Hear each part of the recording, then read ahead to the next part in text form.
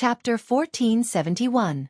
The wizards of Sassard stared at the sizable fleet in a daze. Between the overgrown branches, silver warships reflected the sun's rays, sparkling with a clear radiance. That was the Kanaki's fleet. Among the Buga craftsmen, Kanaki's floating warships were one of the most advanced. Although the wizards of Sassard didn't want to admit it, they had to admit that the Tonajul's fleet was even more powerful than theirs. This was what angered the wizards of Sassard and Vladimir the Great. They thought that William had betrayed the Buga. That's a fleet that the Kanaki helped the mortals build, and it's the only army in this fortress that poses a threat to us. That's why we can't invade this fortress from the sky. The leader of the wizards turned around. Check if there's a forbidden zone for teleportation magic.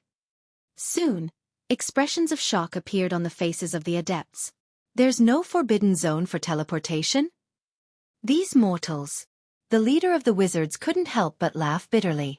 But it was understandable. After all, in the mortal world, there were only a few wizards who could cast teleportation spells. Setting up a forbidden zone for teleportation would cost a lot, not to mention covering such a large area. Mortals had their own way of thinking. Their way of fighting was very different from the wizards, so it was normal for them to think this way. He pointed at a place. We'll teleport to the middle of the branches first. Understood.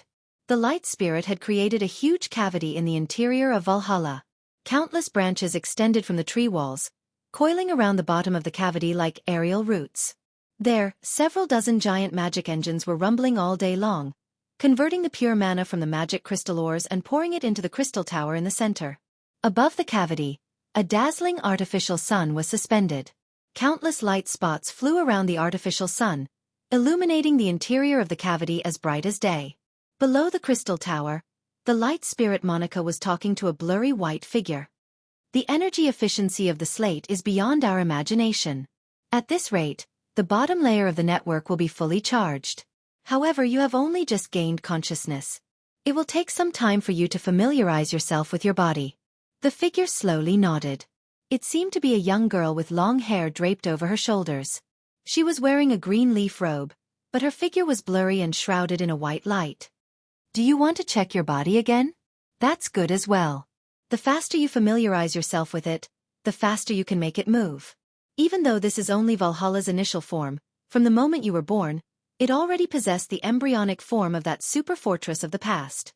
The girl slowly closed her eyes, but after a while, she suddenly opened them strangely. What happened? I sense an unfamiliar intruder. Intruder? Monica was stunned. What kind of person is he? They seem to be the silver folk, but their bloodline seems to have deteriorated greatly. I can feel the aura of a manager from them. They should be the descendants of the observers. Oh, the Buga people. Monica thought for a moment and said, the uninvited guys should be the people from Taraki.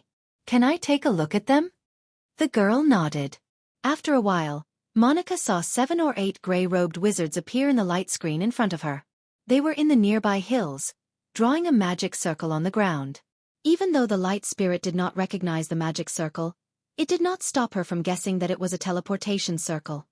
It really is these guys. Monica, I don't like these people. They are spying on me without my permission. They seem to want to teleport into my body. Can I refuse their teleportation request? I don't like it either. Monica frowned. Can you deal with them? Yes. Oh, but wait. The light spirit suddenly thought of something. No need to go through so much trouble. Send them to Area 41. The girl thought for a while. Valhalla was like a body to her. However, Area 41 could only be regarded as a subsidiary building of this fortress and was not in her body. She thought for a while before she remembered that place. Mr. Babu, please allow me to disturb you for a moment. Lady Monica asked me to send some intruders to you. Is that okay? The giant craftsman Babu was completing his meditation for the day. The cloud giants did not need to eat and rarely needed to sleep. Tiamat's network would automatically transmit energy to them. However, in the morning of the day, they would meditate and pray. Such religious rituals had been passed down for thousands of years and had long become a tradition in the blood of every cloud giant. However, the girl's voice still made him look up. He replied gracefully, Lady World Tree, it is the honor of the giants to be able to serve you. Those intruders, where are they?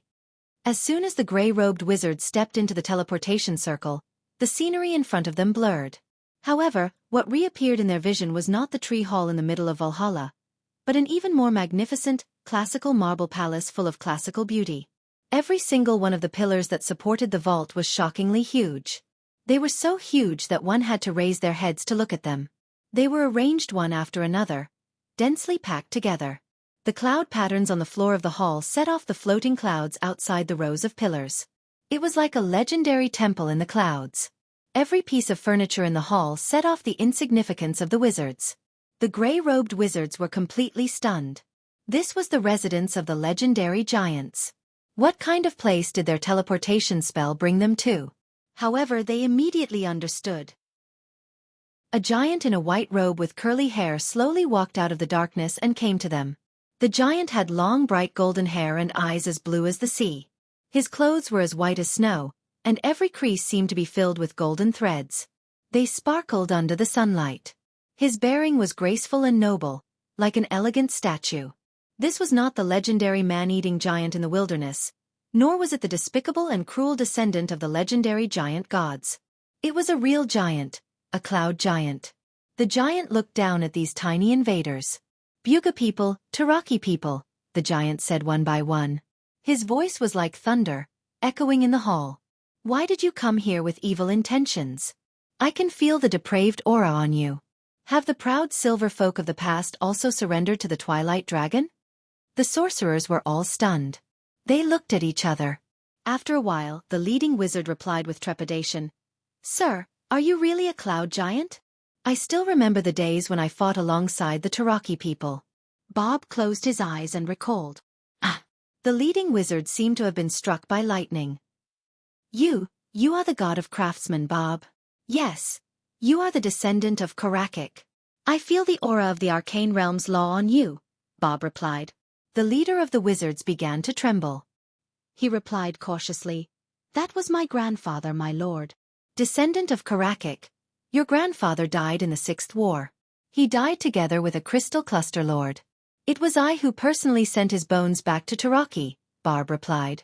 "Your grandfather's soul rose to the sky and turned into a star, watching the actions of his descendants. Did your choice today really let the heroic spirits of your ancestors rest in peace?" The adepts fell silent. "We are trapped by our mission, sir," the leading wizard replied. "Not every Taraki person supports the actions of Sir Wizard and Sir Vladimir the Great, but the Buga people have indeed fallen for a long time. The war slate is very important to us. We need to rely on it to achieve our former glory." "What is true glory, descendant of Karakik?" Barb replied. "Your grandfather's generation lost the Great Silver Library, but no one dared to say that they were despicable. When their souls were sublimated in that war, they gained their own glory." "What about you?" The wizards stood there looking at each other, not knowing how to refute. "Tell me," Bob replied softly. "Descendant of Karakik, what is your choice?" The wizards had no choice but to bow their heads.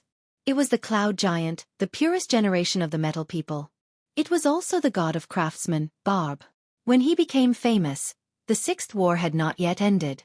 The 8 wizards knelt on one knee one by one and put their hands on their chests. "We are willing to serve you, Sir Bob." "Not for me," Bob shook his head.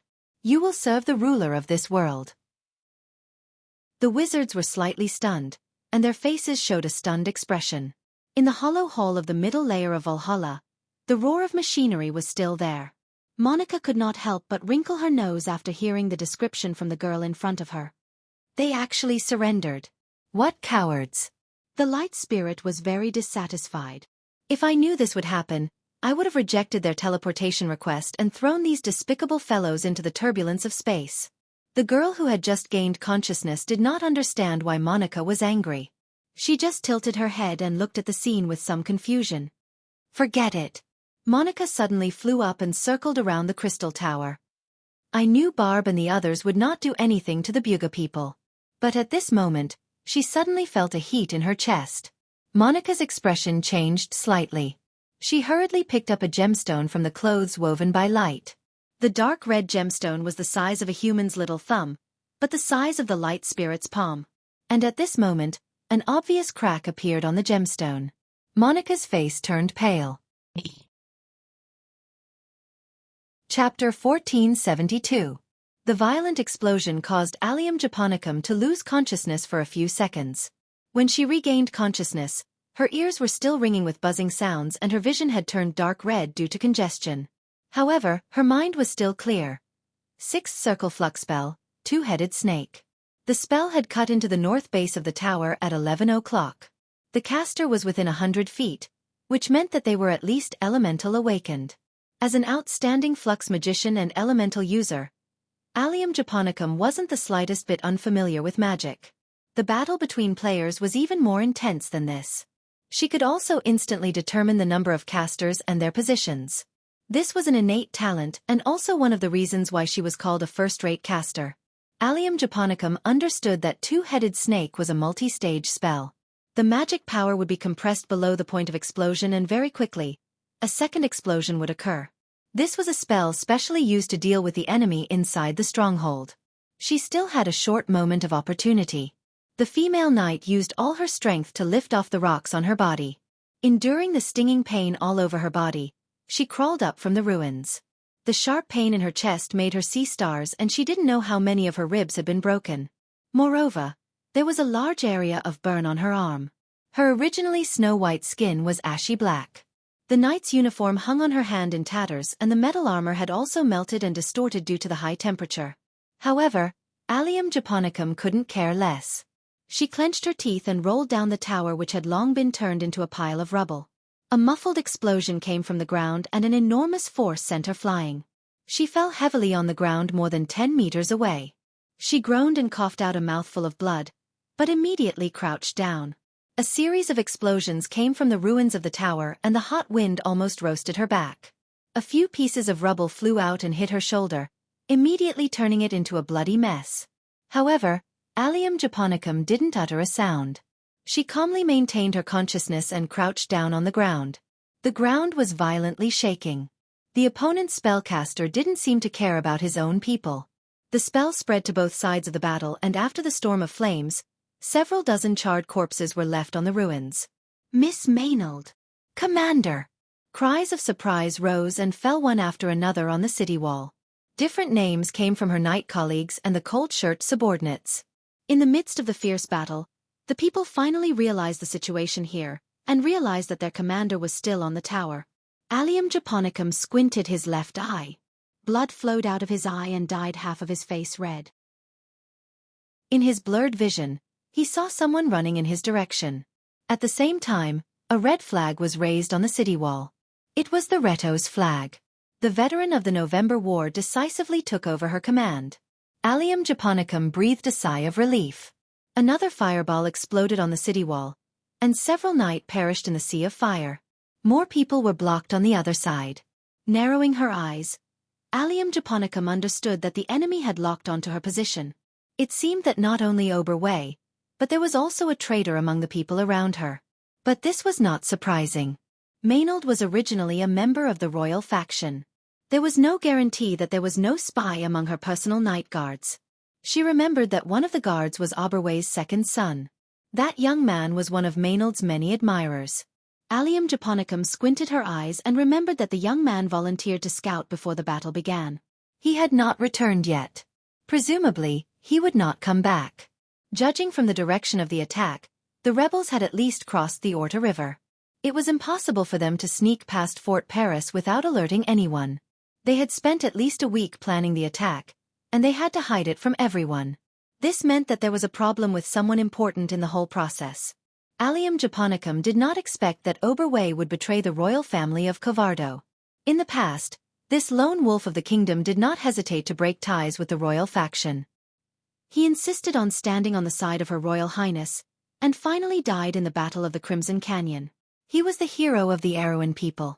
Why did history have such a big deviation? Did the Bugas have such magic? But there was no doubt that the enemy's target was her. The Bugas wanted to destroy the Tonajal people's resistance. Allium Japonicum felt a little regretful. If she had known this would happen, she would have listened to Monica's advice. But there was no if in history. She could not have imagined that she would fall into such a trap when she was just helping the retreat of Minta. There was a tower at 11 o'clock. After a few rounds of fighting, it fell into the hands of the rebels. Allium Japonicum silently calculated the direction of the attack. At the same time, her right hand reached to her waist and pulled out a crossbow. It was an exquisite weapon.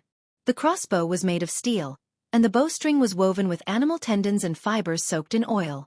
The crossbow was also engraved with magic patterns and magic circles. It was a weapon that she had made herself. She put the crossbow close to her mouth and tried to bite the bowstring with her teeth. Then, she took a magic arrow from the wrist guard on her wrist and pushed it on the rail with her chin. Allium Japonicum hid the crossbow under her body and took out another crossbow. She loaded it with the guidance arrow that she had commissioned Tamar to make. Finally, she took out a third crossbow from her calf. This crossbow was much bigger than the previous two. It looked more like a light crossbow. She spread out her forearms and carefully pushed a black-bladed crossbow bolt onto the trajectory. Allium Japonicum placed the 3 crossbows in front of her and took a deep breath. She seemed to be talking to herself. "I'll leave the rest to you, little girl. None of us want to die, right?" What a lucky fellow. When the magus in the tower saw Allium Japonicum escape, he only thought that it was a fluke. He leapt out of the tower with his staff in hand and landed lightly on the city walls. The battle on the city walls had long since ended, leaving only smoke and charred corpses. However, an endless stream of rebel soldiers were climbing up the city walls, quickly blocking the path ahead. The magus' expression was cold as he pushed with his hand. An invisible force threw the soldiers off the walls. The noble soldiers immediately broke out in an uproar, but the knight among them immediately reprimanded them to prevent them from throwing their lives away. The knight looked at the red-robed magus with some fear, and they spontaneously ordered their attendants to open up a path for him. A strange scene appeared on the city walls. A magus passed through the chaotic army in an orderly manner, neither too fast nor too slow. The streets near the city walls were already filled with smoke and dust. The magus slowly passed through the buildings that had been reduced to rubble, and soon saw the female knight lying motionless on the ground behind the smoke. He recognized that it was the main target of his trip. He shook his hand and a scroll slid down from his sleeve. He stopped 30 or 40 feet away and pointed his wand at Bai Jia while chanting in a low voice. However, the female knight had already gotten up from the ground, a crossbow in her hand. Without a second thought, she pulled the trigger. It was a movement that had been perfected over and over again. In any place in Aween, it would be difficult to find such a perfect tactical movement from any lord's knight. The owner of the crossbow had once graduated from the Royal Knight Academy with the best results. She was also the captain of Her Highness Knight Guards. At the age of 19, the female knight was already one of the best among her peers. Her name was Maynard. That lady knight who was as cold as ice, the dream lover of countless knights who were unable to obtain her.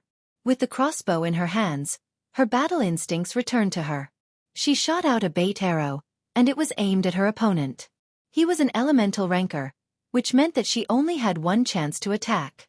However, one chance was more than enough. The arrow hit the magic shield in front of the magus, and as expected, the transparent spherical force field bounced off the steel arrow.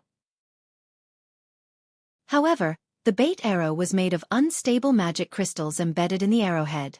When the unstable crystals were shaken, they would release the magic within. Such a release usually meant an explosion, but the spell formation Tamar had created on the crystal allowed the magic to spread out in an orderly manner, forming ripples. Colorful lights suddenly appeared beside the magus. Maynard didn't need to turn around to see the magus' expression of shock and anger to understand what had happened. The triggering spell has been triggered, but there may be 1 or 2 life-saving triggering spells left. Be careful. Allium Japonicum reminded Maynard. The female knight didn't stop and immediately picked up the second crossbow. When the magus saw the crossbow, he knew that he had met the most despicable opponent, the witch hunter. But the information clearly said that the opponent was a knight. He secretly cursed the heretics who provided the information, and at the same time, gave up on casting spells and hurriedly retreated. The anti-magic arrow was shot out and once again hit his magic shield. The light of magic lit up again, and the arrow was bounced off as expected. However, this time, the magic shield on the magus body flickered and then shattered. The anti-magic arrow was made of cold iron. This type of metal was highly lethal to creatures and could also interfere with the operation of magic. After being processed by alchemists, The anti-magic arrow could often cause magic shields to withstand more attacks than they could bear and lose their effectiveness in an instant. Unfortunately, the craftsmanship of the anti-magic arrow in this era was still stagnant. After the Slate War, the anti-magic arrows made by the mortals could often directly penetrate most magic shields. Damn it! The magus was somewhat surprised by the opponent's complete preparation. He had already realized that the woman was luring him to come closer, but she had clearly escaped by luck. The magus felt a little strange, but more than that, he was angry. The witch hunter was undoubtedly a despicable profession in the eyes of the magus. It only took 3 to 5 years to train a witch hunter, but the time for an excellent magus to grow was easily calculated by 10 years. Being threatened by a witch hunter was like a noble gentleman being challenged by a lowly person. It made him feel humiliated. Chapter 1473. Especially since he was not an ordinary wizard. The anger in his heart burned, and he was angry that he had been miscalculated by a mortal twice in a row. Did the other party think that they could deal with the descendants of the silver with their pitiful tricks? The Buga's Sky Kingdom should have been destroyed long ago. The wizard slammed the staff in his hand on the ground. There was no trigger spell, no magic shield, but he still had magic items and all kinds of storage items. If one were to say who was as rich as a country in this world, then except for the ill-gotten wealth that the dragons had plundered everywhere, the craftsman wizards were the undisputed number one. And the ingenious Bugas would not simply store their treasures in dark caves like the miserly dragons. They had not seen the light of day for thousands of years, and they were better at using their wealth than anyone else. Almost every Buga was armed to the teeth when they went out. Therefore, in the thousands of years of history, there were very few Buga sorcerers who died by accident. Almost every craftsman sorcerer was synonymous with a long life. But that was all in the past. Just like what this wizard never thought was that his opponent was not a witch hunter. The other party's soul once belonged to a wizard, and was far better than his. No one in this world knew their opponents better than the wizards themselves. What's more, in another time and space, there were countless silver folk who fell in the Slate War. The staff touched the ground, and a visible shock wave spread from that point, pointing straight at Maynard. But the female knight had already turned over from the ground, twisted her posture in mid-air, and rolled to one side, narrowly avoiding the shock wave, and landed on the ground. At the same time, she held up the third crossbow in her hand, which was also the largest one. There was a blade-shaped black bolt on the crossbow. When the wizard saw the bolt, his face changed dramatically. Fenrir's tooth! He almost screamed. He could not understand in his dreams why a mortal would have such a terrible thing in her hands, and why this woman knew that Fenrir's tooth had a destructive effect on the Bugas. Subconsciously, he stepped back and activated the teleportation array on his robe. However, it was still too late. Maynard pulled the trigger and fired the last bolt. She didn't even aim at the wizard. It just flew past him like a sharp blade. The lines of law that had just lit up around the wizard seemed to have been cut off by this blade, and they all dimmed. The gray robe, magic staff, rings, and necklaces on his hands all lost their luster, as if they had turned back into ordinary objects in an instant. The demonic wolf Fenrir's fangs, which had the power to bite through all the laws, instantly erased the connection between the Tiamat law network and all the magical items in its path. Other than the divine weapons that had their own set of laws, all the items below the level of ancient items were rendered ineffective. But if any random Buga wizard had a divine artifact, Allium Japonicum felt that he could die without regrets. Clearly, the other party didn't. There was a look of extreme horror on the wizard's face. He threw away the magic staff in his hand in a panic. At this moment, it had become an ordinary wooden root, and then turned to flee. He now regretted it. Because of his previous arrogance and rudeness, the mortal soldiers and knight were too far away from him. Those who could protect him now didn't even notice the changes that had happened here in an instant. No matter how good the Bugas were as the silver folk, a wizard was still a wizard. At this distance, a wizard who had lost all his defensive abilities could not be a match for a swordsman. Maynard casually tossed her crossbow aside, drew her knight's rapier, and shot out like an arrow. She was already close to elemental awakening, and a distance of a few dozen feet was nothing more than an instant for her.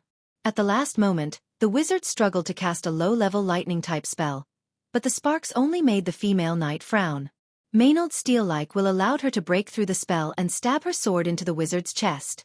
The Buga Magus screamed in agony, his silver-gray eyes revealing a look of disbelief. He reached out helplessly as if to grab Maynard, but could only wave his hand in the air in vain, making a hoarse sound in his throat. Indifferently, Maynard pressed her hand on his shoulder and pushed him forward. She pulled out her blood-stained sword, and the Magus's corpse fell backward. His unreconciled and empty eyes were still staring at the sky. He probably never dreamed that one day he would die at the hands of a mortal. The moment the wizard fell, the rebels on the city wall finally noticed the movement in this direction. The private soldiers cried out in alarm, and the knight in that direction immediately realized that something was wrong. They immediately directed several small teams to surround this direction. After Maynard stabbed the wizard to death, she knelt down as if she had lost all her strength. She knew that she had to run immediately, and the nearest reinforcements were far further away than the rebels. If she did not retreat, she could only close her eyes and wait for death. But she could not move a step no matter what. The previous explosion had already seriously injured her, and killing the Buga wizard had exhausted her last bit of strength. She could only watch as the rebel soldiers rushed towards her. Maynard could even clearly see the excited expression on the face of the soldier closest to her. He raised his spear and tried to stab her, but Maynard only gently moved to the side. Her left hand gripped the shaft of the spear, and she threw the sword in her hand forward with all her might. The sword pierced through the soldier's face. The soldier screamed in pain and fell on his back. The female knight switched the spear in her left hand to her right, knelt on the ground, and swept the soldiers in front of her to the ground. She was already an arrow at the end of its flight. She only wanted to buy a moment, either to be saved, or to die fighting. Maynard felt that she had no regrets in her heart. It was just that she could no longer see the ideal heroine that Guy had promised, and she could no longer see whether he had achieved all this out of his own ambition or out of faith. She really hoped that her Royal Highness could live on and see all this for her. A knight finally rushed to the front. Maynard was slightly disdainful. These noble knights had long fallen. Many of them had inherited this identity from their fathers, but how many of them had the spirit and strength of the first generation of knights? Looking at the guy in front of her, he seemed to be fully armed, but his footsteps were light. At first glance, it was obvious that he had not undergone much systematic training. The female knight crossed the spear, and with a slight feint, she deceived the other party's attention. She pushed forward, and the spear directly pierced the armor on the other party's chest. The man groaned, probably not expecting to die in such a situation. He stared at Maynard in horror. The female knight's heart was as calm as a dry well. She thought in her heart. She was about to pull out the spear, but when she exerted her strength, she could not pull it out immediately. When she looked up, she was shocked to find that the descendant of the noble knight, whom she regarded as a playboy, was holding the spear that she had pierced into his chest, preventing her from pulling it out. Maynard's heart was suddenly alarmed. The guy in front of her did not seem to have such willpower. She had clearly pierced the other party's heart with her spear accurately. How could the other party still have the strength to do such a thing? She subconsciously let go of the spear, but it was still a little late. The long sword in the man's hand had already pierced through her chest. Warm blood flowed through the silver armor and flowed down along the wild grapevines and the silver lily leaves like a stream, gathering into the armor at his waist. Maynard opened her mouth slightly. She felt that the blood seemed to have poured into her lungs, causing her to cough violently. She felt the long sword being pulled out of her breastplate little by little, just like the flame of her life fading little by little. The world seemed to be gradually falling into darkness. In the last sight, the female knight saw her opponent pull the spear out of his chest lightly, without even a drop of blood. So this is the monster from Yanbao. Maynard felt herself falling into a deep sleep as her consciousness blurred. She fell heavily on the ground covered in rubble. Am I going to die? So this is the feeling of death. It's actually a little warm, she thought. Duke Grenoire's expression was like a vulture surveying its dying prey in the shadows. He watched the entire battlefield from the old plains to the Tegan Valley in the west of Menta. Flags of various colors could be seen faintly in the white world. The army spread out for more than 10 miles, and some of the flags were even hidden in the Menta forest in the east. Battles in the vast snow were relatively rare in the history of Wonde. The armies of the various lords were all hindered by the snow, and it was understandable that the private soldiers were unwilling to contribute in such cold weather. Overall, however, things were progressing smoothly. In fact, the Allied forces had secretly surrounded and outflanked Menta before the battle had even begun. Victory was only a matter of time. However, The key to this battle was not to defeat Menta's garrison. There were only a few patrolling cavalrymen and defenders, as well as a small number of White Lion guards. The key to this battle was to realize the arrangements of All for One, and lure the beautiful knight to Menta Castle. Everything seemed to be going well for now. Has Count Makarov's messenger arrived? No. Have you found out who the army in the south is? My lord, it should be the light cavalry from Schaflund. They retreated to Oboen after we repelled them. It's north of the silver mines. The Tonajal people have built a series of defensive systems there. The locals call it Valhalla.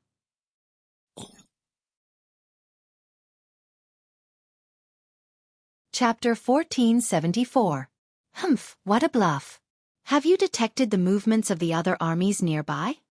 Not yet, my lord. Any news from Sir Saur and Sir Cade, who attacked Fort Menta? Not very good, my lord. The attack has been thwarted. What's wrong? Duke Grinoelson's expression turned cold. According to Sir Saur, the opponents are very experienced and have a strong sense of resistance. They are fighting the two knights' armies in every street, and their progress is very slow. Moreover, the opponents have the help of the witches, and they can often take back the line of defense that we have already taken. Nonsense! A middle-aged noble beside Duke Grinoir said coldly before the Duke could speak. Count Tonajal's most elite White Lion guards and the cavemen have not left Abes. The ones left in Menta are only the local patrolling cavalry and guards. There is no experienced army. Humph! These selfish fellows only want to preserve their own strength. Upon hearing these words, Grand Duke Grinoires couldn't help but frown. Although he agreed with this statement, Saur and Sir Cade were his men, after all, and it was not Saur's turn to speak. He was just a despicable man who usurped his brother's position. If they did not have a common enemy, he would not even bother to associate with such people. The rumors about Yenbao also made Duke Grinoires fearful. He could not help but look back at the knight. His eyes fell on the knight's neck and cheeks, which were covered with silver and purple stripes. There were even pieces of fine crystal growing in some places. Duke Grinoires shuddered and took a step aside in disgust. What about the Buga wizards? The Duke asked, trying hard to calm his disgust. Are they not as good as the Tonajal witches? No. The knight was slightly hesitant. The Bugas seem to have lost a very high-ranking person. They are furious about it and are trying to find the murderer. Duke Grinoires was taken aback. He did not expect that there would be someone among the Tonajal who could kill a silver person. He could not help but be alarmed. He was glad that he did not get too close to the front lines. However, this also made the Duke frown. The strength of the Tonajal people was beyond his expectations. He originally thought that with the support of the Bugas, they should be able to easily take down their opponents. But whether it was in Ranner or Lantern Island, the attacks of the nobles were a slap to everyone's face. Lantern Island was now a swamp that trapped the Grey Mage and All for One, not to mention that Ranner's White Lion guards were still stubbornly resisting, and the Count's deputy had yet to be captured. Even though Duke Grinoires did not say it out loud, he could vaguely sense that the Bugas behind him were becoming more and more restless with each passing day. He did not understand why, but the early start of the war against Trentheim was proof of it. This war should have only started after Ranner and Lantern Island's plan was fully implemented. When he thought of the Tonajal fleet that was said to have fought against the Empire, the elite White Lion guards, and the subterranean dwellers, he could not help but feel an indescribable uneasiness in his heart. This was the reason for his gloomy expression. Duke Grinoires could only hope that All for One's plan would succeed. Our soldiers saw that it was Lady Maynard who killed the wizard. Her? Duke Grinoires quickly asked. Did the Buga's wizard catch her? The knight shook his head. Why did she run away? Duke Grinoires was disappointed. No, according to the soldier's description, the lady seemed to have died in the battle, but our people did not retrieve her body. What? At this time, Count Yenbao could not help but interrupt him in surprise. Can you really prove that she's dead? Although Duke Grinoires was dissatisfied with the second interruption, the news still cheered him up. The female knight Maynard should be the person with the highest position in Abes from the royal family of Cavardo. If she died, the Abes would be without a leader, and the following war could be decided in one fell swoop. Should be, the knight replied. We should have been able to retrieve her body, but there was a sudden change in the battlefield. Our soldiers were attacked by a druid and were forced to retreat. A druid? It seems to be the centaur warrior that Lord Makarov described in the Loop of Trade Winds, but it's a female. She can use some strange abilities to trap our attack. She seems to have a companion who can summon the animal companions of the druids to attack us. How can there be a female centaur, you idiot? Duke Grinoires replied with a frown. I know, it's a banshee. But I've never heard of a banshee in the forest becoming a druid. Does she really have an animal companion? No, my lord, those beasts were summoned by another person, the knight replied. Our soldiers saw it with their own eyes. She was also a woman, and she could command thousands of wolves to fight with us. Those seem to be male wolves from the Black Forest. Male wolves? Duke Grinoires frowned. Ha! Count Yenbao didn't seem to care. Don't worry, my lord. That count has some druid allies who also appeared in the Battle of Ampere Seal. But didn't Lord Makarov tell us that those druids aren't the servants of Count Tonagel? If things didn't work out, they wouldn't risk their lives to fight us. After all, the Black Forest is their homeland, and that land is worthless to us. We don't have any conflicts of interest. He spread his hands. This is great news. With Maynard dead, the Tonagel people collapsed without a fight. Their lord isn't here, and the Covardo royal family, which they are loyal to, can't even protect themselves. Now that the last remaining noble has died on the battlefield, we just have to announce this news and this war will end. Is that so? Duke Grinoires glanced at the disgusting man and replied, Let's hope it's as you wish. Even though Duke Grinoires said so, he felt a little uneasy in his heart. It was not because he was worried that Trenthium's fleet would suddenly appear on the battlefield. Maynard's death meant that All for One's arrangement had taken effect, and Trentheim could no longer organize an effective attack. But there was a problem. Did they intentionally ignore another problem? The name that had been forgotten by everyone in the kingdom for a long time. He might have gone missing in the Cruz Empire, but was he really dead? Maybe it can't be that coincidental. The Duke couldn't help but shiver when he thought of this.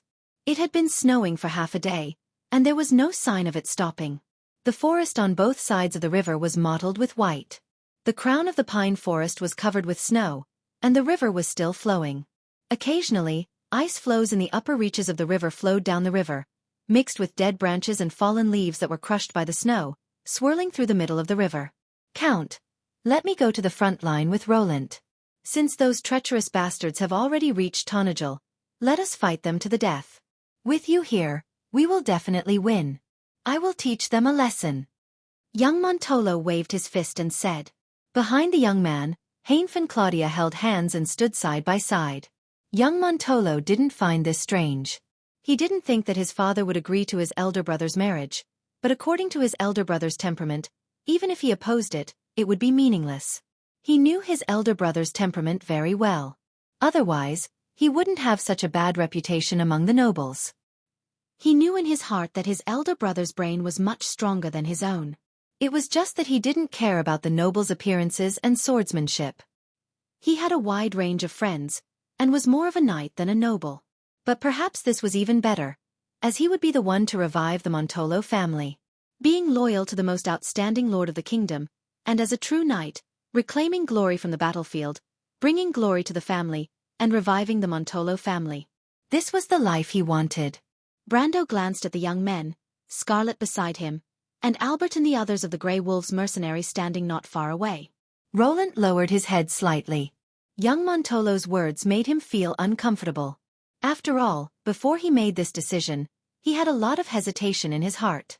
After all, he used to be a part of the nobles' lineup. Although he took the sword from Brando's hands, after he calmed down, he had to carefully consider his position.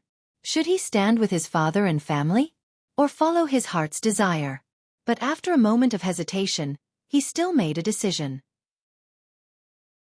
Perhaps it was because of the passion in his heart that had not been extinguished, or because of a more rational and wise choice. But no matter what, after taking this step, he couldn't back down anymore. As for his father and family's position, Roland thought very clearly. Count Tonagel had no reason to lie to him.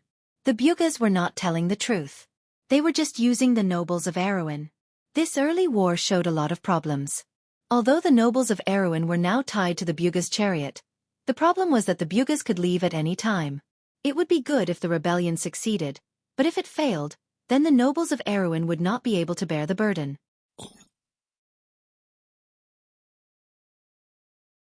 Chapter 1475. Roland could almost see what would happen if the nobles failed. How dare the Bugas murder Levin? He did not know if the nobles already knew about this, but no matter what, the outcome of this war would not end well. Duke Grinoires, who would bear the brunt of it, would no longer be able to enjoy the immunity of nobles. His fate might be even worse than Erex's.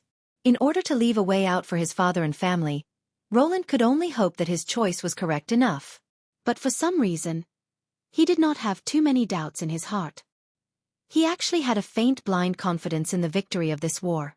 Perhaps anyone who had witnessed the battle in the square of Abes would have such a kind of trust. Is this a joint decision of both of you?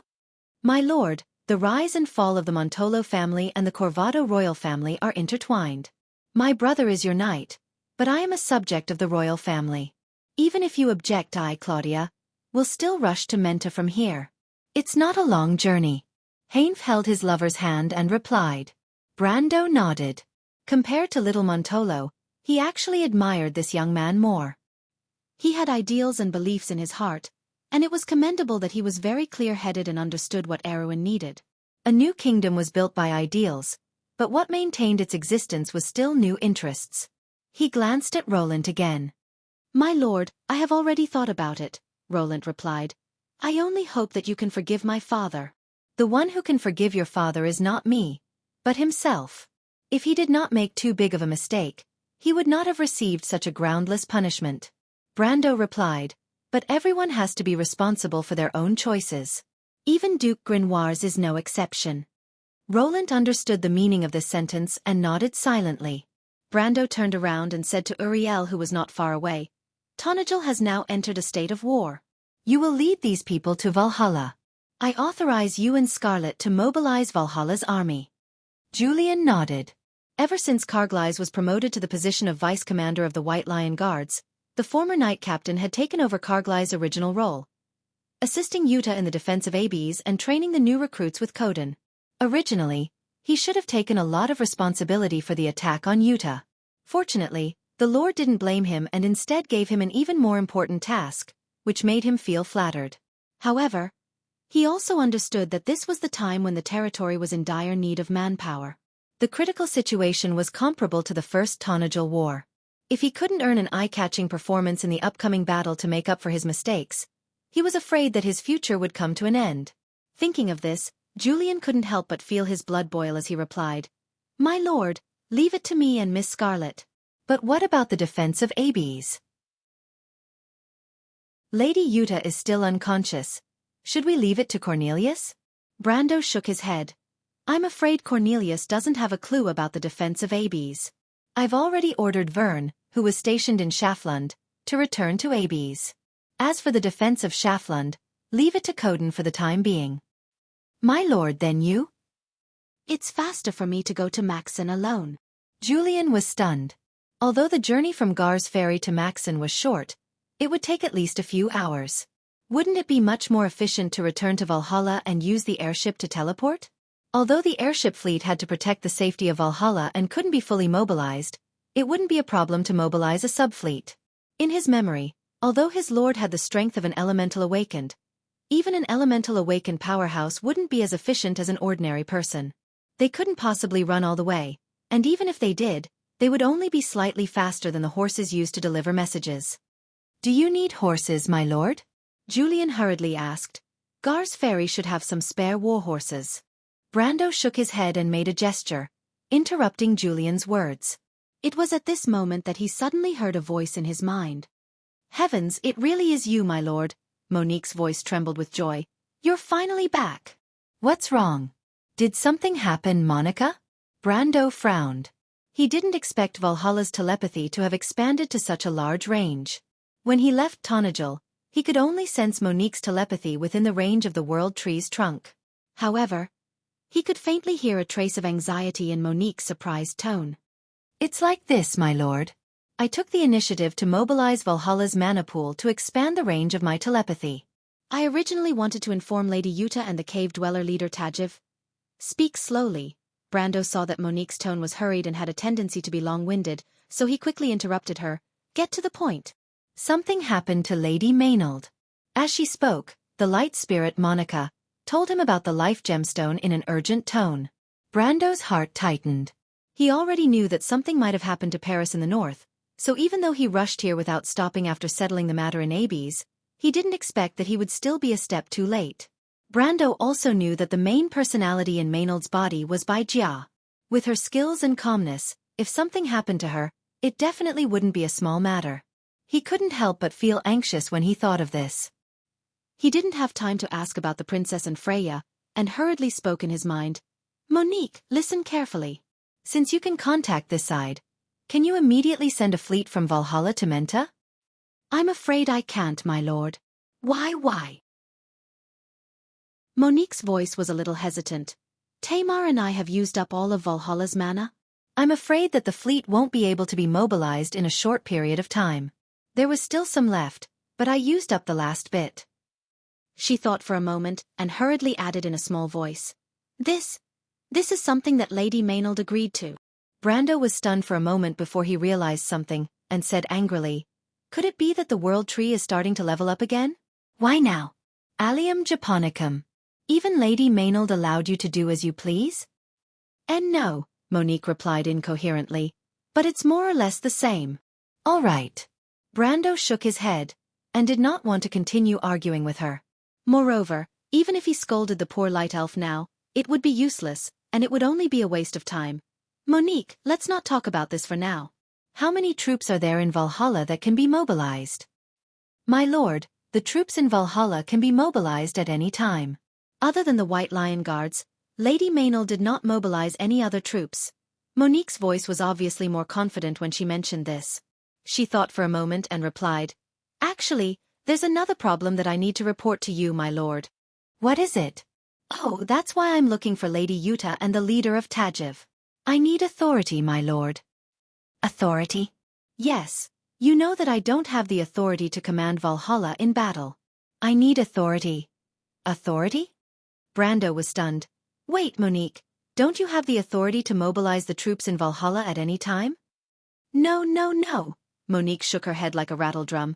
I'm talking about commanding Valhalla in battle, not the troops in Valhalla. Commanding Valhalla in battle? Brando suddenly understood what she meant, and said in surprise. Wait, Monique, you're saying that Valhalla itself can be used in battle? But I remember that this isn't an ability that only a level 6 fortress has. Has Valhalla already grown to this level? It's still far from that, my lord, Monique shook her head. But as the world tree, Valhalla is known as a fortress with life. Its specialty is its ability to move. Tamar, Lady Maynard, and I have thought of a way to recreate the world tree's spirit, and at least it can move. Monique paused for a moment. My lord, I can think of a way to communicate with the world tree's spirit and have her move Valhalla to the battlefield, but that requires you or Lady Maynard's authority. After all, you are the master of the world tree. Brando was overjoyed when he heard this, and he immediately said, Of course, Monique, I order you to immediately go to Maxon's territory to provide support. No matter what, you have to ensure Lady Maynard's safety, understood? Monique patted her chest confidently. Leave it to me, my lord. Monique won't let you down. This will be Valhalla's first battle in this world, and I guarantee that everyone will be shocked by it. However, she immediately asked, My lord, do you need to return to Valhalla first? I can bring you along with me. How long do you need to prepare for the teleportation? Brando asked. Less than half an hour. Brando shook his head. There's no need. Some people here will reach Valhalla in half an hour. You can bring them along to the battlefield. He paused for a moment. As for me, I'll only arrive earlier than you, Monique. Impossible. Monique was still in disbelief, but she soon let out a cry of surprise. Ah, Martha above, my lord, your strength. Brando smiled faintly and ignored the little girl. He turned around and looked at the others present. Then everyone, I'll see you in Maxon. Scarlet opened her mouth slightly, and was about to say something when she suddenly saw her lord rise into the air, turning into a silver light that shot towards Maxon's direction. This? Gaspard watched this scene with his mouth agape. He knew that elemental realm powerhouses could fly for a short period of time, But no one had ever told him that an elemental realm existence could fly so quickly. Even the legendary fastest creature in the world, the elemental wind dragon of the Mountain of Quelled Storms, probably didn't have such speed. He couldn't help but think as he looked at the silver light.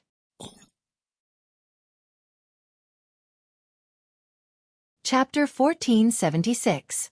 Brando flew along the Gars River towards Menta. Beneath his feet was the vast western forest of Schaflund. From the air, the dark forest of late winter mixed with the dazzling white of snow made it seem as if the world was being covered in silver. This forest was not a remote place.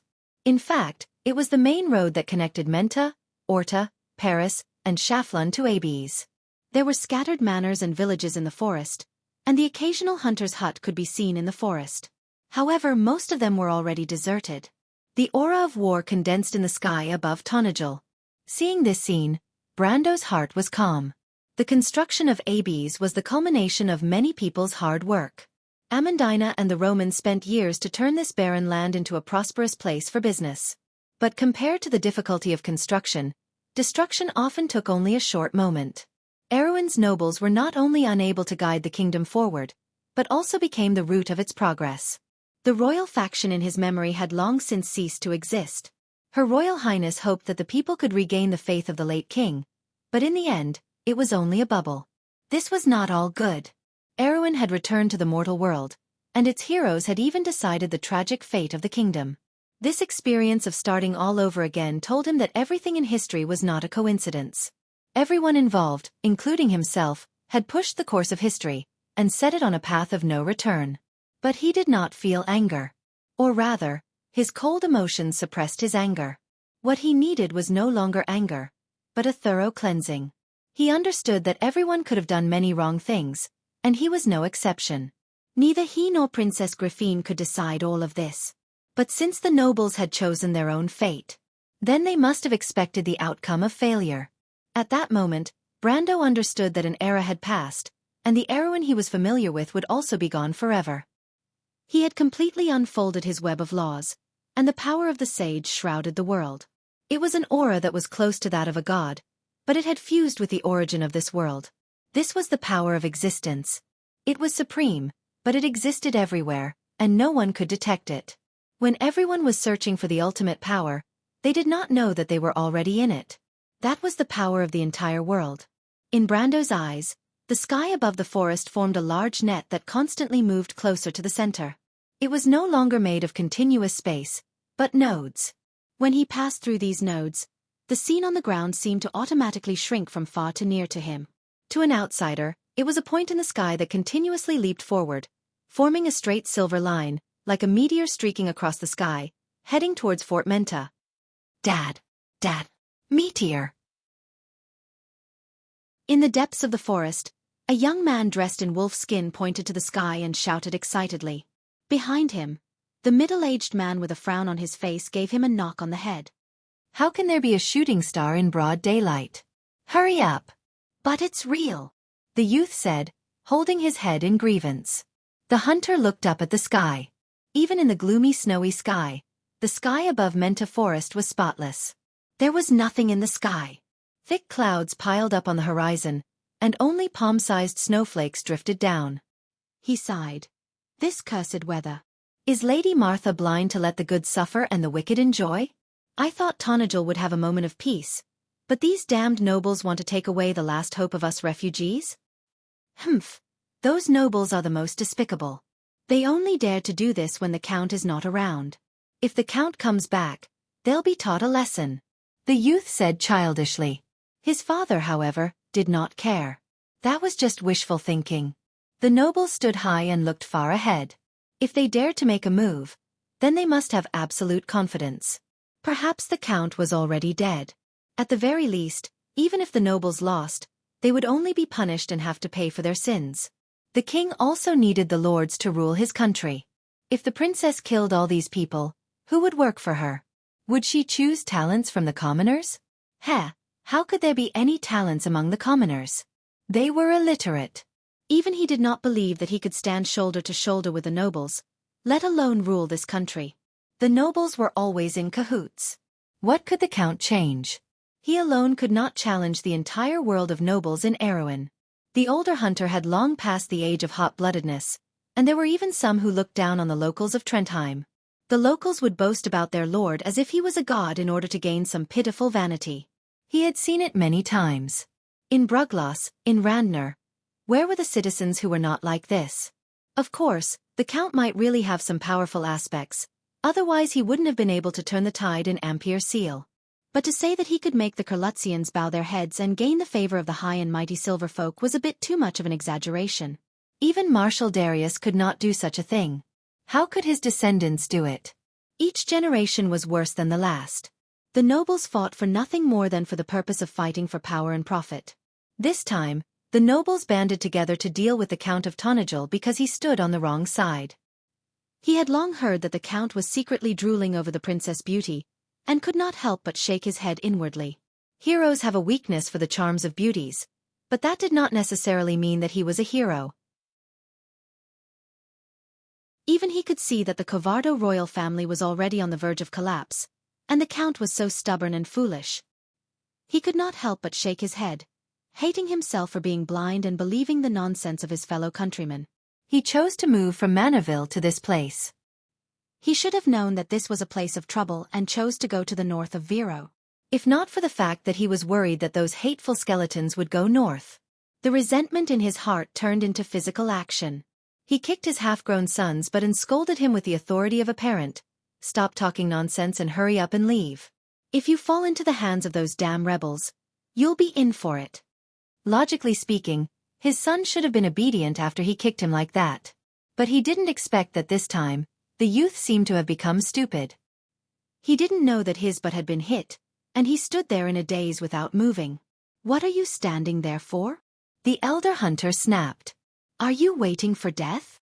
Who would have thought that his son would turn a deaf ear and stare straight ahead as if he had lost his soul? The elder hunter grew up in the forest. Although he was more familiar with the forests north of Manaville and Brags, he had been exposed to the legends of the mountain people since he was young. Naturally, he knew that other than prey in the mountains, there were also some creepy places. In the north of Brags, the forests there had been developed by the locals for thousands of years. Even the most remote places had hunter huts. Even so, there were still rumors of hunters encountering strange things. Every year, a few people would go missing, let alone in a remote place like Tonagel. He felt his hair stand on end and instinctively reached out to his son, pulling him back by the shoulder as he shouted, "What are you looking at? Get your ass back here." At the same time, he also looked in that direction. With one look, the father and son were stunned on the spot. It was a chaotic scene in the tree hall. The screams of the light spirits rose and fell one after another. Energy conversion to 86. 77. 65.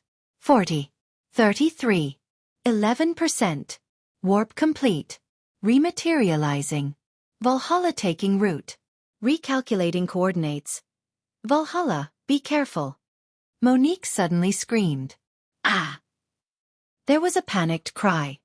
The Odom stronghold is going to turn incorporeal again. Recalculate the coordinates of the 7th and 8th roots. Rematerialization complete. Mana consumption is over the limit. Warning, the 7th root's mana engine is overheating. The light spirits screamed in panic. That's the prototype that Miss Amandina provided. We're dead if it breaks. We're dead. Run.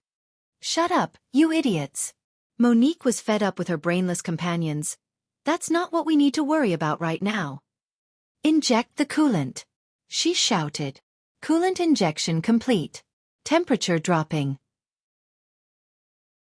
Mana estimated to be depleted in 20 seconds. Countdown commencing. 20, 19, 10, 9. The 8th root has taken root. The 7th root has taken root. Odom Fortress is rematerializing. Cutting off mana output. Valhalla warp complete. Cooldown commencing. Recharge estimated to be completed in 15 minutes. The tall white-clothed girl finished her report in a flat tone, but her face was a little red. It was obvious that the previous dangerous scene was not completely without impact on her. She then closed her eyes to check the status of the fortress. After confirming that there were no errors, she said, "The fortress is in good condition. There are no abnormalities." Monica collapsed in front of the control panel under the crystal tower like a puddle of soft mud. The other light spirits in the hall also let out a sound of relief. Then, they all fell to the ground one after another like drunken flies, as if they had just survived a disaster.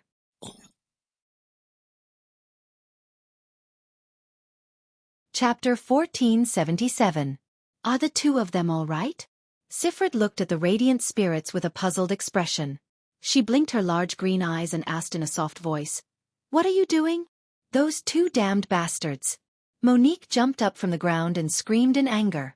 But she quickly remembered that the radiant spirits were not at fault and returned to the ground. "Humph, they're not dead yet. It's fortunate that Valhalla reacted quickly, or else the eighth root would have crushed them into dust and become nutrients for Yggdrasil." Sifrid was a little worried. Valhalla's teleportation is too dangerous. We're still in the middle of a deserted forest. If we teleport to a densely populated area, won't there be a lot of casualties? Is there really no way to avoid it? How did the gods deal with it in the past? Monica blushed. In fact, the materialization process of Valhalla was quite safe. She could check the situation on the other side of the warp point before the coordinates were confirmed. However, in order to save mana, she let Valhalla skip this step.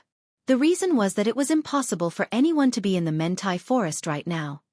Valhalla's mana pool is still too small. It only takes a normal person a few hours to travel from Shafland Hills to here, but we actually had to teleport twice in a row. It took more than half an hour just to recharge the mana pool. If we had 12 mana pools, we could have teleported from Tonajul to Cruz in one go, and we wouldn't have to shut down the other mana-consuming facilities in Yggdrasil. "There's nothing we can do about it," Sifrid smiled bitterly. "My lord has invested a lot in this fortress, but we don't have enough time." "You're right. It's all those damned Sosseld's fault." In Monique's eyes, the local nobles in Erewhon were completely ignored.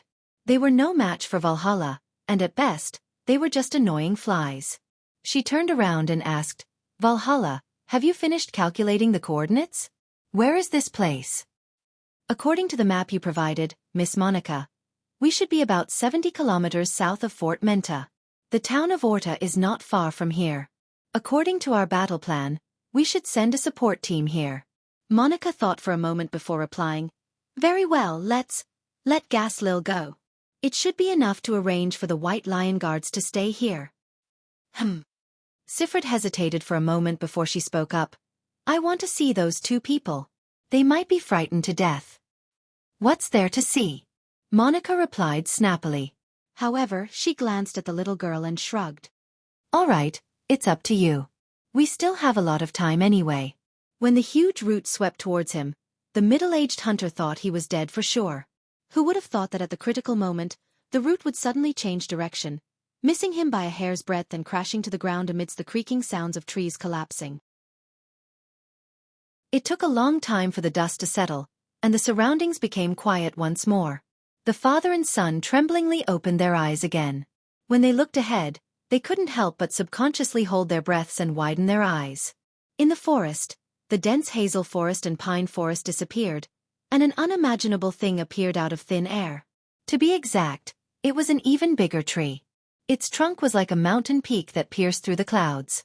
Its vast canopy covered the entire forest, and its slender branches and lush green canopy were shrouded in the clouds. A few birds were flying around the giant tree, and from afar, they looked like a swarm of flying insects. The giant tree's huge roots wrapped around the undulating mountain range, forming a natural outer wall. On top of the outer wall, there were tall man-made buildings. But the thick stone walls were filled with the simple style of the dwarves, and they were even taller and more majestic than the fortresses they had seen in Manorville and Randner. The father and son looked at the scene with their mouths agape. If they were not dreaming, they must have gone mad to see such a strange scene. The two could not help but think of the myths and legends that were widely spread in the south. It was said that on a sunny summer afternoon, the forest would show the illusion of giant stone statues and the city where the giants lived. Although it was not a sunny afternoon, nor was it a hot summer day, the father and son were almost certain that this was where the giants lived. They couldn't help but tremble in fear. According to legend, the giants were monsters that ate people in the wilderness. Although the stone giants that could build cities were said to be gentle, they probably wouldn't have any good feelings for two insignificant mortals like them. However, they didn't dare to rashly escape. The roots of this huge city extended for several miles. How could they easily escape from its range? While the two of them were worrying, a human head suddenly popped out from the towering city wall and looked in their direction. Although the other party was wearing a sentry helmet, the distinctive features of the huge nose, small eyes, and thick beard all indicated the identity of the other party, a dwarf. To be precise, he was a rune dwarf who claimed to be a descendant of the Silver Folk. If you use such a simple title to call Odom, the dwarven master craftsman would definitely correct your faulty wording and add a bunch of adjectives to modify it. Of course, he would also add a bunch of other related and complicated titles to address Odom. For example, he was the only master craftsman in Valhalla, advisor to the count, scholar, archaeologist, and so on. Of course, most of them were self-titled. Odom squinted his eyes for a long time before he saw the two insignificant fellows below Valhalla. It was not that his eyesight was bad, but the noise in the city had distracted him. Even though Monique had sent a notice to all of Valhalla before Valhalla's teleportation was activated, everyone knew the standards of the light spirits. It was already a miracle that they did not make any mistakes. It was almost impossible for them to do a good job. The old dwarf could not help but think of the little girl he met in Schaflund. That cute little girl was said to be the Lord's fiancée. Even though the merchant girl was muddle-headed when it came to doing things, she was always able to arrange everything in an orderly manner when she was in the territory. There was no way her subordinates could not understand her intentions. Of course, there was also Amandina and Miss Maynard. If any of them were still in the territory, Valhalla would not be in this state. When the light spirit suddenly told the citizens of Valhalla to enter a state of battle, even if they were loyal to their lord, it was inevitable that they would fall into a state of panic and unease. I really don't know what these fellows are doing. Odom grumbled to himself. He then placed his hand on the battlements and shouted at the two pitiful creatures who were already trembling in fear. Hey, are you all right? The father and son hunters did not expect that a dwarf would appear in a city of giants. Weren't these two races irreconcilable enemies? It was said that a long time ago, during the war with the Twilight Dragon, the giants betrayed their dwarven allies in an important battle. Since then, they had lost their own civilization and degenerated into filthy, smelly, man-eating monsters that never bathed in the wilderness. After that, the dwarves swore to break off their relationship with the giants, and the giants and giants became mortal enemies. Could it be that this city of giants had been taken over by their enemies and became a city of dwarves? The middle-aged hunter had this ridiculous thought, but no matter what, dealing with dwarves was better than dealing with giants. With great difficulty, he finally calmed down the uneasiness in his heart. With reverence, he looked at the towering giant tree and fortress that suddenly appeared in the forest. He swallowed his saliva and was thinking about how he should answer or how to make the other party let him and his son leave. Suddenly, he heard his son exclaim in surprise. Oh my God, I understand now. This must be Valhalla Fortress.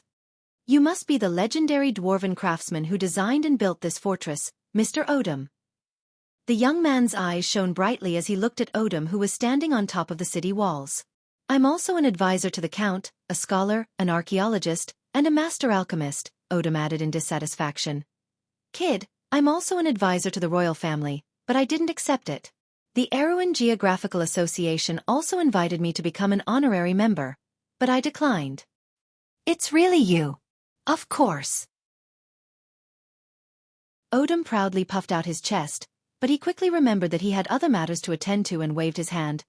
All right, it's good that you're fine. Now, please step back a little. I'm going to put down the gate. Gate. The father and son looked at each other. However, they immediately understood the true meaning of this sentence. The roots of the towering tree suddenly wriggled and extended from the stone wall that was originally tightly attached to it, as if a huge suspension bridge had been lowered. However, the size of this suspension bridge was a little shocking. Each of them spanned a distance of over 1,000 meters, and they were wide enough for carriages to pass through. The father and son hurriedly retreated, and soon they saw a flag on the towering city wall. It was the flag of Aween's royal family, the star, moon, and lily flag. Then there was another flag, a flag of a white lion fluttering in the strong northern wind. A few knights holding flags took the lead and rushed down the city wall. Behind them were rows of knights in bright armor. They had silver-heavy armor, enchanted capes and small shields, long white manes fluttering on their pointed helmets, and lion heads on their shoulder plates. All of these indicated the identity of this army. The White Lion Guards.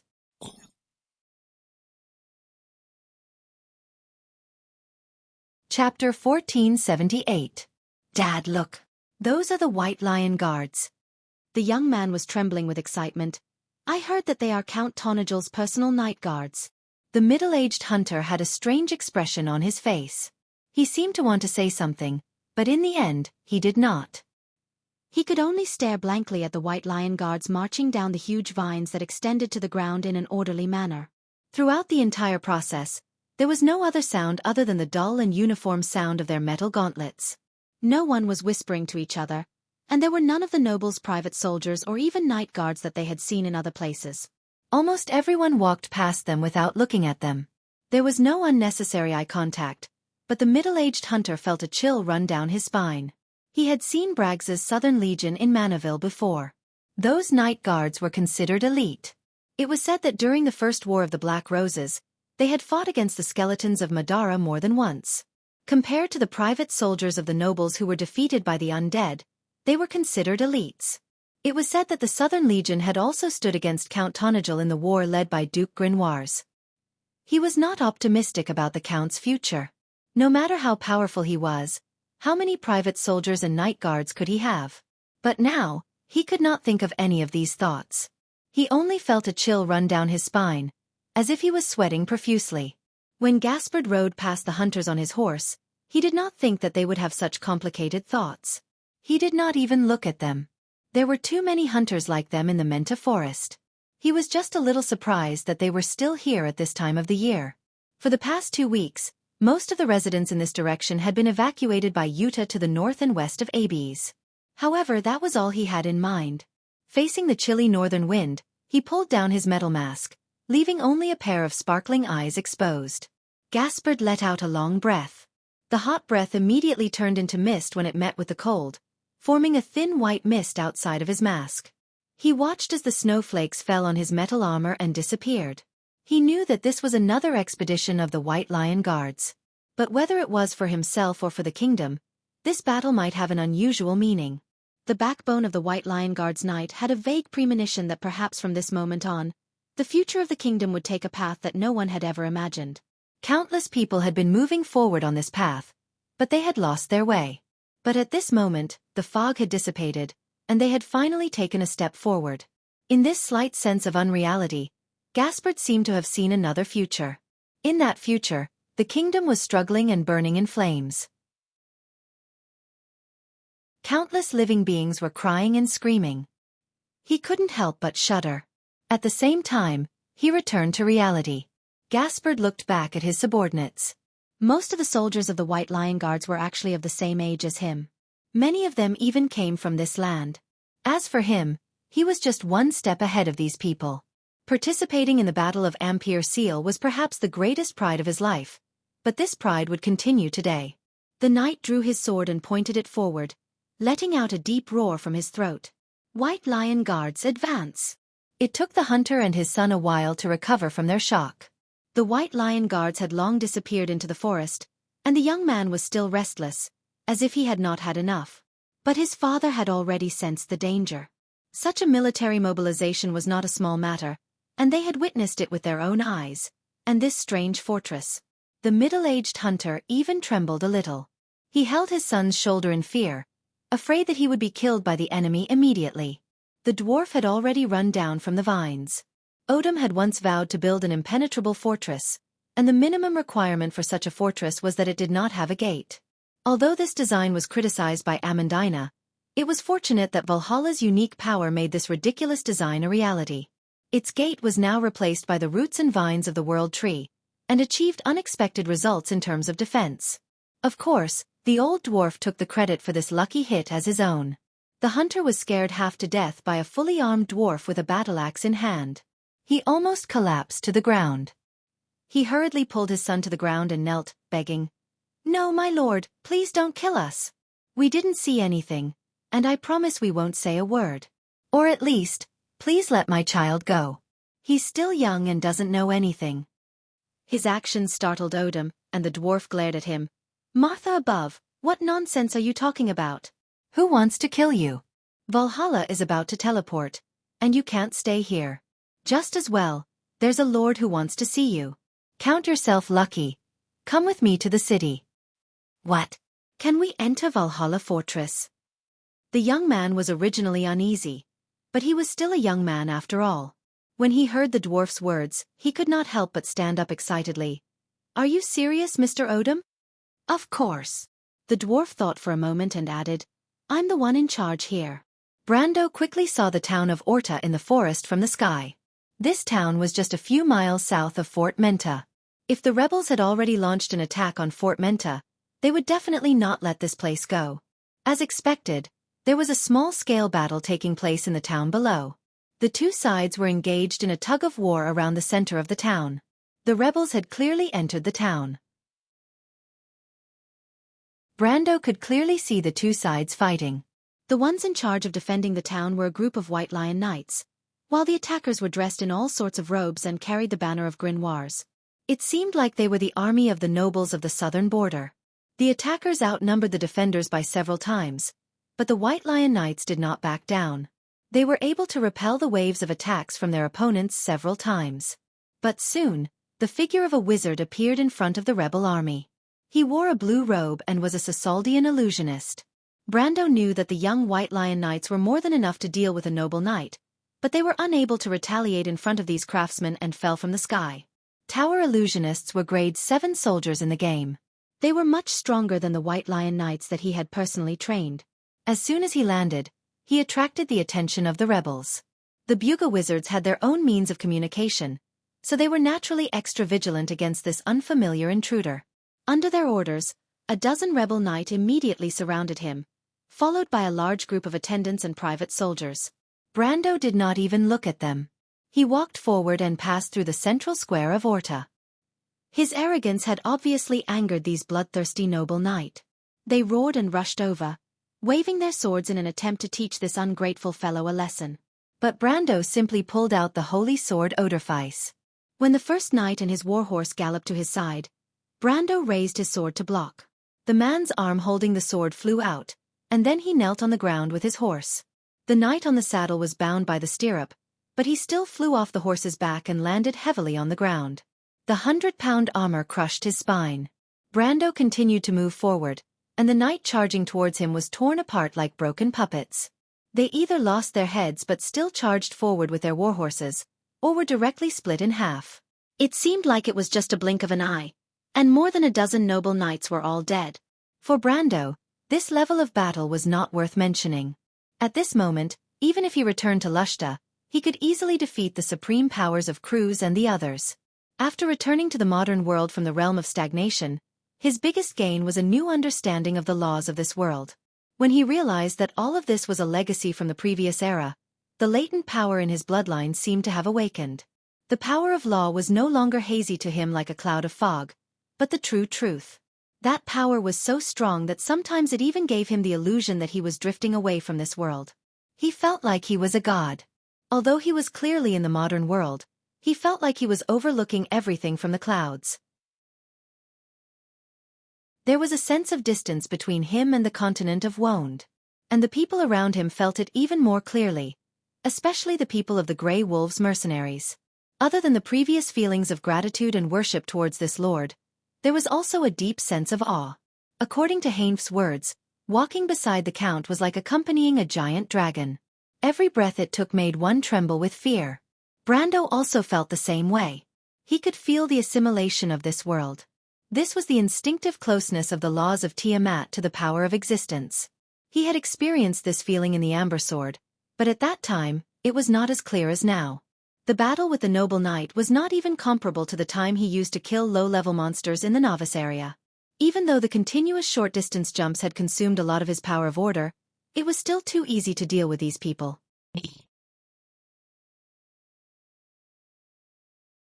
Chapter 1479. He did not even need to use the power of the law. Just by relying on his swordsmanship, he could make these people understand why he was the youngest sword saint in the kingdom. It's a sword saint. The noble knights finally came to their senses and began to retreat as their legs turned to jelly. They were not fools and naturally understood the real gap between them and a sword saint. There were only a few sword saints in the great Erewhon, and there were many noble knights like them who were just waiting to die. As soon as the knight fled, the attendants who had no combat power naturally could not stand still and began to retreat. When they reunited, they were a mess, but when they retreated in an orderly manner like the tide, looking very experienced. Some of the veterans were said to have escaped from the First War of the Black Rose until now. Those who were lucky enough to survive the repeated defeats of the war were not good at attacking, but they must be masters at retreating. The illusionists in the tower also realized that something was wrong at the front line. A wizard of Sarsard, who heard the news, came down from the sky and stopped in front of Brando. This silver person looked down at Brendel with a reserved and proud expression. A mortal sword saint was considered a figure in the mortal world, but in front of the silver person, he was nothing. There were also sword saints among the Nashi who served the Sasolds and the Shakhtar knights.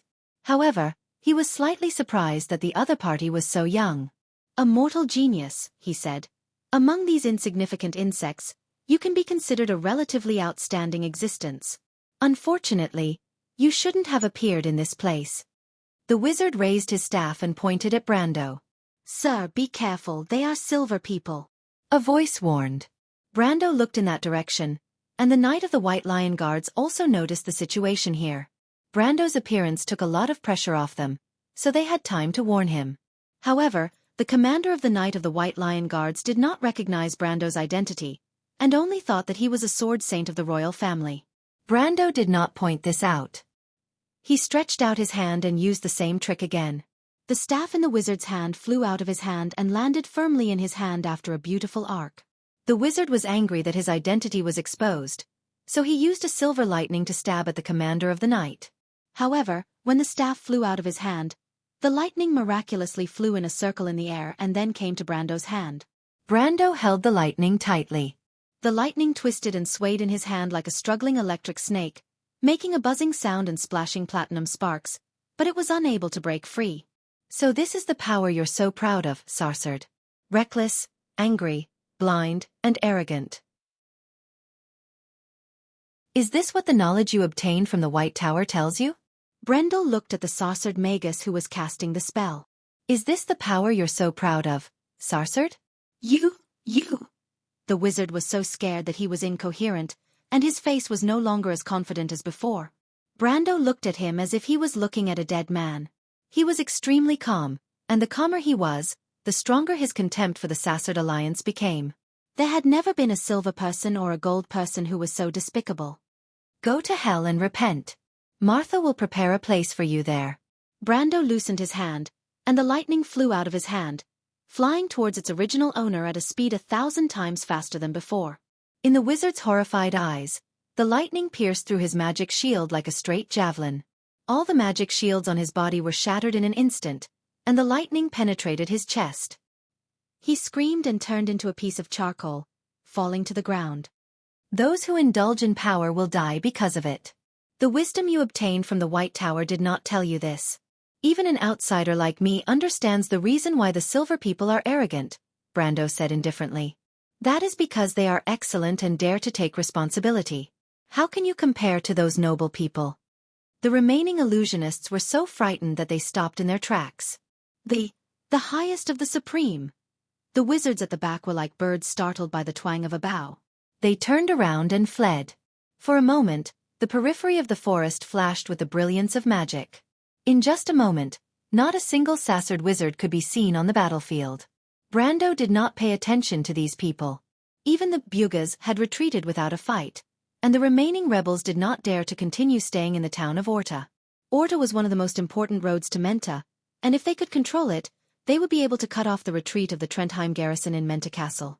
However, everyone knew that they had to be alive to control this place. Besides, victory or defeat was Duke Grenoir's business.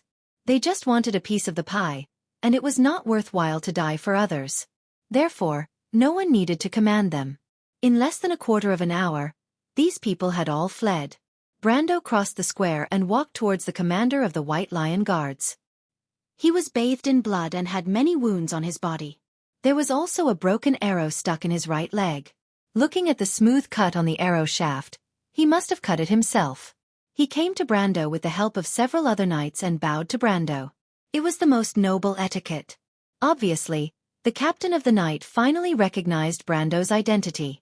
There were far more corpses of the rebels in the square than the White Lion Guards. Brando realized that his strict requirements for these young people and the high investment in the Tonajal territory had finally paid off. The White Lion Guards had become the seeds of a powerful army in the future of Erewhon. As long as they took root and sprouted, it was not impossible for the kingdom to have a military force as strong as the Cruz people. However, this army must be in the hands of people who had the ambition to revive the kingdom. Many people did not realize what had happened, but through word of mouth, the White Lion Guards who were guarding Orta finally understood the reason for the sudden end of the battle. There were more and more people in the square, and the young people of the White Lion Guards who were heavily injured came closer. My lord! The captain of the night was so excited that he almost could not control himself. He knelt on one knee in front of Brando. His action was like a signal, and all the young people on the battlefield knelt down one by one. Brando helped him up. "I'm back. As you can see," he replied. "The craftsmen of Sassard have despicably laid their hands on a mortal kingdom. The blood of the Silver Clan is no longer noble because of their despicable actions. You don't have to worry about Erewhon perishing because from this moment onwards, we will make them pay with their blood. Those who have committed crimes will pay the price for their actions. I assure you." "My lord," the captain of the night asked excitedly. "Are we going to launch a counterattack now? Has our fleet arrived? Where are they?" Brando looked at him and at everyone present. They were all young faces, and some were even younger than him. They were the faces of teenagers, covered in dust and blood, but their eyes shone with hope for the future. That hope was the love for this kingdom, for the homeland of the Erewhon people. There was no Erewhon people who were born inferior to others. This kingdom was the same. Their lord had proven this more than once in Ampere Seal and the Black Sword Fortress.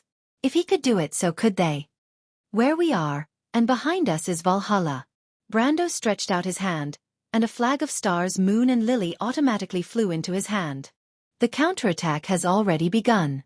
If you want to share this glory with me, pick up this flag and return to the battlefield with me. Every knight raised the long sword in their hands. Their swords were the answer in their hearts. The fortress was shaking, and dust was falling from the ceiling. Reto leaned on the perforation with a cold face, watching the situation outside. His men were good, and once again repelled the enemy's attack. Those damned rebels retreated in a hurry after leaving a ground full of corpses. They even gave up a tower that they had previously occupied. However, the former mercenary known as the Red Copper Dragon did not look relaxed at all. Instead, he looked serious and dignified. Although the rebels' fighting spirit was shockingly poor, their advantage in military strength could not be ignored. In just a few hours of repeated fighting, the White Lion Guards and Menta's defenders had also lost a lot of men. Such a loss of men was undoubtedly one disaster after another for their already stretched military strength. In order to make up for the lack of military strength, they had to constantly shrink their positions. However, the depth of Menta Fortress was always limited, and Reto knew that there would be a time when they would have nowhere to retreat to. Within his field of vision, many of the walls and fortresses had already raised the flags that represented the nobles of the southern region. The flags of the White Lion Guards and the stars, moon and lily, fell from his field of vision one by one. He could not help but close his eyes tiredly. This was already the last fortress that led to Menta Fortress. The city hall and the patrolling cavalry camp could not be lost, or they would completely lose the initiative in this battle. However, hope was already so slim. Maynard told him that Valhalla would soon notice the abnormality here and mobilize troops to support them, but it would take at least half a day to get here from Schaflund. Could they still fight for even 2 more hours?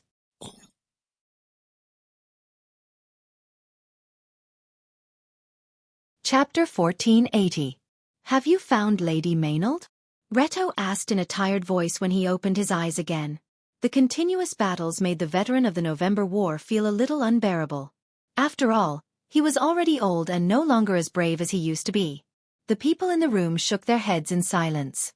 Most of them had experienced the war for many years. As the lucky survivors of the war, almost every one of them was a warrior who had experienced hundreds of battles. The last time we saw Lady Maynard was at the north of Fort Menta. After the rebel army captured the place, a wizard blocked our way, and then the rebel army cut off our communication with the North Gate. Is there still a battle at the North Gate? The rebel army has surrounded the place. Have you tried to attack? We have, but the rebel army has invested a lot of troops there. We don't have enough people, boss. The fact that the rebel army is so concerned about this place means that Lady Maynard might still be alive. We must find a way to save her. Reto knocked on the dusty table and set the tone. Almost everyone in the room was his old friends, so he did not hold back when he spoke. But everyone in the room looked troubled. If the situation allowed, they would certainly save the commander at all costs. However, they did not even have enough troops to defend Fort Menta, so how could they send more people to support other places? Lady Knight is Her Highness' subordinate, but Fort Menta is His Highness' property. We are His Highness' retainers. Are we really going to give up this fortress for her? A voice in the corner asked weakly. Reto looked in that direction and shook his head. Guys, he said, do you really think that His Highness values Tonajil? Can't you see that His Highness is ambitious? Not to mention Tonajil and Abes, I'm afraid that even Erwin is not in His Highness' eyes. Think about it. If His Lordship had accepted the invitation of the female Legion Commander Cruz and joined the Empire, how could his status be compared to that of the Count of Tonajil? What did he do in Erwin? He brought us here from Bragg's and overthrew the rule of that damned Baron Grodin and his lackeys. Why? Reto looked at his old companions one by one. Haven't you noticed? The Lord never asked us to swear allegiance to him because he didn't want to become another Grand Duke Arek. I've heard him talking to Her Highness and Miss Amandina in private. I think what they want is what we've been longing for since the long years of war. A real Erwin who is not controlled by others, who stands above wound. My companions, he said softly, we were born in Bragg's, but Tonajil is indeed our second home. Compared to that, we have another identity in common. Don't forget that we are Erwin's soldiers. At this time, we should abandon our selfish interests. We are the Count's subordinates, and we should stand up to prove his righteousness. Reto pointed at the battlefield outside the perforation and replied, if each of us spread the Count's beliefs to the whole of Erwin, our ideals, the Count's and Her Highness ideals will be realized. The room was silent. Can we do something like that? Yes, it's too troublesome. It's a headache just hearing it. Boss, are you sure it's something we can do? That's something only the officials and nobles need to worry about, right? But boss, when did you become so scholarly? Ha! The laughter seemed to be contagious, and soon everyone in the room also laughed softly. Reto shook his head with a smile and scolded, shut up, you damn idiots. I used to be a noble knight, like Mano, who used to be my attendant. Following you vulgar fellows, I've even lost my old profession. Okay, stop talking nonsense. You are right, we are the Count's retainers, but since we are the Count's retainers, we have to carry out the Count's will. So, Miss Maynard, you have to save her even if you don't want to. Although everyone was joking on the surface, no one dared to oppose Reto's decision. People left the room in an orderly manner and began to gather their subordinates. It was as if they had returned to decades ago. It was nothing more than a battle. For the veterans, it was as natural as eating and drinking. You're awake? When Maynard woke up from her drowsy state, she saw a familiar face. It was a beautiful girl. She had a pair of bright, narrow eyes. When she squinted, her pupils were as black as ink. The girl's skin was inhumanly white and as delicate as jade. She had long black sandalwood hair that reflected light like the stars in the night sky. However, Maynard's attention was attracted by the black gemstone on the girl's forehead. It was a long, narrow, diamond-shaped black crystal. The girl's face turned red with anger. She followed the female knight's gaze and recalled the humiliation she felt when she got the gemstone on her forehead. She snorted coldly. Ko Hua? Maynard was shocked by her own hoarse voice. She remembered what happened in Rushta and hesitated for a moment before speaking again. Where is this place? Did Menta fall? Am I your captive now? After you left Rushta, did you seek refuge with the Bugas? Or are they really in cahoots with the Twilight Dragon? I haven't fallen to the same level as those Sasaldians, Black Corfa replied with a hint of anger. You're such a hateful woman, just like that guy. Don't mortals have any sense of shame? I'm the one who saved your life. You're back? Maynard was stunned. Thank you. There was a sharp whistling sound outside. The catapult stone shells hit somewhere not far away. The house shook and dust fell. Maynard silently sensed for a moment before asking, "So this place is still Menta? How long have I been unconscious? Are Mr. Reto and the others still resisting? Miss Ko Hua, can you take me to the city hall?" "I'd advise you not to entertain such delusions, and I have no obligation to serve you," Black Corfa snapped. "You're only alive because of sheer luck. If it wasn't for this guy, even if I arrived in time, you would have been dead by now." Maynard then noticed that there was a young man behind Ko Hua. When she saw him, she couldn't help but be stunned. That was because he was the second son of Oberwei, the young knight who left Menta Castle early in the morning to scout for information. The young man noticed Maynard's expression and hurriedly stood up, saying somewhat anxiously, "Miss Maynard, I know you're suspecting me and my father, but I can assure you that my father would never betray Her Highness. There must be something else going on." He hesitated for a moment, then gritted his teeth and replied, "I can guarantee it with my life." Maynard rubbed her aching forehead, finally recalling everything that had happened before she fainted. At that time, she had almost thought that she had died at the hands of that monster. However, it seemed that many things had happened after she fainted. "Shouldn't I be dead?"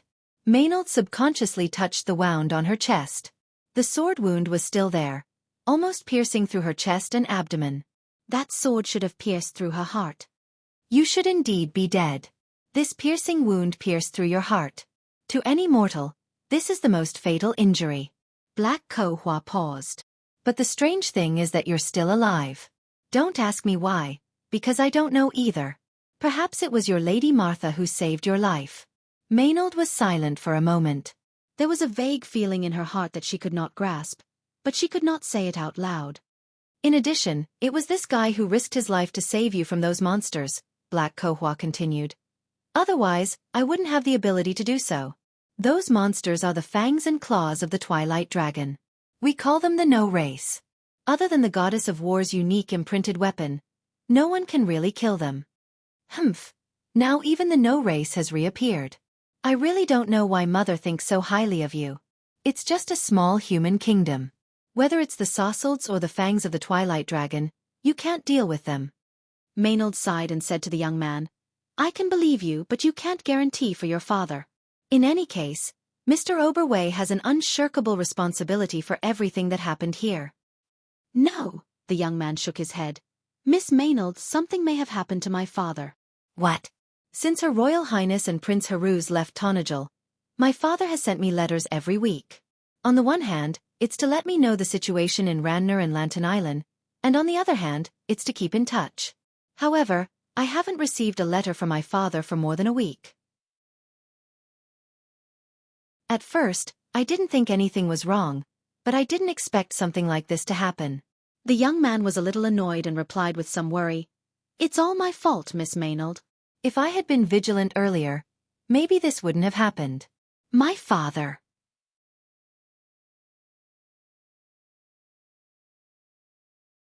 Chapter 1481. Maynard shook her head. She faintly felt that what the young man said might be true. She was also willing to believe that Oberwei would not betray the princess. But there was no point in talking about this now. The worst-case scenario had already happened. What they needed to do now was to find a way to prevent the worst outcome. "Miss Ko Hua," she replied weakly, "can you contact Valhalla?" "Me?" Dark Ko Hua sneered and shook her head. "Of course not. What do you think the situation is now, human woman? We have been surrounded in this place to save you. Of course the mortals outside can't stop me, but I don't dare to act rashly. Otherwise, the Sasaldians and the No Race will notice my presence, and then we will all die." She paused for a moment. "Although I promised my mother to come and help you, I don't want to die with you." Maynard was silent. Of course, she could not ask the other party to die with Erwin. After all, she knew what the other party's true identity was. "Sister," a voice came from outside the house. "They are attacking again." Maynard recognized the voice as Ko Hua's. Although the two sisters' voices were similar, the younger one's voice was far less cold than Dark Ko Hua's. She gritted her teeth and sat up. Although Ko Hua said that it was best for her not to move, the knight was more concerned about the battle in Mintai than her own injuries. If this fortress could not hold on until Valhalla reacted, then Erwin would be doomed eternally. At this moment, She even forgot who the owner of this territory was, and also forgot the unpleasant experience she had with Brando. She only felt anxious in her heart. She tried to stand up with the help of the wall while anxiously calling out the name of Allium Japonicum in her heart. She had never liked her other self. If she could, she would never compromise with her other self. But at this moment, she had no other choice. However, the coal in her heart was like a stone thrown into the sea. This made Maynard's heart sink deeply. She even felt a sense of panic. She found that she had gotten used to having the mature and rational other self by her side as her advisor. If the other self was really gone, she did not know how to face Erwin alone. What made her even more afraid was that she did not know how to face Brando. Dark Ko Hua only watched Maynard's actions indifferently. He did not even take half a step forward to help her. The young man seemed to want to step forward, but he was stopped by the night. Maynard held onto the wall and walked out of the house. The sudden brightness caused her to squint her eyes involuntarily. She found that she was still near the north gate. Her knight subordinates had already retreated to the sluice gate on the northwest side of Fort Menta, using the terrain here to continue sniping at the rebels. The sounds of battle seemed to have returned to her ears at this moment. She saw the youths of the White Lion Guards, Menta's defenders, and a portion of the patrolling cavalry entangling with the rebels, not giving an inch of ground to them. However, the number of enemies was beyond her imagination. The private soldiers of the nobles, dressed in gray and blue robes, surged forward like a tide of two different colors. They were repelled time and time again, but they surged forward again and again. Their will to fight was unexpectedly strong. It seemed like the enemy had already realized that she was here. Otherwise, they would not be so enthusiastic about a mere sluice gate. Several magi floated in the sky, and the light of spells once again intertwined on the city walls. Though the enemy's numbers were small, the witches were far from being a match for these magi of Sassard. The occasional explosion from the city walls was enough to prove this point. In fact, they were only barely able to protect themselves and prevent the front line from being defeated. Maynard maintained a calm expression as she silently searched for the flag of Count Yenbao's territory. She had a deep impression of those monsters, and knew that the White Lion Guards were no match for them. However, the Tonajal people were still defending this place, so where did they go? What are you looking for? Dark Ko Hua asked from behind her. Where are those monsters? They were lured away by her. Otherwise, do you think we would still be here? Her. A strange woman. I think she's one of Kelsey's subordinates. I remember seeing her before, but she's a little different from before. Maynard realized that she did not know the her that Dark Ko Hua mentioned. She was silent for a moment, and could see that the situation was worse than what Dark Ko Hua had said. She could not help but ask in a low voice, "What do you plan to do, Miss Ko Hua?" Dark Ko Hua glanced at her. "I will follow my mother's orders and help you resist until the last moment. After that, I will choose to leave this place. You can only pray that those little fellows in Valhalla will be able to react before then." She paused for a moment. "But for that guy's sake, I can take you with me." "No," Maynard shook her head. "I don't need it." "Up to you, but I have to tell you that even though there are still some troops in this city, don't expect the Tonajal people to come and save you. Don't forget that the White Lion Guards and Menta's troops are that guy's troops, but he is not your lord." "What are you trying to say?" Maynard's eyebrows twitched slightly. "You understand." Maynard gently pressed her hand to her chest and gritted her teeth. She knew that if that person was here, he would definitely come and save her. However, it wasn't because of her, but because of the other soul in her body. Furthermore, that person wasn't here, and his subordinates didn't know about this secret at all. Retta was an outstanding soldier, but the more outstanding a soldier was, the more they understood who they should listen to. Would they risk everything to save an outsider? The female knight didn't have any thoughts of begging for her life. She only felt a wave of sorrow and despair, because this was Erwin, this was this ancient kingdom. No matter how much that person did, the one to benefit would never be Erwin, unless he became Erwin's lord one day. But if that happened, he would no longer be a hero of the kingdom, a loyal knight. After the layers of glory faded away, only the title of a usurper would remain. That person would be nothing more than another Erek. How could they bring hope to the kingdom's future? Perhaps even if the other party wasn't so despicable, what was the use of that? Everyone around him, including his assistant, all had the same thought. Were they really loyal to Erwin's kingdom? They were loyal to Tonajul, to Valhalla, to that person himself. The Sasaldian wizards finally broke through the witch's line of defense, and the White Lion Guards, who had suffered heavy losses, began to retreat. Although it hadn't turned into a complete rout, they had lost their last line of defense. Dim Korfa let out a low growl. Black smoke surged around her, forming into the shape of giant wolves. These huge wolves charged towards the battlefield, but the only thing they could do was slightly impede the advance of the rebel army. "We have to retreat, Miss Maynard," Oberway's second son whispered beside her. Dark Ko Hua also turned around and said with some anger, "I can't hold on for too long. The Sasaldians will soon notice this side. You'd better quickly consider my previous suggestion." However, Maynard turned a deaf ear to him. She stared blankly at the defeated battlefield in front of her.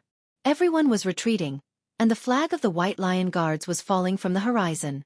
The Dragon Knight of the Southern Legion flew in the sky, as well as the wizards in grey robes, interweaving spells. This scene seemed to overlap with her memory. She remembered that it was the gloomy sky of Ampere Seal, and she and the young Wangli Knight Regiment had nowhere to run. But this time, would such a miracle happen again? Would a person turn the situation around with the power of one person? However, the female knight couldn't see a trace of hope in her heart. Even if there was, could he really save Erwin? How can Erwin be saved? Maynard muttered to herself. Allium Japonicum, tell me, you didn't lie to me. Everything you saw in the future is real. Tell me you can really save everything. You and that guy aren't working together to deceive me, right? You despicable woman. Tell me. I can give you everything I have, even my life. Because rather than letting me return to that terrifying future I saw in my dream, I would rather die right now. She coughed violently because of her wound. The young man next to her wanted to help her, but he was flung away. Maynard coughed so much that she even shed tears. She slid down the wall, but the voice in her heart didn't respond to her anymore. The young man stood aside at a loss. He had never seen this cold Miss Knight show such a weak side. She was sobbing, but he didn't dare to take a step forward. He stared blankly at the scene in front of him. There was a voice in his heart telling him that Erwin was finished. What he saw would be the last moment of this kingdom. He seemed to have seen such a future. Everything that he had seen in the past was burning fiercely in the flames, turning into ashes. From then on, people forgot their names and their former identities. The ancient name Erwin disappeared in the long river of history. It wasn't until decades later that a girl picked up the dusty flag again. It was the lily flag of the stars and the moon. He looked up, as if he was hallucinating. He really saw the flag. It wasn't the lion flag of the White Lion Guards, nor was it the AB's flag that could be seen everywhere in Tonajul.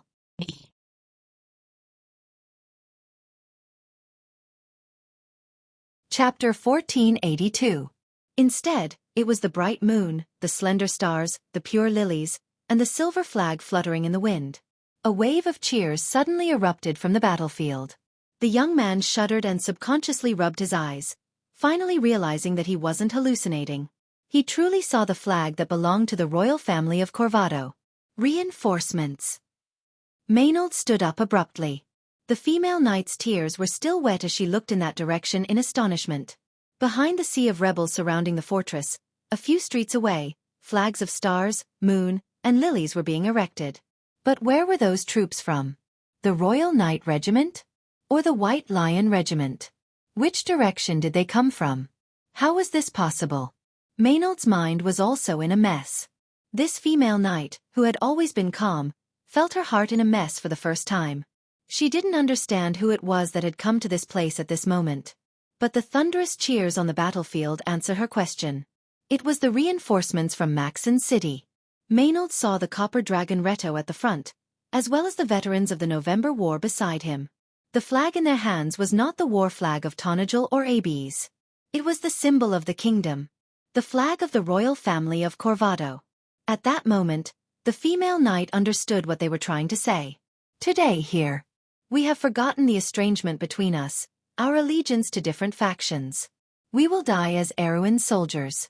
And all our faith will be placed on this flag. From now on, this kingdom will be reborn from the ashes of the flames. At that moment, Maynard suddenly understood Brando's faint smile, the undisguised confidence in the eyes of the Allium Japonicum, the blind trust the princess had in everything here, and the fear in the hearts of the traditional nobles of Erewhon. She also understood why every Tonajal was filled with hope for the future of the kingdom. Because they were here. To witness all of this happening. She stood there in a daze, subconsciously clenching her teeth. Her body even began to tremble uncontrollably. Tears once again gushed out, but only her fists were still tightly clenched. Miss Maynard, it seems to be Mr. Reto and the others. But they don't have many people, why would they come here? The young man suddenly stopped talking. He saw the female knight looking back at him and snatching the sword from his hand. Maynard slowly unsheathed her sword and raised it high. She faced the entire battlefield and all the White Lion knights on the battlefield. She shouted at the top of her lungs. Today! We might not win. But Erewhon won't fail either. Those who fear everything will eventually suffer the consequences of their own actions. Let us once again fight for Erewhon, and let this ancient kingdom rise from our bones. Because before today it has never existed. But after today, we will be proud of our identity as Erewhon's people. The knights all turned their heads around. When they saw Maynard, they all raised their swords. Fight for Erewhon. It was an oath to abandon everything. Dark Kohua turned around and looked at the panting Maynard disapprovingly. You can't win. The level of morale won't determine the outcome of this battle. Your enemy is thousands of times stronger than you. You should understand that your reinforcements are just some remnants. So what? Maynard smiled and then coughed twice. She replied weakly, but we can't lose. They can kill us, but they can't kill Erewhon. So he really didn't lie to me and Her Highness? So he really didn't lie to me? The knight gently pressed the sword wound on her chest. Miss Allium Japonicum, are you still alive? What a bunch of fools. Seeing this, Duke Grinoires cursed in a low voice. Count Manuel, Baron Chablis, the enemy only has a few hundred people. We have already wasted a few hours here. Can't you take down a mere sluice gate? His face was so gloomy that it looked like water was about to drip from his face. My lord, the enemy's druids are too powerful, and the reinforcements from Fort Maxon are also very troublesome. They are experienced in dealing with wizards. With the buildings in Fort Maxon as their cover, the Buga's lords can't do anything to them. At most, they can hinder their attack. Unless my lord agrees with the Buga's lords to use magic to raise this fort to the ground. That's what the Buga's wizard said. Shut up. Duke Grinoires waved his hand as if he was shooing away flies. Our goal is not this Fort Maxon. There are still the subterranean dwellers and that terrifying fleet in the south. Do you want to alarm them? Go, continue the attack. Your opponents seem to be the survivors of the November War, but their numbers are not large. I'll give you 1 more hour. This is your last chance. After driving away the 2 nobles, the Duke of Grinoires' face became gloomier. The uneasiness in his heart grew even stronger. They had been in Fort Mind for more than 6 hours. They thought that it was just a small fortress that could be easily taken down, but it had held them back for such a long time. And this was under the condition that they had made all the arrangements in advance. In the south, there was Valhalla's fleet, as well as the main forces of the subterranean dwellers and the White Lion Guards. If the Tonajal were prepared in advance, then it would be a bitter and difficult battle. However, Duke Grinoires did not want to burn this place to the ground. To be precise, he did not want to lose too much of his strength. He knew very well that after this battle, if the nobles in the south won, the kingdom would at least regress by a few decades and return to the chaotic situation before the Age of Prosperity. And the best-case scenario would be to return to the situation before the Battle of Ampere Seal. Duke Grinoires did not have any feelings about the future of the kingdom or the fate of others. What he cared about was that in such an environment, the strength at hand was the only weight that could guarantee his position. Although the Buga people said that they would stay behind to maintain order in Erewhon after the war, it was hard to say whether they would continue to cooperate with him. He knew very well the intentions of the Buga people. They would not take Erewhon seriously. If the previous promise could be fulfilled, it was already beyond his best expectations. But it did not matter. They were using each other anyway. He also needed the strength of these silver folk to fight against the rapidly expanding royal family of Cavardo and these Tonajal people. It turned out that at least he had taken the right step. If it were not for these Buga people, they would not be a match for the Tonajal people at all. The Duke of Grinoires was shocked by this. He really could not understand how the Tonajal people could be so brave and good at fighting. In the past, he had never heard of this place being full of brave warriors. In fact, Tonajal had always been on the periphery of the kingdom's political scene. The knight here had never won any glory on any battlefield. But since the arrival of the descendants of the sword Saint Darius, everything had changed. Could it be that the bloodline of the Cataloso family was so powerful? It had the power to turn something rotten into something magical. What was even more puzzling was that these people seemed to have a fanatical loyalty. Even if the Count of Tonajal was not here, they would still be willing to risk their lives for their lord. This made the Duke of Grinoires furious. Looking at his cowardly and selfish retainers, he felt that his dignity as a noble was being insulted. Not to mention that even the druids were working for that guy. He had never heard of these mystics living in the forest paying any attention to the nobles of the outside world. They even rejected the invitation of the Cruz Empire, but they favored a mere young boy. With this thought in mind, the Duke of Grinoires angrily spread out the map and once again confirmed the situation of the war. Although the rebel offensive had suffered a setback in Fort Menta, at least in Orta and Cape Gap, the progress was smooth. Baron Palad Dono, the feudal lord of the south of Viro and a former member of the royal faction who was known for his prowess in battle, had led his knights to conquer the town of Tegan, north of Fort Menta. Now they were heading straight for Gar's Ferry from the direction of Cape Gorge, cutting off Menta's retreat route. On the other hand, his trusted aide, the Redbud Count, was traversing through the forests to the east of Alate. They had set out from Paulus to attack Schaflund, and when the encirclement of Fort Mentai was complete, they would coordinate with the Bugas to launch an all-out assault on the so-called undefeatable fortress of Trentheim. This was also the most important point of attack. 2 experienced knight lords and their squires were in charge of covering the left and right flanks. This army had conquered several villages and manors to the north of Schaflund 3 hours ago. It could be considered a series of victories. Although there had been no news since they entered Greyhill Valley, the Duke of Grinoires was not surprised. Before the general attack, this army should be in a state of silence. They still had the Wyvern Knight of the Southern Legion to guard the sky, so he did not think that this army would have any problems. On the battlefield of Fort Macht, the main forces of Count Yenbao and the southern army of Grinoires were gathered.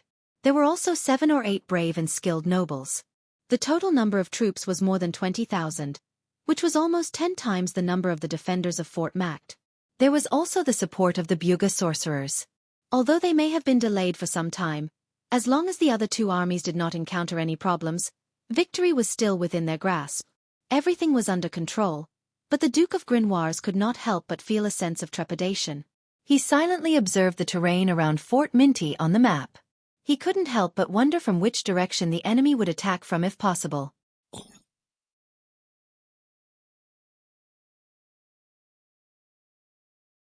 Chapter 1483. The terrain around Fort Mintel was not complicated. To its north was the open old plains.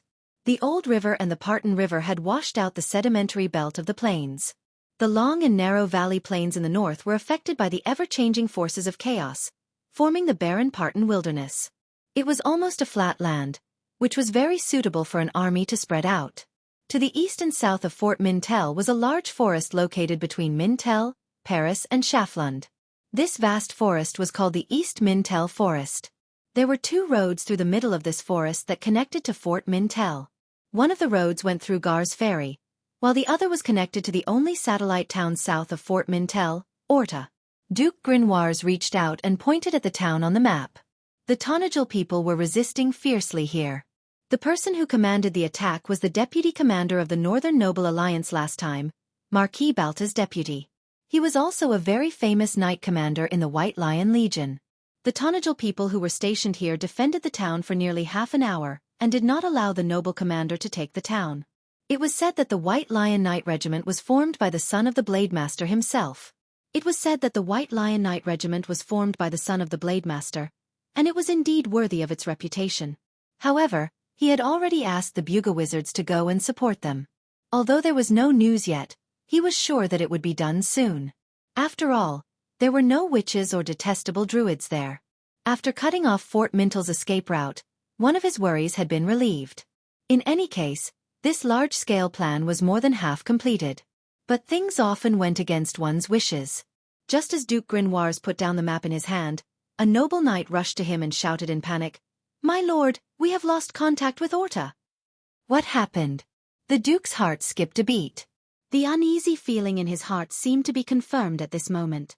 He quickly asked, "I'm not sure, my lord." The first news was that a blade master belonging to the royal family appeared in Orta. Not long after, our communication with that direction was cut off. Sword Saint.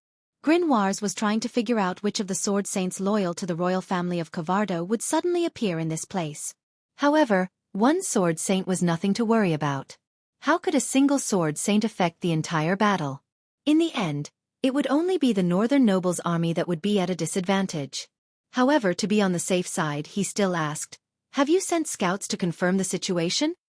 "It's been dispatched." "Which of our troops is the closest to Orta?" "I'm not sure, but it seems like the army from Blackwater Bay captured a village called Emden." "Oh, that's Baron Gorham and his knight." Duke Grinoires nodded and said, "Let them go to Orta and send a cavalry unit from the 3rd column of the Southern Legion there." "Understood, sir." Duke Grinoires watched his knight leave. He rolled up the map and put it into the map box beside him. He could not help but sigh, closed his eyes and rubbed his forehead. It was not his first time on the battlefield. For the past half a century, Erewhon had been at war almost every day. Between the nobles, the people of Erewhon, and the undead of Madara, large and small battles took place every month in this ancient kingdom. He first went to the battlefield with the old Duke Grinoires at the age of 14, and was already a qualified military noble at the age of 16. He had even participated in the Second Holy War. Although he hadn't experienced the most dangerous battles, he had more or less experienced. He could be considered a veteran of hundreds of battles. Duke Grinoires knew very well that in a war, not everything would go according to plan. Only those who had not really commanded a battle would naively think that the war was going according to plan. Whoever had a better plan would win. But the truth was far from that. For those who were familiar with war, a real war was more like a great adventure that depended on luck. Especially in a huge battlefield like this, which was more than 10 kilometers deep, both sides involved in the war were almost blind. The side that had control of the sky and the strength of the wizards might have a better plan, but the inefficient command and the speed of the army's response would make the original plan full of loopholes. When it came to the battlefield, it was not so much a competition of who had a better plan, but who had better luck and fewer mistakes. If one side in a battle made an unforgivable low-level mistake, then the balance of the war would often tilt because of it. And this kind of mistake was often unavoidable. Sometimes, both sides of a war would repeatedly make multiple mistakes, and in the end, it would become the will of Lady Martha to decide the victory of the battle. For now, although there were more or less unexpected situations on the battlefield, such as the situation with Orta, they were still within an acceptable range. The Buga's plan was very clever. Except for the part where the executors were the southern nobles, the other parts of the plan were perfectly reproduced. Everything was going well, but Duke Grinoires still felt uneasy. He felt that he had missed something. He opened his eyes again with some annoyance, stood up from the table, and paced back and forth. He admired the Buga's efficient execution. It was said that the White Lion Guards commanded by the descendants of Darius had shown such a standard, but Duke Grinoires scoffed at it. At least in the current battle, the other side did not show such a standard, although their individual tactical accomplishments and strength were indeed far superior to their peers in Erewhon's country. The difference between the two was so obvious, so where did his worry come from? Duke Grinoires himself could not figure it out. He walked back to the table, picked up his pipe, and seemed to be ready to light it up. But in his irritation, he really did not have the patience to complete the delicate work of filling the pipe and lighting the fire, so he put the pipe down again. Then he heard footsteps outside the tent, and knew that the knight he had sent out had finally returned. The Duke finally could not hold back the uneasiness in his heart. He lifted the curtain of the tent and asked anxiously, "What's wrong? Did you find out what happened in Orta's direction?" He suddenly stopped talking. He saw his knight standing in front of him with a pale face and a crushed helmet in his hands, trembling.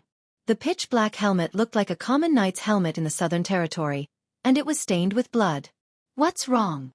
Duke Grinoelson's face was calm. His deep-set hazel eyes were fixed on the helmet. My lord, Baron Gorham. What happened to him? The Baron. He has died for his country, and his knight.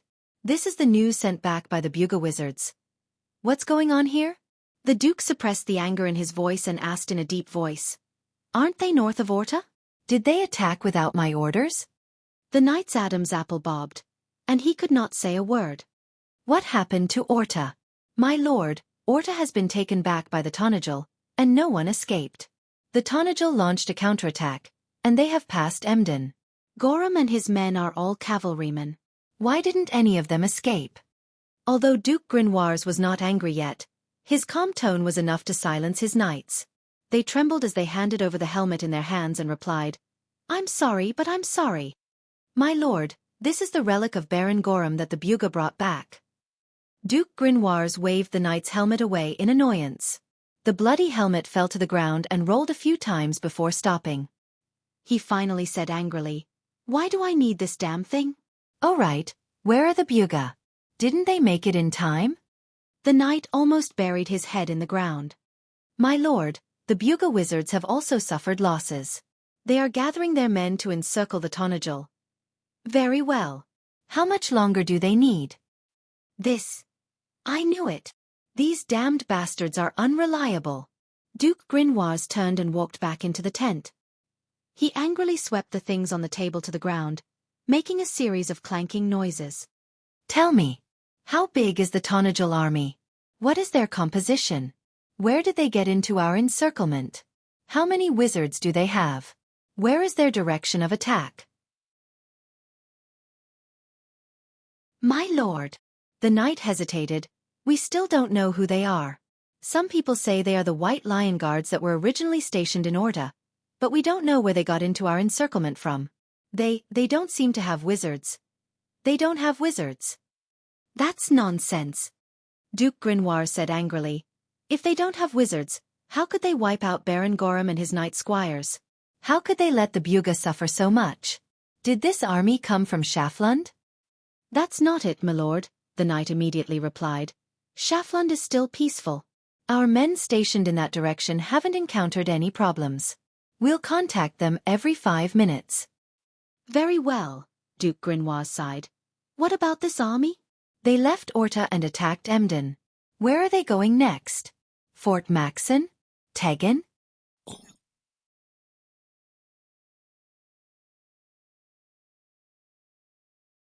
Chapter 1484. My lord, the knight replied awkwardly. The last news came from the scouts of the Southern Legion's 2nd column who were resting at the north of Emden. We have a total of 50 light cavalrymen there. They had returned to Fort Menta to rest after completing their mission to scout the direction of Schaflund. Very well. Tell me what they found. The last news they sent back was that the army was moving towards Paris. Paris? Duke Grinoelson gasped. They're going to attack Welland Ferry? What are they trying to do? What are they trying to do? Are they trying to kill me? He was so angry that his beard and hair stood on end, and he almost repeated this sentence several times. The poor knight could not help but tremble when he saw the blue veins on his usually elegant and calm lord's forehead clearly visible, as if he was about to swallow someone whole. Duke Grinoires took a few deep breaths. The Ord River flowed through Fort Menta and turned south to flow into Schaflund's territory. Furthermore, Welland Ferry was located on the southern shore of the river near the East Minte forest. Trenthium's attack in that direction was obviously not to support Fort Minte, nor to threaten Tegan, which was further north. It was because they were going in the opposite direction. The enemy clearly had only one goal, and that was to attack the main camp of the noble alliance between Paris and Menta. This was an audacious act that did not respect the Duke at all. But after Duke Grinoires said this, he suddenly realized something. He stopped and asked, You said this is the last message from the scouts? Yes, because the Buga sorcerers saw from the sky that these poor scouts had been defeated, and in fact, not a single one of them escaped from that battle. The poor young knight could not help but look at the blood-stained helmet on the ground. Unless I'm crazy, the Duke of Grinoires repeated. Unless I'm crazy, I won't believe it. But tell me what happened. If a wizard saw it all, then he must know what happened. Why did an entire squadron of light cavalry not make it out alive? Did Orta have an entire legion of Trenthium's troops stationed there before? Or did they have an archmage among them? By the way, you mentioned that damned blade master to me. Are you going to tell me that he's a supreme blade master? My lord, the knight replied in a trembling voice.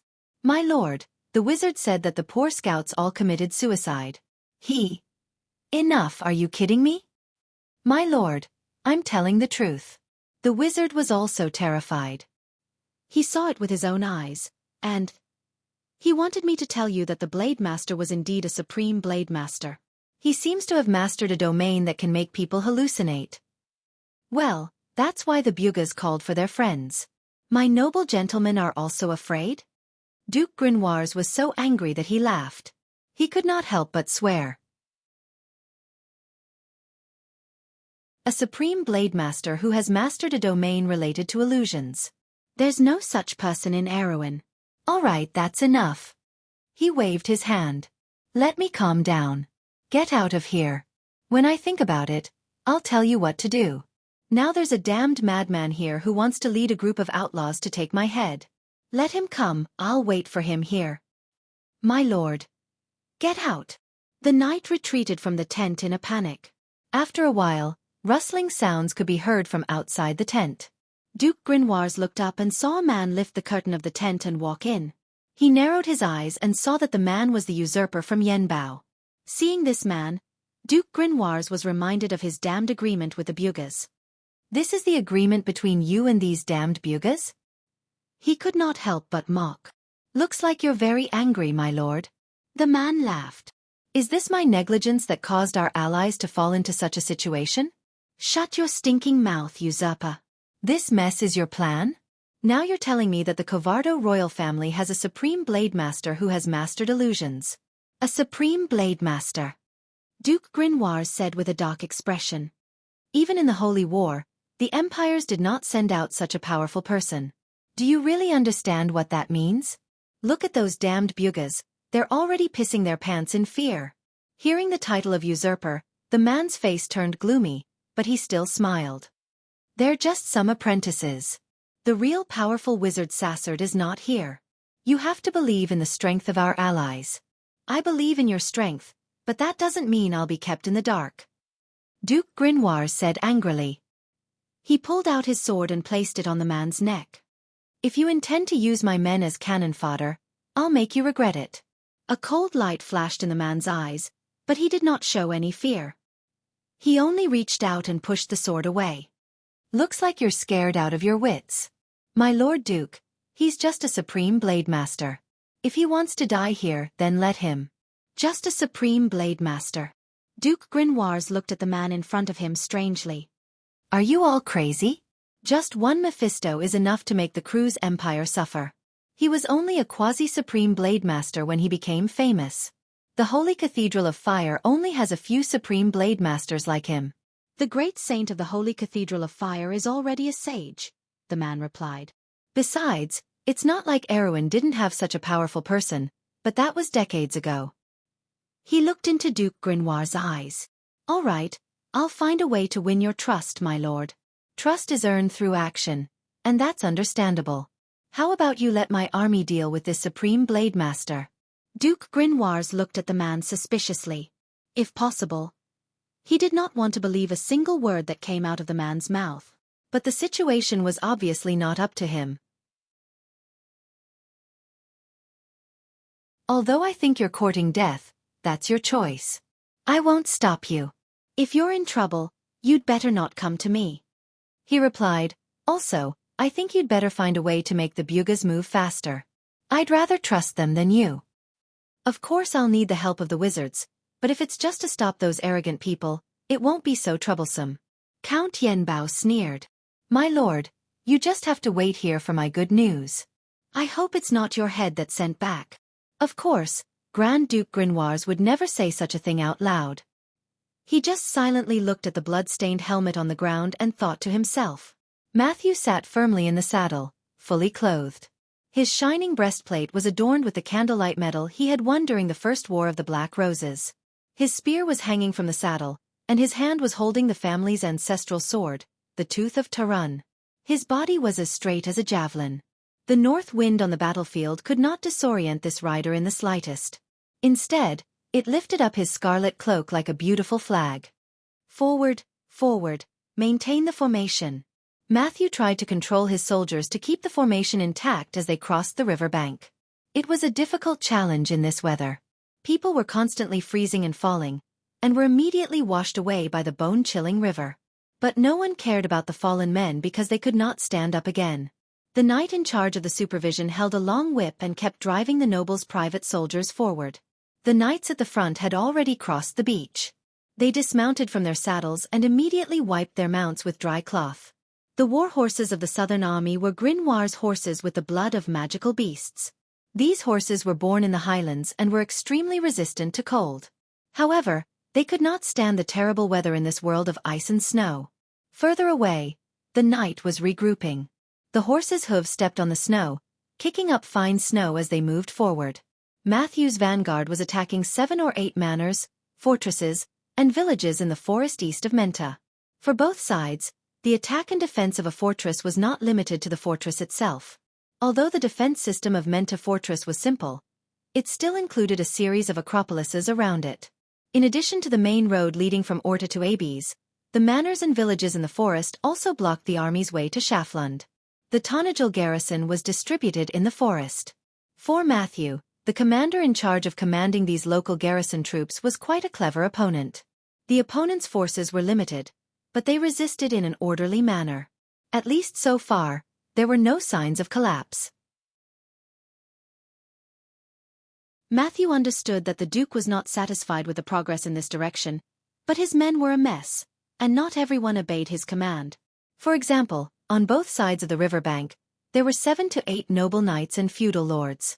Altogether there were about 700 to 800 people. However, there were different orders, which seriously slowed down the speed of their march. What was more serious was that the noble knight was not only undisciplined and disobedient, but they also wanted to preserve their strength. No one was a fool in this war. The nobles would not work for others. It seemed that these nobles were hoping that the attack in the direction of Menta Fortress would make progress, so that they could win without a fight.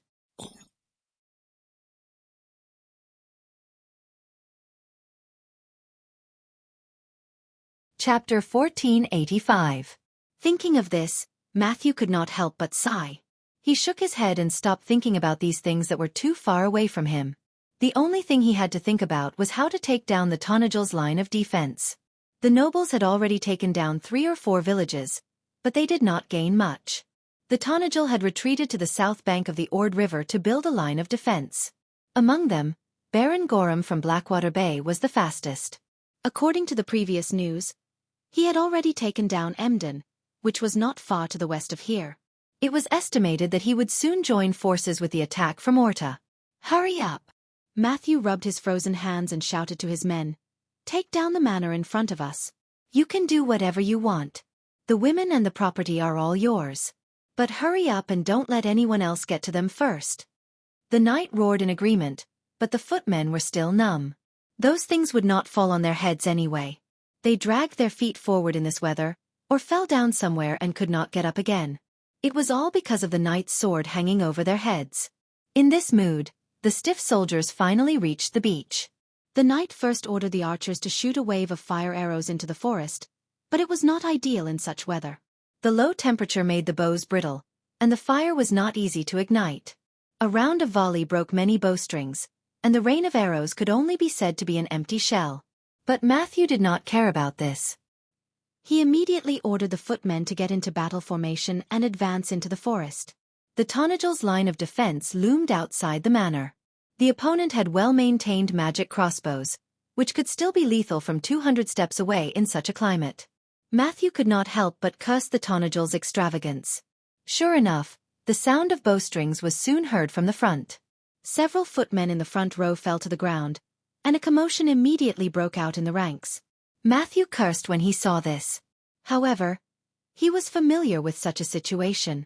He immediately ordered the supervisors to step forward and kill a few soldiers who were hesitating. After that, the team was reorganized. Matthew knew very well that the enemy's number was not large, which was their biggest disadvantage. As long as his side remained stable, the enemy would not be able to resist. This was how they had won the previous battles. As expected, the Tanajil army began to retreat. Now they still had some defensive depth, but their military strength was far from enough. When the other party had no space to retreat, it would be the time for the real showdown. Matthew was full of confidence. He saw that the tattered AB's collar emblem in the forest kept retreating. He did not know what happened in the end. Perhaps the flag bearer was killed, but the flag shook and fell down. Tanajil's rats are retreating again. The rebel army finally cheered, or rather, rejoiced. They don't dare to be our enemy. Chase after them and kill them. Similar scenes were playing out on the battlefield in Maxon Hill. The sudden appearance of the rebel army had almost defeated the local defenders of Maxon, who were caught off guard. Apart from the sporadic resistance, the Trentheim people were constantly retreating, or even being annihilated in most places. Matthew turned his head and saw that the southern nobles' flags had also been erected in Welland's direction. Flags representing their occupation were being erected south of the Ord River beach. The progress of the nobles' army had begun to accelerate, or rather, the Tanajil's resistance was getting weaker and weaker. It seems that we're going to win, Matthew thought to himself. But at that moment, the noble flag that had just been erected on the hill in the direction of Welland's ferry suddenly collapsed. Matthew happened to see this scene. He saw a knight rushing up the hill from the other side and cutting down the flag bearer with his sword. Matthew looked at all of this in horror. It must be the Tanajil cavalry, but why did they still have a fighting force here at this time? Not only did they not retreat, but they also attacked the Allied army's front line? Were these people crazy? He watched as one knight after another appeared on the mountaintop. The pitiful nobles' private soldiers that had occupied the mountaintop were all killed. The knights disdainfully threw the nobles' flags that had been chopped off on the ground. Then, another flag appeared on the mountain top. The first thing that appeared was a spear tip engraved with the silver motif of the Erewhon sacred lily. Then, the whole flag jumped up from the back of the hill. Matthew narrowed his eyes. It was not the battle flag of the White Lion Guards. Nor was it the heraldic flag of the ABs. It was a silver square flag that fluttered in the wind. The flag was painted with tassels, and a red ribbon surrounded by a silver star and a white moon. Under the star and moon was the sacred emblem of the royal family of Covardo. It was the flag of the Erewhon sacred lily. Matthew's heart skipped a beat. He quickly bit off the grass root in his mouth and spat it on the ground. He turned around and shouted to his knight, "Line up! Line up! Let the spearmen move forward." A row of knight appeared on the hill, followed by a second row and a third row. They lined up neatly and rushed down the hill. Their silver armor shone under the bright sunlight, like a silver wave, and they directly swallowed the nobles' private soldiers who were fleeing down the hill in panic. In fact, there was another nobles' army between them and the hill, but when Matthew saw the actions of the unlucky bastard, he knew that they could not save themselves or help him in any way. He could only pray that those damn idiots would not do him more harm than good. These Tanajil people must be crazy. Matthew's mind was in a mess. He finally realized who his opponent was. It was the Tanajil White Lion Knight. They must have come from Orta. But they dared to attack the front line of the Ord River. The noble knight not far away from him finally reacted. He hurriedly ordered his spearmen to turn around and regroup, but it was already too late. The riverbank began to tremble, and a silver wave had already appeared in the distance. Some people began to scream as they retreated. The remaining pikemen formed a thin line that could not stop the terrifying army. They were defeated in a single charge. Matthew saw with his own eyes that the noble knight was stabbed off his horse with a spear, and then his skull was crushed. His eyeballs splattered out with white brain matter and fell into a pile of snow. Their opponents showed no mercy. They did not show mercy because they were nobles. This was completely against the rules of Erewhon war. Even the undead of Madara would try their best to keep the noble knight alive in exchange for a large ransom later. These people must be demons. Matthew could not help but tremble. For the first time, he felt that his courage was not enough on the battlefield. He almost subconsciously retreated at that moment, but years of experience on the battlefield made him sober up. At this moment, he must not retreat. Retreat meant death. Several sorcerers suddenly appeared in the sky. These blue-robed sarcered sorcerers flew across the sky above his head and went straight for the White Lion Knights that had suddenly appeared. It was the Bugas. Matthew rejoiced that he was saved, but he had some doubts in his heart. Since when were there Buga wizards monitoring the battlefield in his direction? The silver folks reacted too quickly, and there were 4 of them at once.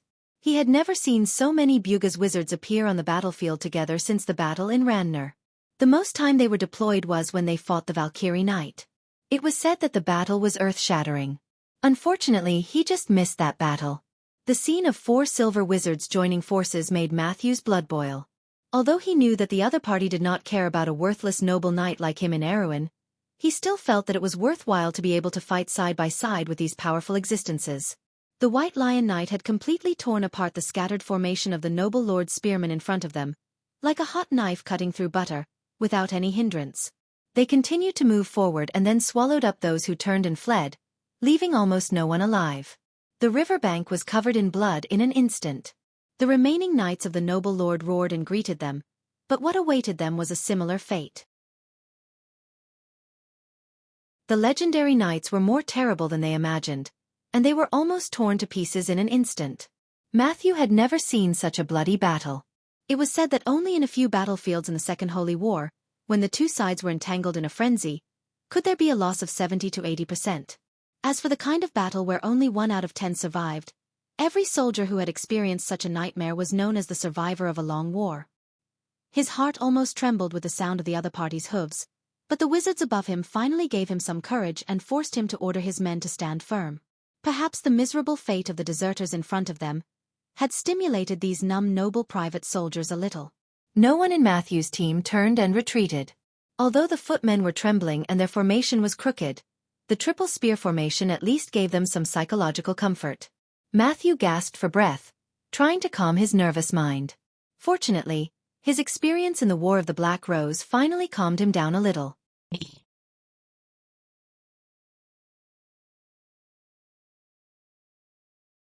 Chapter 1486. When the last noble knight on the battlefield was beheaded, the White Lion Knights did not stop and continued to charge in Matthew's direction. There were not many of them, but their aura was so powerful that the riverbank trembled slightly.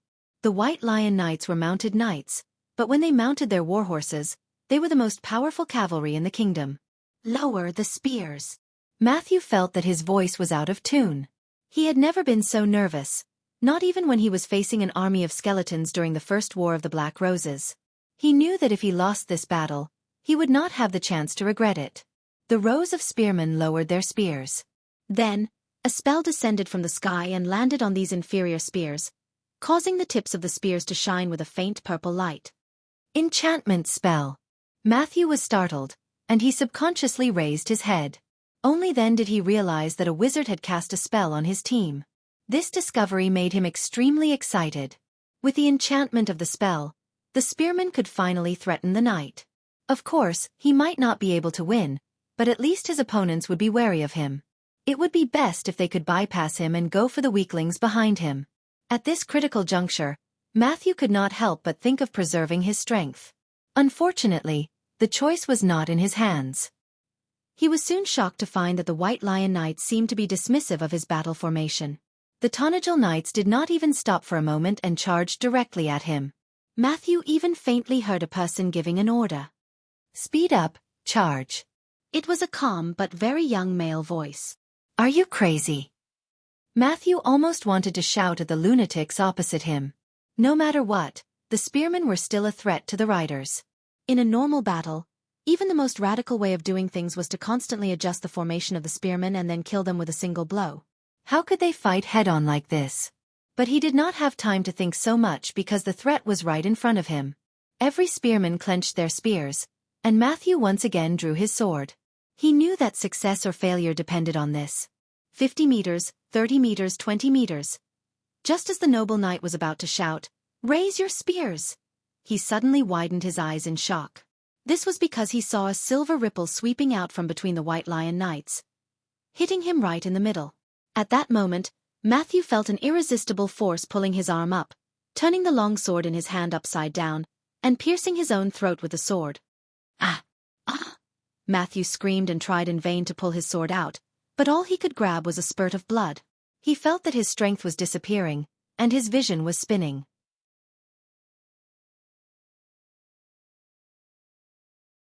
He saw the Tonajal knight rushing away from the spearmen who panicked because of the loss of command, knocking the poor men to the ground and trampling them to death. He saw that the thin formation was almost pierced through, and the soldiers fled in panic, screaming and crashing into their nearby allies. Matthew closed his eyes in pain, but at the last moment of his life, he saw something crossing the sky and sliding down from his gradually dimming vision. In the end, the noble knight fell limply from his saddle and landed on his back. But the battle on the battlefield had just begun. For spells were intertwined in the sky. They were 4 silver lines that traversed the heavens and the earth. When cast by the Sasaldian wizards, they almost had the power to destroy the heavens and the earth. For beams of light swept through the forest, and hundreds of hectares of woodland evaporated into ashes. The spells cut the ground like sharp blades. When they swept across the frozen Ord River and shot toward the White Lion Knight, even the river water was cut into 4 sections. The ice in the river evaporated and rolled back, revealing the pebbled riverbed. But Brando just looked at this scene coldly. These people dared to use string magic in front of him. Compared to Senior, this level of draconic magic was simply a joke. He pulled out Extermination. This dark and twisted holy sword looked like a piece of scrap iron, but its curved blade was pregnant with the meaning of cutting all laws. He activated the Superior Authority. Cut into the 3rd layer of the Tiamat network. Cut off the source of the magic transmission. This series of actions was completed in an instant when Brando swung his sword. The 4 silver lines shattered in mid-air. But it was far from over. Because the connection between order and space was also cut off, the Sasaldian wizard's flying spell also failed, and they fell directly from mid-air. And this time, there was no longer a magic shield to protect them from harm. The bodies of the silver folk fell from a height of 100 meters to the ground, and the final result was nothing more than a pile of mud. Descend! Descend! Descend quickly, the opponent has anti-magic means. Some of the Sasaldian wizards, who were a little further away from Brando and had luckily escaped, were frightened by this scene and fled far away. The leader of the wizards among them shouted at the top of his lungs to signal the others to descend immediately. Brando held the dark and twisted long sword in his hand and looked around at the sky. In the area where the White Lion Knight was, there was no longer a Sasaldian wizard who dared to stay in mid-air. Holy Sword of Extermination! In the sky in another direction, wizards in gray or blue robes were gathering. However, everyone had a serious look on their faces, and some of them were even frowning. Edo, Huggins is dead. So are Depana and Carla. With the Holy Sword of Extermination, the opponent should be that person. He really did come back. Gather everyone. Aween's scouts made a mistake in their judgment. The opponent is definitely not a sword saint who specializes in illusions. A dignified voice rang out, causing everyone to turn around and look at the speaker. The person who spoke was Hollis Finn. He was a respected wizard among the Sasaldians, second only to Wizard Sasaldian. He was also the leader of this operation. He was a stern-looking old-fashioned middle-aged man with 2 strange snow-white eyebrows on his handsome face. The sharp eyes hidden under the snow-white eyebrows glanced at everyone present and continued, "That is the elemental power of time and space, known as the law closest to the truth next to the power of existence. Our opponent is abnormally strong. He may have been taught by Tumen. I alone may not be a match for him." "My lord," the wizards expressed their opinions, "we don't need to fight him alone. Since the target has appeared, shouldn't we inform the other side to enter the field?" Hollis nodded. "That's what I was thinking." As for the few unlucky fellows who died at Brando's hands, no one mentioned them anymore. The death of those apprentices was not a big deal to the Bugas. Although every silver person was extremely noble, the number of apprentices who died in various experiments every year was not small. Before they had the ability to become official wizards, even the Bugas themselves were just cannon fodder. It was just that the Bugas' requirements for official wizards were much higher than that of mortals. Only those who were true wizards were the most valuable assets of the Sasaldian alliance. On the plains on both sides of the Ord River, the battle between the Tonajal and the army of the southern border had just begun. The sacrifice of 2 lords in a row finally bought enough time for the others to react. The horn sounded. Except for a small number of people who chose to retreat at the first moment, the various noble armies chose to obey the order at the first moment and surrounded Brando and his White Lion Knight from both sides of the Ord River. This was a strange sight on the battlefield. The army from the north of the Ord River was closing in on a small on the battlefield, and in the middle of that dot was a group of Trentheim cavalry that was as weak as it could be. My lord, what do we do next? Forward. Forward. Faced with such a tight encirclement, even the most daring person could not help but want to retreat. Although the White Lion Knight Guards that Brando had groomed were the most outstanding youths of the Tonajul and even Erewhon, they could not help but feel that there was no chance of victory in the current situation. Brando turned around and looked at the captain of the knight behind him. He was a rather handsome young man, and could even be said to be somewhat beautiful. He still had a childish air to him, and there were faint freckles on his face. His hair was a little curly, and his light brown eyes shone with an unusually determined light. Are you afraid? Of course not. It's just that, my lord. Brando held judgment in his hand and pointed to the front. The brown bear on the coat of arms is the coat of arms of the Cade family. This family is known for producing cowards, and they dare to show off in front of you. I want you to charge forward and pierce through the formation of those cowards. Poke a hole in the encirclement of the rebels. Is that okay? The knight took a deep breath. Hot blood surged in their hearts. They were going to fight side by side with the most legendary hero of Erewhon. It was only a few simple words, but they felt as if they were invincible. Blow the horn, Brando said. The knight turned around and focused their gazes on the young knight captain. The latter quietly removed the white horn strap from his shoulder and lifted it with both hands. Another kind of deep horn sounded in the vast wilderness. The sound resonated with the wind, like the echo of the north wind, and echoed on both sides of the Ord River. The knight loosened the reins of their horses, sheathed their swords, and unsheathed their spears from under their saddles in unison. The magic runes on the white lion armor were activated at this moment, and the light of magic flashed. The war horse began to trot and gradually increased its speed. The ground rumbled.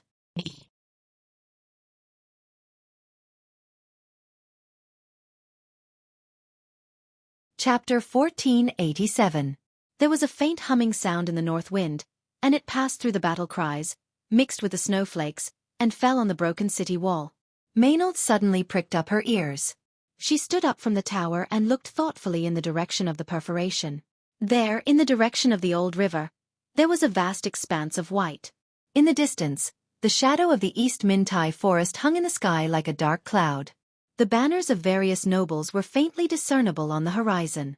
Lady Maynard, it's not advisable for you to move now.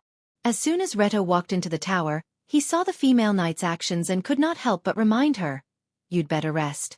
We can still hold on for a while after we join forces." And for some reason, the Bugas seemed to have left. Did you hear that? What sound? Maynard looked back at the veteran and replied, "It's the sound of a horn." That's the sound of a dragon horn. It's deeper than the usual horn sound. I've heard it once on the battlefield of Ampere Seal. Reto was slightly startled, thinking that the lady was hallucinating. But out of courtesy, he still listened carefully. But after a moment, the veteran's expression changed and he turned and rushed out. Maynard followed him out. Heavy snow was falling on the city wall. The rebel army's attack seemed to have stopped temporarily. The Bugas in the sky were also nowhere to be seen. Only the rebel camp in the distance was faintly discernible in the snow.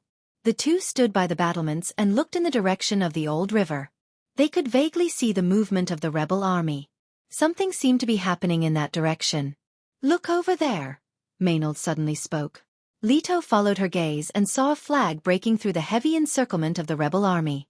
The flag dashed left and right among the various noble banners, like a reef in a storm, standing firm in the midst of the raging waves. That direction is Orta's reinforcements? He frowned. There are too few of them. What are they doing? They're courting death. No, Maynard hesitated for a moment. The sound of the horn is... The two of them suddenly froze. Who is that? Who is commanding that army? The Tonajul soldiers in the forest looked at each other. Their gazes pierced through the shadows of the trees, through the forest, and stared at the lone army on the north bank of the Ord River. He was like a lone knight who had fallen into a tight encirclement, but his opponents were unable to do anything to him. They've killed their way through the Cade family. Oh my God! Someone suddenly exclaimed. They have a chance now. Those damned Southerners haven't had the time to readjust their formation yet. Oh Martha, they reacted so quickly and made such a perfect judgment. Where did these knights come from? But no one answered his question. Everyone held their breath as they watched the miraculous scene in front of them. The huge rebel army was actually disrupted by a mere 100 or so cavalrymen. The entire huge front line was being moved by this lone army. The rebel army, which was originally attacking the south from all directions, was now slowly turning around. The Tanajal defenders who were fighting the rebel army on various fronts found that the pressure in front of them was gradually decreasing. When the sound of the horn reverberated across the vast wilderness, the sound of the horn echoed across the vast wilderness. Everyone couldn't help but have such a thought. It's time to counterattack. That's the horn, someone reacted. They're calling for us. I've heard such a long sound before. It was on the battlefield of Ampere Seal, a White Lion knight recalled and said with slight excitement. That's the White Lion Legion's counterattack trombone. Our lord once led us to launch a counterattack against the nobles in the north with such a sound. Then what are we waiting for? Look, they've raised the banner. Oh my God, what banner is that? Someone suddenly screamed. Everyone subconsciously turned their heads. Beside the silver lily flag fluttering in the stormy waves, a swallow-tailed flag was slowly rising. It was a sharp sword, the silhouette of Wuxia's black pine leaves, the shadow of a golden dragon, and a blood-red vulture's tail flower as an ornament. The golden dragon was the family emblem of the Cardoloso family. The black pine of Wuxia symbolized the beginning of a legend. The sharp sword was the symbol of the kingdom. The vulture's tail flower decorated the Caligo people's gentle and refined temperament. In the entire Erewhon kingdom, only one person was worthy of this flag. He was the hero in the hearts of every Erewhon people, and a godlike existence in Tanajal. Everyone stood in place in a daze. For a moment, they didn't know what words to use to express their feelings at this moment. Until another long sound of the horn came from within Fort Minty. It echoed the long sound of the horn from afar. Two long sounds of the horn, one high and one low, echoed each other on the battlefield. The Tanajal people finally came to their senses. Everyone looked at their companions and comrades beside them, and saw the same kind of passion in each other's eyes. His lordship is back. Fight for Erewhon. The knights shouted and rushed out of the battlefield. Looking down from the sky, it seemed as if a silver wave had suddenly appeared in East Minty Forest. Although their numbers weren't large, at this moment, they heavily struck the flank of the rebel army that was turning around. Sir Don Higgins could almost hear the sound of his teeth shattering. Why couldn't they stop a mere 100 cavalrymen? The armies of more than a dozen nobles kept surging forward, but they were constantly scattered by the enemy. An army of thousands could not stop a group of light cavalry that was 10 times their number. They could not even slow down the enemy's speed. Until he saw the silver-winged heavy cavalry of the Southern Legion that came from the north of Silverman being scattered by a mere 100 young knights, the confidence in his heart finally shattered. The light cavalry was turning around again, and their target was finally him. Sir Don Higgins instinctively told himself not to retreat. He was the commander-in-chief of the mixed army in this direction. If his men retreated, it would cause more than just a rout. Duke Grinoelson would kill him for that. But his rationality was defeated by his emotions, because there was a deeper voice in his heart that told him that if he didn't retreat, he would die here. He gave an order that couldn't be any more normal. Run. Sir Don Higgins and his troops turned around and retreated. The loosening of the rebel army's main formation caused a series of chain reactions. In the vast wilderness on the north bank of the Ord River, this temporary retreat turned into an avalanche in an instant. More and more people joined in this inexplicable retreat. It was as if it had started from a certain point, causing the whole area to break and fall apart. Brando sat on the back of his horse and just watched this scene calmly. In this era, the nobles' troops were so trashy. If it weren't for him, they would have been eliminated by the undead of Madara in the First and Second War of the Black Roses. Unfortunately, these people didn't know it. However, the knights around him were very excited because of this. The young men originally had the determination to die. They bravely and fearlessly accompanied their liege to charge into the trap. The surging blood and accelerated adrenaline made them not afraid of death at all. But to everyone's surprise, they actually succeeded. But they knew who it was because of. When they charged towards the spearmen of the Cade family, they realized that they weren't as cowards as their lord had described. On the contrary, the soldiers of the family with the brown bear as their emblem were all brave and fearless. They were the best nobles' private soldiers they had ever seen. However, it was at that moment that a powerful force of order suddenly descended upon everyone. When they turned around in shock, they discovered that their lord could actually extend the lines of law to a place 100 meters away and bless everyone with his elemental power. At that moment, the outcome was decided. The charge of 100 White Lion Knights, under the enhancement of the power of law, was almost equivalent to 100 elemental realm experts of the same level charging towards the spearmen of the Cade family. Even if this family was known for their bravery and fearlessness, it was useless. The young knights didn't understand what it meant to have this power bestowed upon them by their lord. This was because it was like the legend of the Cruise Knight, the 24 followers of the Wind Empress, and their king from 1,000 years ago. Like any ancient legend or myth, it was gradually buried under the dust of history. This was the power of the sage. When the core forces of the Noble Alliance were defeated, there was no one left on the battlefield who could stop this force. The battlefield was already in chaos. The banners of various nobles fled north in the wind and snow. Brando ordered the young White Lion Knights not only to lock down Don Higgins's army, but also to disperse any noble army that could possibly regroup on the battlefield. This would prevent the rebel army from organizing a counterattack and accelerate the process of their defeat. Soon, the defeated rebel army gradually scattered to the sides, opening up a path in the middle. Brando raised his head and noticed that an orderly army had appeared in the snow a mile or two away. This army was dressed in the same gray battle robes, a dark haze covering the horizon. When the knights saw the other party's banner, they couldn't help but turn to Brando. "My lord, they are." Brando waved his hand, stopping the knight's words. He had already recognized that it was the banner of Yen Bao. He had long heard of this rebel army from the north, and knew that they were involved in the plan to murder Prince Levin.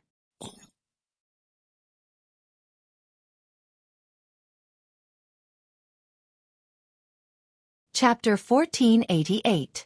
When Yen Bao's army appeared in Brando's field of vision, a loud voice came from the sky. "You really came back at the last moment, Count Tonajul, Mr. Brando, the grandson of the sword Saint Darius. Just like all the fairy tales and stories. It is a heroic knight who returns to the land at the last moment of the story to save the people who are suffering." "How perfect!" The voice thundered in the gloomy sky. It sneered and said, "Unfortunately, reality is reality. Since we have already expected you to appear at this moment, don't you think you are too arrogant to appear here alone?" At this time, there was a sudden scream in front of them. The noble's army seemed to have stopped in that position, and there was a commotion. Brando raised his hand and signaled the knight of the White Lion Guards to slow down. He looked up and saw the tragedy that was happening in that direction. There seemed to be a few huge portals in the wilderness. The portals slowly rotated, and behemoths with a crystal luster slowly walked out of these portals. These behemoths trampled into the crowd, and many of the noble soldiers were directly trampled into meat paste. Although Brando did not have any good feelings for these people who reaped what they sowed, he could not help but frown when he saw this scene. God, what kind of monsters are these? Are they on our side? That's Count Yen Bao's voice. Huh. At this moment, screams had already filled the air. Although the nobles and suzerains were fearful of the Trenthium's pursuit, the terrifying monsters in front of them were a much more direct threat. They pushed and retreated, slowly creeping towards the Trenthium's front line. Brando only let the young White Lion Guards kill the idiots who dared to rush into their formation in panic. As for the others, he did not continue to pursue. In fact, not only him, but the Tonajul people on the entire front line stopped. Obviously, everyone's attention was attracted by these new enemies. Suddenly, there was a new wave of screams and screams in front of them. An overwhelming number of yetis swarmed out of another portal.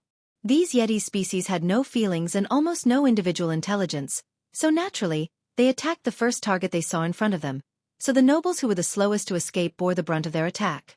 These terrifying dusk species were one of the most ruthless creatures in the world. They quickly flapped their thin wings and swept across the battlefield.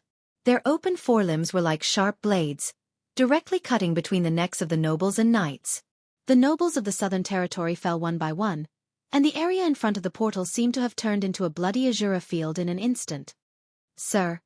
Brando stopped his knight, whose expression had changed. He raised his head and silently looked at the gloomy sky. Over there, ring-shaped magic circles were unfolding one after another. It was as if a silver beam of light was shooting from the horizon, passing through these slowly rotating ring-shaped magic circles. The light rays converged outside the magic circles, forming silver battleships. However, these warships did not have the silver unicorn insignia of Kanaiji. Instead, they had pitch-black eyeballs on their sails. Those abstract eyes were looking at the land with a cold expression. It was the Sasaldian fleet. When this huge fleet appeared in the sky above Menta, Maynard immediately walked down the city walls. However, the copper dragon Reto grabbed her arm from behind, saying sternly, "What are you doing, Miss Maynard?" The knight was silent for a moment. "I can't let Mr. Brando face all of this alone. Even if I die, I want this kingdom to die with me." "I thought you didn't like his lordship." "Mr. Reto, now is not the time for jokes." Maynard frowned and replied with some dissatisfaction. "Haha, it's just a joke." Reto laughed, but he shook his head. "You don't know his lordship well. Look at him. These pitiful creatures can't do anything to him." Maynard was slightly stunned. His lordship is good at everything, but he has a bad habit of slapping people in the face. Reto sighed. "If it were me, I wouldn't have said so much nonsense to that guy. They're dead for sure. Just you wait, Miss Maynard. But right now, we do have something to do." "What do you mean?" Maynard turned around and sized up the veteran of the November War. She had always thought that these people were just experienced old soldiers, but the rumors about the survivors of the Long War seemed to be as miraculous as they were said to be. Reto gestured with his chin towards the north. The female knight turned around and raised her eyebrows slightly. "I see." She looked at him deeply and nodded. "I understand. Regardless of whether what you said is true or not, we can indeed go all out." After that, she held the hilt of her sword with one hand, turned around like a typical knight, and walked down the tower. However, Reto clearly saw that the female knight grimaced in pain when she turned around. What a stubborn little girl. He could not help but shake his head and think. Maynard walked down the stairs step by step. The wound on her chest was indeed excruciating, but she didn't seem to feel the waves of pain. She walked down the tower without a change in her expression. What a stubborn little girl. She heard a chuckle. This chuckle made her freeze on the spot. The female knight took in a light breath and looked around. After confirming that there was no one around, she asked in her heart with a slightly excited and surprised tone, "My lord, you're the only one. You're still alive, Miss Allium Japonicum? I thought you didn't like me." Maynard pursed her lips and did not directly respond to this question, but she still felt that her cheeks were a little hot. "We're the same person. There's no such thing as liking or not liking." "You're finally willing to admit this. You've finally become mature and strong, Maynard." Allium Japonicum smiled slightly and spoke as if she was talking to her little sister. The female knight did not refute because she felt that the woman's tone was weaker than ever, which made her feel a little uneasy. "I've always resisted you, but that's just because I'm afraid. I'm sorry. You're affected by your dreams. You're full of pessimism about the future. You don't believe in anything. This is really like me at that time." "Haha," Allium Japonicum smiled gently. "But all of this can be changed, Maynard. You should understand that the future is not fixed. The sword of fate is always in our hands. Both Sophie and I, and Brendel, believe in this. That's why we'll never give up on our hopes for tomorrow." In the darkness of the world of thoughts, Maynard felt someone holding her hand. It was a pure spiritual contact, but it made her feel warm. "Miss Allium Japonicum. Call me sister, okay?" Allium Japonicum. Sister. "Listen, Maynard, I've given you my fate. I don't know if this is good or bad for you. In the future I see, the existence of the gold folk may not be a good thing for Erwin. But you have to remember that it's us who created fate, not fate who created you." Allium Japonicum. "You. I may have to sleep for a while. Remember to say hello to Brando for me," Allium Japonicum replied gently. "I'm very optimistic about the two of you. You're both my dearest people. Don't worry about me, because I believe in Brando. He'll definitely find a way to save me." All sounds were silenced. Maynard stood on the stone stairs in a daze. She held a snowflake in her hand that was gradually melting. The atmosphere on the battlefield was almost frozen. The two sides that were still fighting each other in the wilderness seemed to have suddenly put down their disputes. The remaining noble lords and their armies scrambled to escape from the terrible monsters. They turned around and fled to the south again. Their original enemies, the Tonajal army and the young men of the White Lion Guards, let them go this time. They let these defeated soldiers pass through their front line and regroup at the rear. Some people were simply scared out of their wits and fled the battlefield directly, but no one paid attention to these people. There were more or less people who stayed behind, but everyone had a look of despair on their faces, as if doomsday had arrived. Even the dullest people understood at this moment that they had been used. Especially when they saw those terrifying monsters, those cold and aloof Sasaldians, their hearts could not help but be filled with fear and dismay. They even did not understand what kind of war they had been involved in. Until Brando spoke. "Your appearance reminds me of my own negligence." Brando's tone was very calm, as if he was talking about something that was completely unrelated to the current situation. But even though he spoke calmly, his voice spread throughout the entire battlefield, as if it was ringing in everyone's ears. This discovery made all of his enemies among the nobles in the south turn pale with fright and tremble, while all of his allies were shocked and excited. Because this was power, Brando raised his head. All for One usually has 3 representatives with the highest authority in a region. In the south, this representative should be Duke Arek. And in Ampere Seal, there's also a leading figure of the Holy Cathedral. My oversight was that I thought the remaining representative should be from Prince Levin Onessen's side.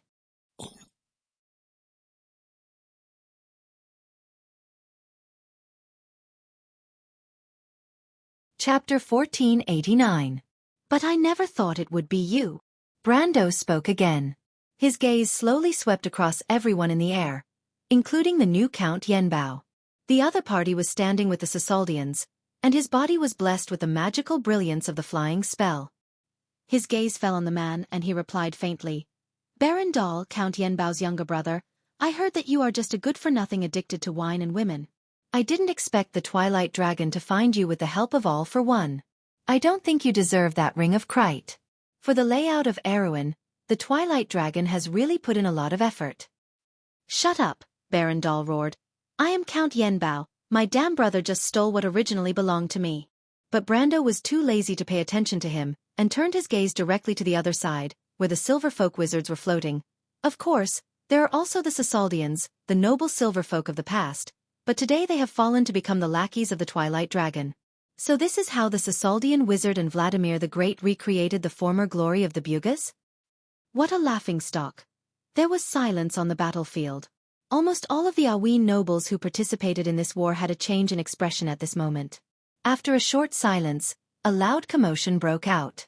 Everyone looked at each other, and everyone had a look of horror. Even if they were willing to believe that the Count Tonajal was lying, everything in front of them, those terrible monsters, all pointed to such a truth that they were unwilling to admit. Everyone trembled. Although they dared to participate in a rebellion to overthrow the royal family of Covardo, they would never lose their minds and join the heretics or even the Twilight Dragon.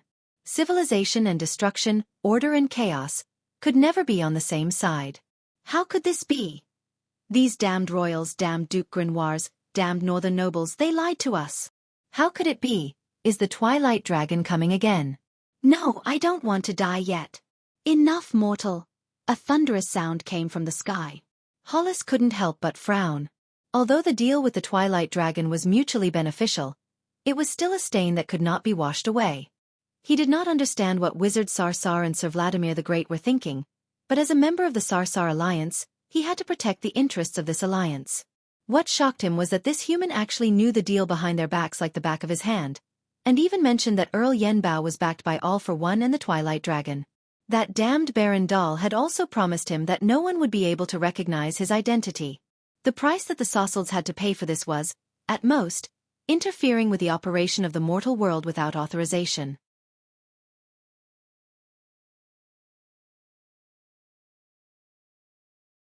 Especially when he learned that the other party had won the favor of Princess Griffine, the legendary pearl of King Oberg VII and the pride of the kingdom.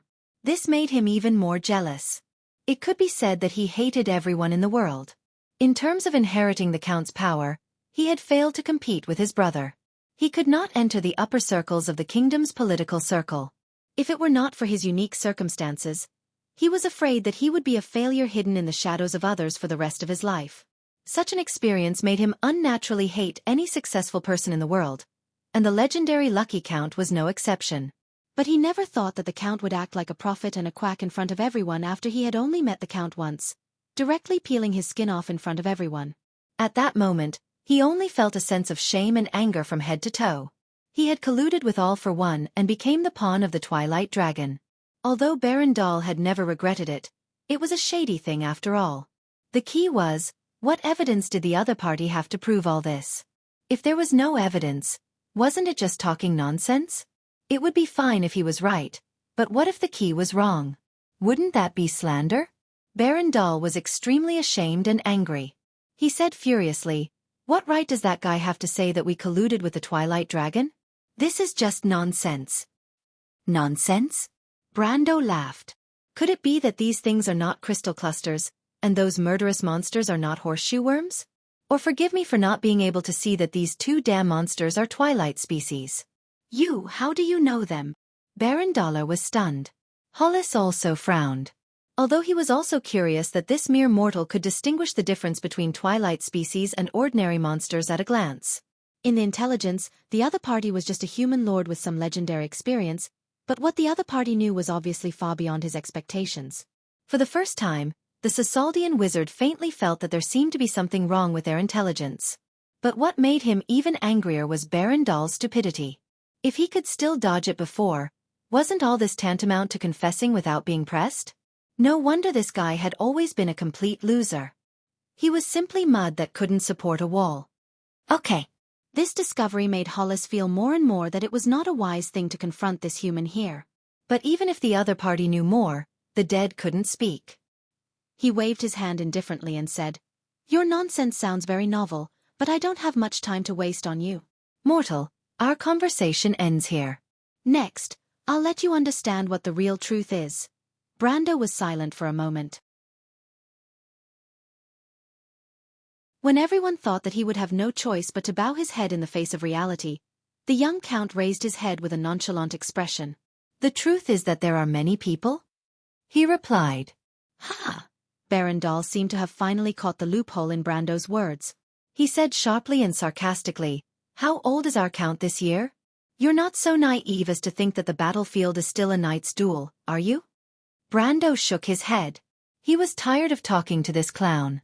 But he still asked, "I have a question for you, Dahl. How is Dilferi?"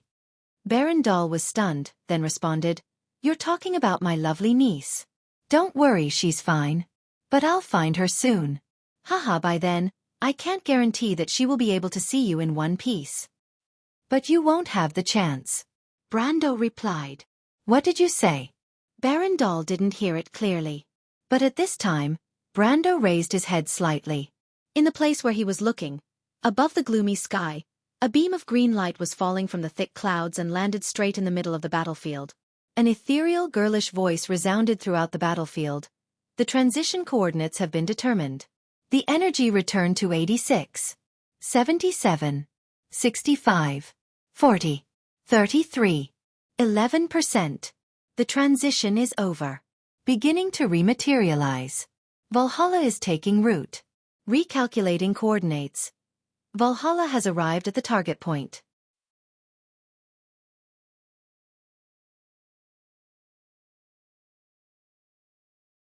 Chapter 1490.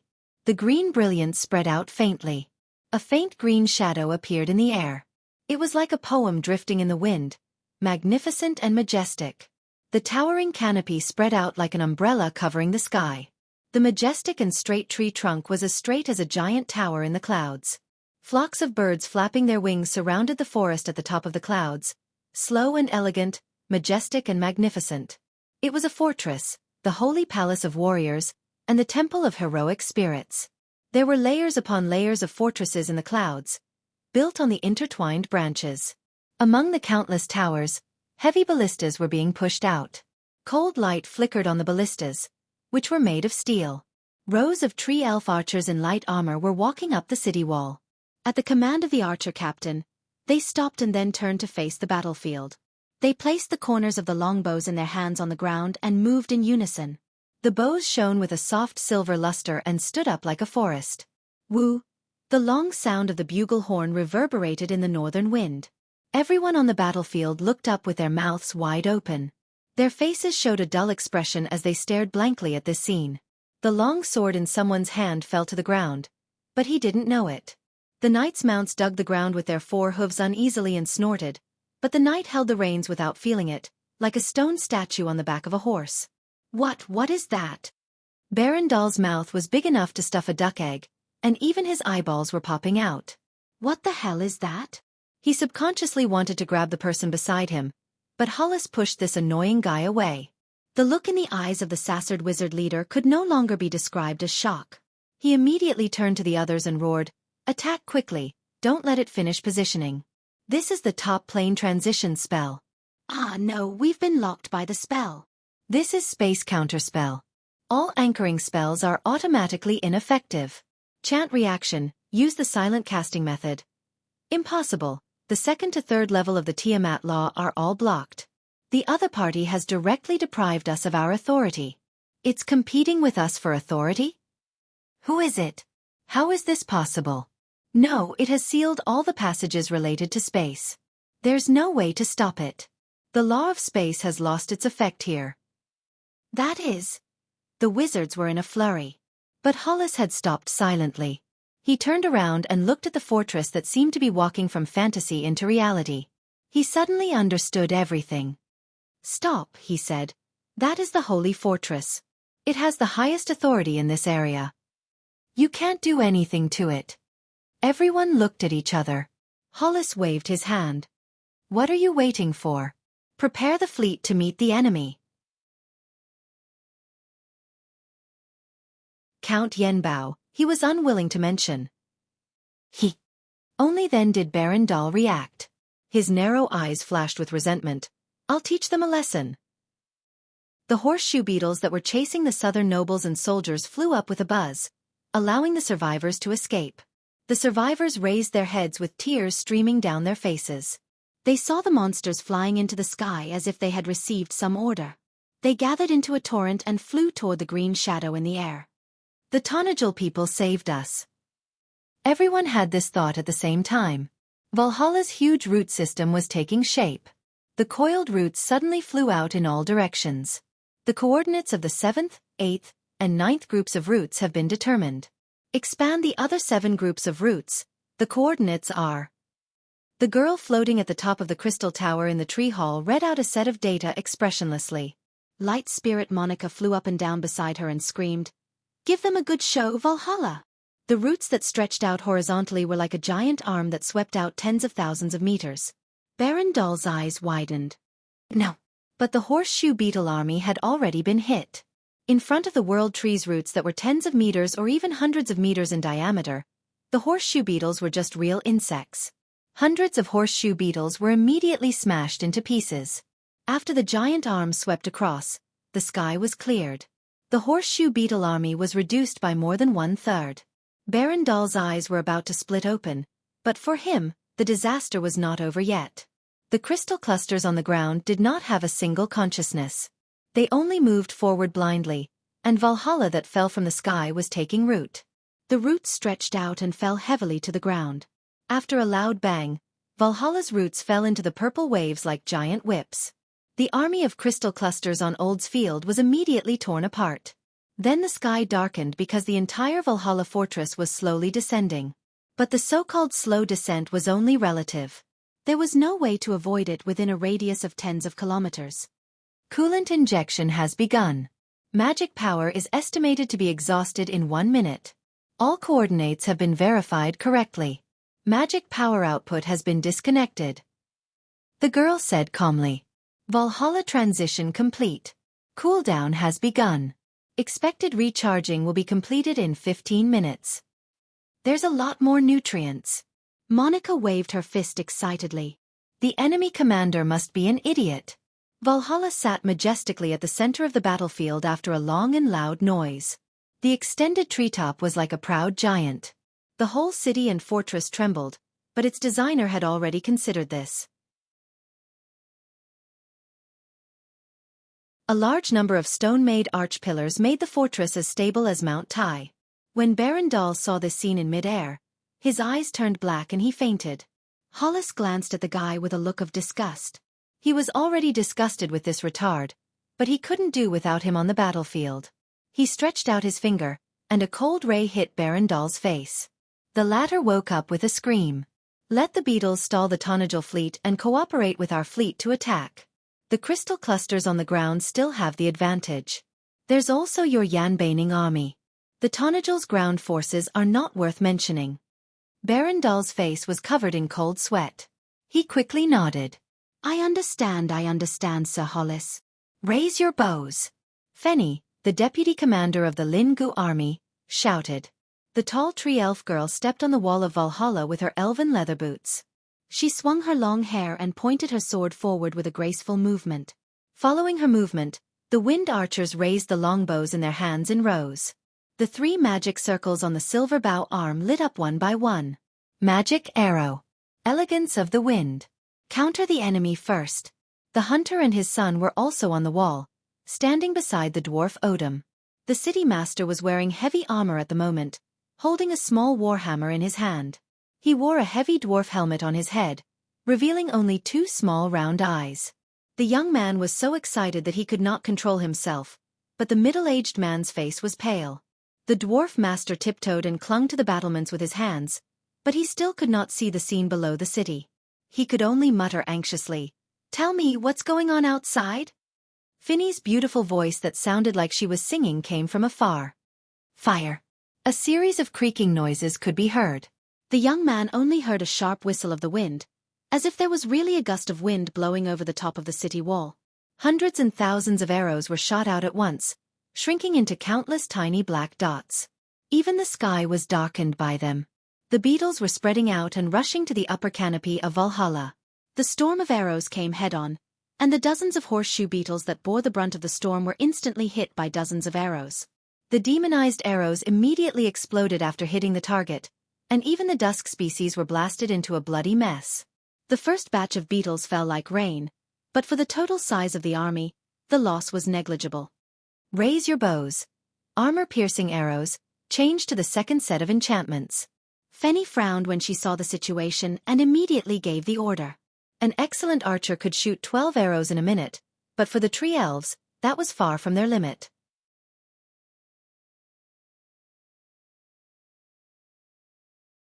And for the wind archers, Valhalla's exclusive army with elegance of the wind, the maximum shooting speed of the elven girls depended on how many arrows they had.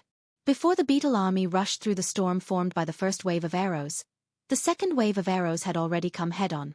Barandal's smile that had just revealed a clue froze on his face. This wave of arrows was enchanted with slow and gravity, so the beetles fell less than before, but the beetles that were hit were obviously slowed down and separated from the other beetles. In just a breath's time, the third wave of arrows came as scheduled. The youth cried out in surprise. Each of them can distinguish different targets. How did they do it? They are elves, and each of them is a natural archer. Stupid. The middle-aged hunter replied in a bad mood. The elves can't do it either. It's Valhalla who designated them as targets. This is the power of the Holy War stronghold. Odom leaned on the battlements and complained, "Can't you tell me what's going on outside?" "I'm sorry, Mr. Odom, I'm really shocked," the youth replied embarrassedly. "It's strange, why aren't those monsters attacking us? They're flying to the top of the trees." "They want to attack our port," Odom said loudly. "A bunch of idiots." More and more horseshoe beetles were hit, and the change in speed caused the formation of the horseshoe beetle army to change greatly. Their original attack became clearly layered, and vaguely formed the shape of a long snake. Even the incompetent Barandal could see the problem at this moment, but he was as anxious as an ant on a hot pan, not knowing how to deal with the current predicament. Fenny sneered and whistled.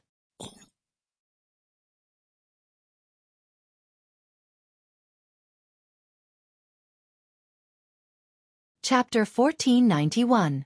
The winter sun suddenly dimmed, and a whistle came from the top of the tree, as if countless birds were flapping their wings and flying high. The young hunter looked up subconsciously and saw countless silhouettes of light and shadow flying over his head. His mouth was wide open in shock. Flying. Flying horses? It's the Windrider colts. Those idiots are done for. Odom complained loudly. But I don't see anything. But they're in the sky. I don't know, I only see darkness. The dwarf replied in annoyance. The young man quickly adjusted the dwarf's heavy helmet. Odom cried out in surprise. Heavens, I didn't notice this problem. I was probably too anxious. Thank you very much. Ha ha ha, idiot dwarf. Finny's teasing laughter could be heard from afar, and the elven girl was swaying back and forth in laughter. Ah, damned little girl. Odom was so angry that his beard was blowing. Just you wait, I'll teach you a lesson. Ha ha ha, you can't beat me, esteemed Mr. Odom. The young man carefully avoided the center of the two and raised his head to look at the battle in the sky. The Valkyries' guard. Most of the people in Valhalla were hiding in their houses or temporary shelters. The workshops and shops on the streets were all closed, but everyone was hiding behind their doors and windows, silently watching this battle that would affect their future. However, the moment the female knights appeared on the tree canopy, a small cheer was set off behind the entire city. Shertu and Skager stood upright on their Valkyries' warhorses that were burning with white flames. The spears in their hands flickered with the silver light of the poem, and behind their winged helmets, their long golden braids fluttered in the wind. They held small round shields in their hands, and behind them were hundreds of their sisters. They were the heroic spirit warriors from the ancient times, the Valkyries of Odin. Shitta's cold eyes scanned the battlefield, and when she saw the horseshoe beetles charging towards her, a trace of disdain flashed in her eyes. Sisters! She pointed her spear at her opponents who were not in formation and shouted in a dignified voice. For Valhalla, for the Valkyrie, charge! Streaks of silver light poured down from the sky. Affected by Finny's premeditated use of slow and gravity, the beetle army was unable to organize an effective defense, not to mention that their individual strength was not superior to their opponents. In the era of the Queen Mother, the horned beetle was the most powerful existence in the Twilight Army. But that era was long gone along with the glorious era buried by the divine people. The Valkyries' attack was like a sharp blade that pierced through the army. The horseshoe beetles fell like rain. Victory! The people in Valhalla screamed in excitement. The young hunter on the city wall was also screaming. He was cheering. Behind him, his father watched this scene silently, but there was a slight ripple in his heart. He couldn't help but recall his youth. At that time, Erwin still had two true heroes.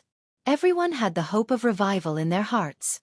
Under the leadership of the two lords, everything seemed to be so beautiful. The sweat on Berendal's face gathered into a stream, and the stream gathered into a small river.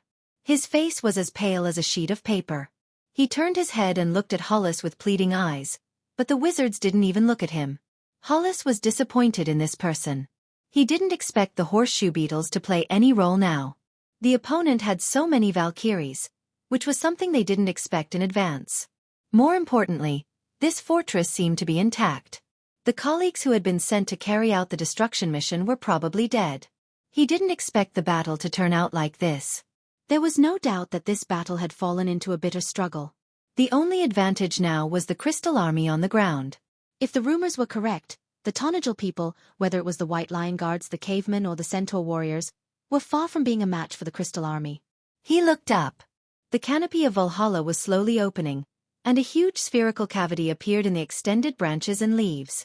The wind blew at the top of the tree, and thousands of sails flickered with sparkling silver light. That was the Tonagel's fleet. The fleet was so powerful that Hollis found it difficult to deal with. Its flagship used to be the main ship and command ship of the Kanaichi Air Fleet. The Kanaichi simply gave their backup fleet directly to the Tonagel people. This was the only force on the battlefield that could determine the outcome of the battle. It must be restricted. He snapped his fingers, and a small magic circle appeared not far from him. A respectful voice came from the slowly rotating disc-shaped magic circle. Honorable Sir Hollis, Gonzalez awaits your orders. Order your fleet to spread out and seize the upper hand. Yes, sir. May the glory of knowledge be with you. Sir, bless us to defeat these country bumpkins easily. Please wait and see. Be careful. The opponent is not as weak as you think. I ask you not to take the initiative to attack. Try to contain the opponent within the effective range and expose the side of the Tonagel people. As you wish, sir. Only then did Hollis nod his head in satisfaction. Although the Banksians were also mortals, they had been willing to become vassals of the Sassalds for many years. It was much easier to use them than these barbarians. At least they understood the importance of obedience and discipline. The two large silver fleets in the sky were each looking for their best positions. The Sasald's fleet clearly had the advantage.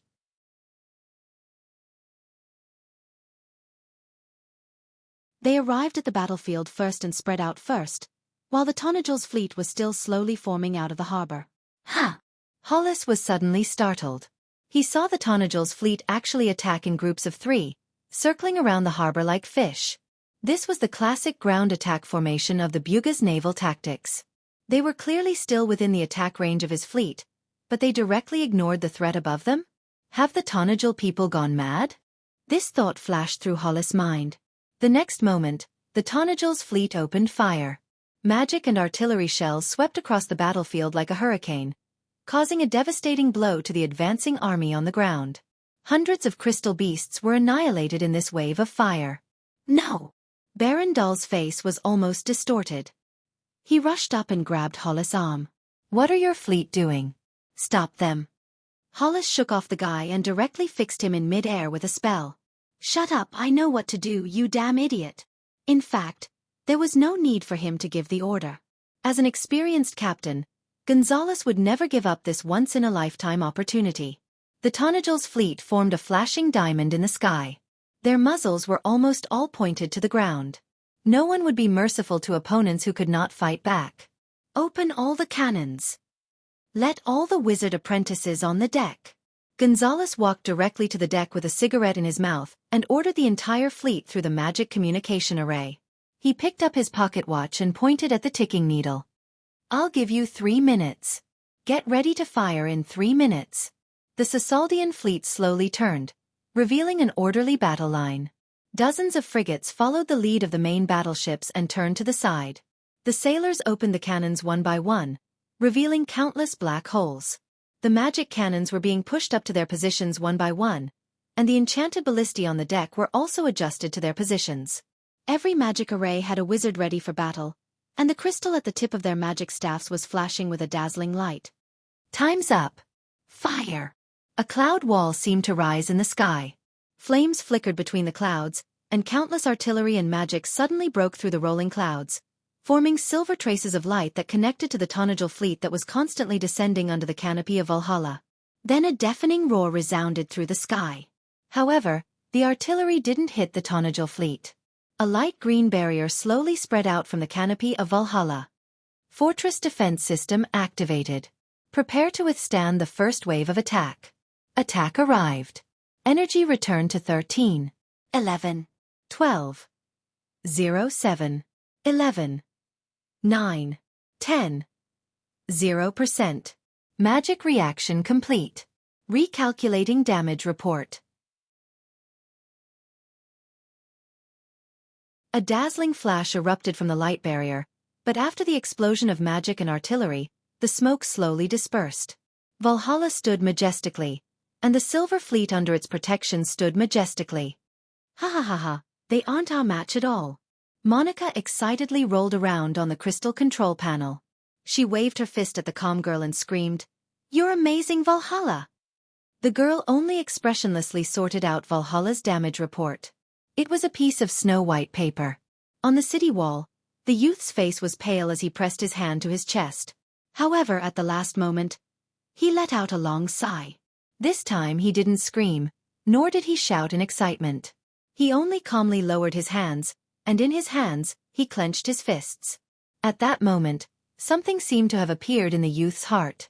It was something he had never imagined in the past. He finally saw it. It was Erwin's power. In the air, the wizards were completely silent. The massive fleet of Sasaldians was also completely silent for a moment, to the extent where they even forgot to fire a second round.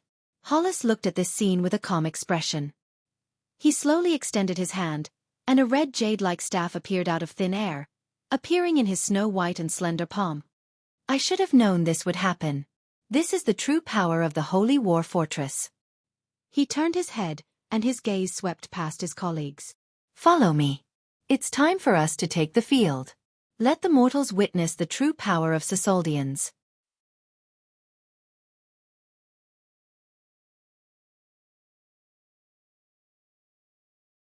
Chapter 1492.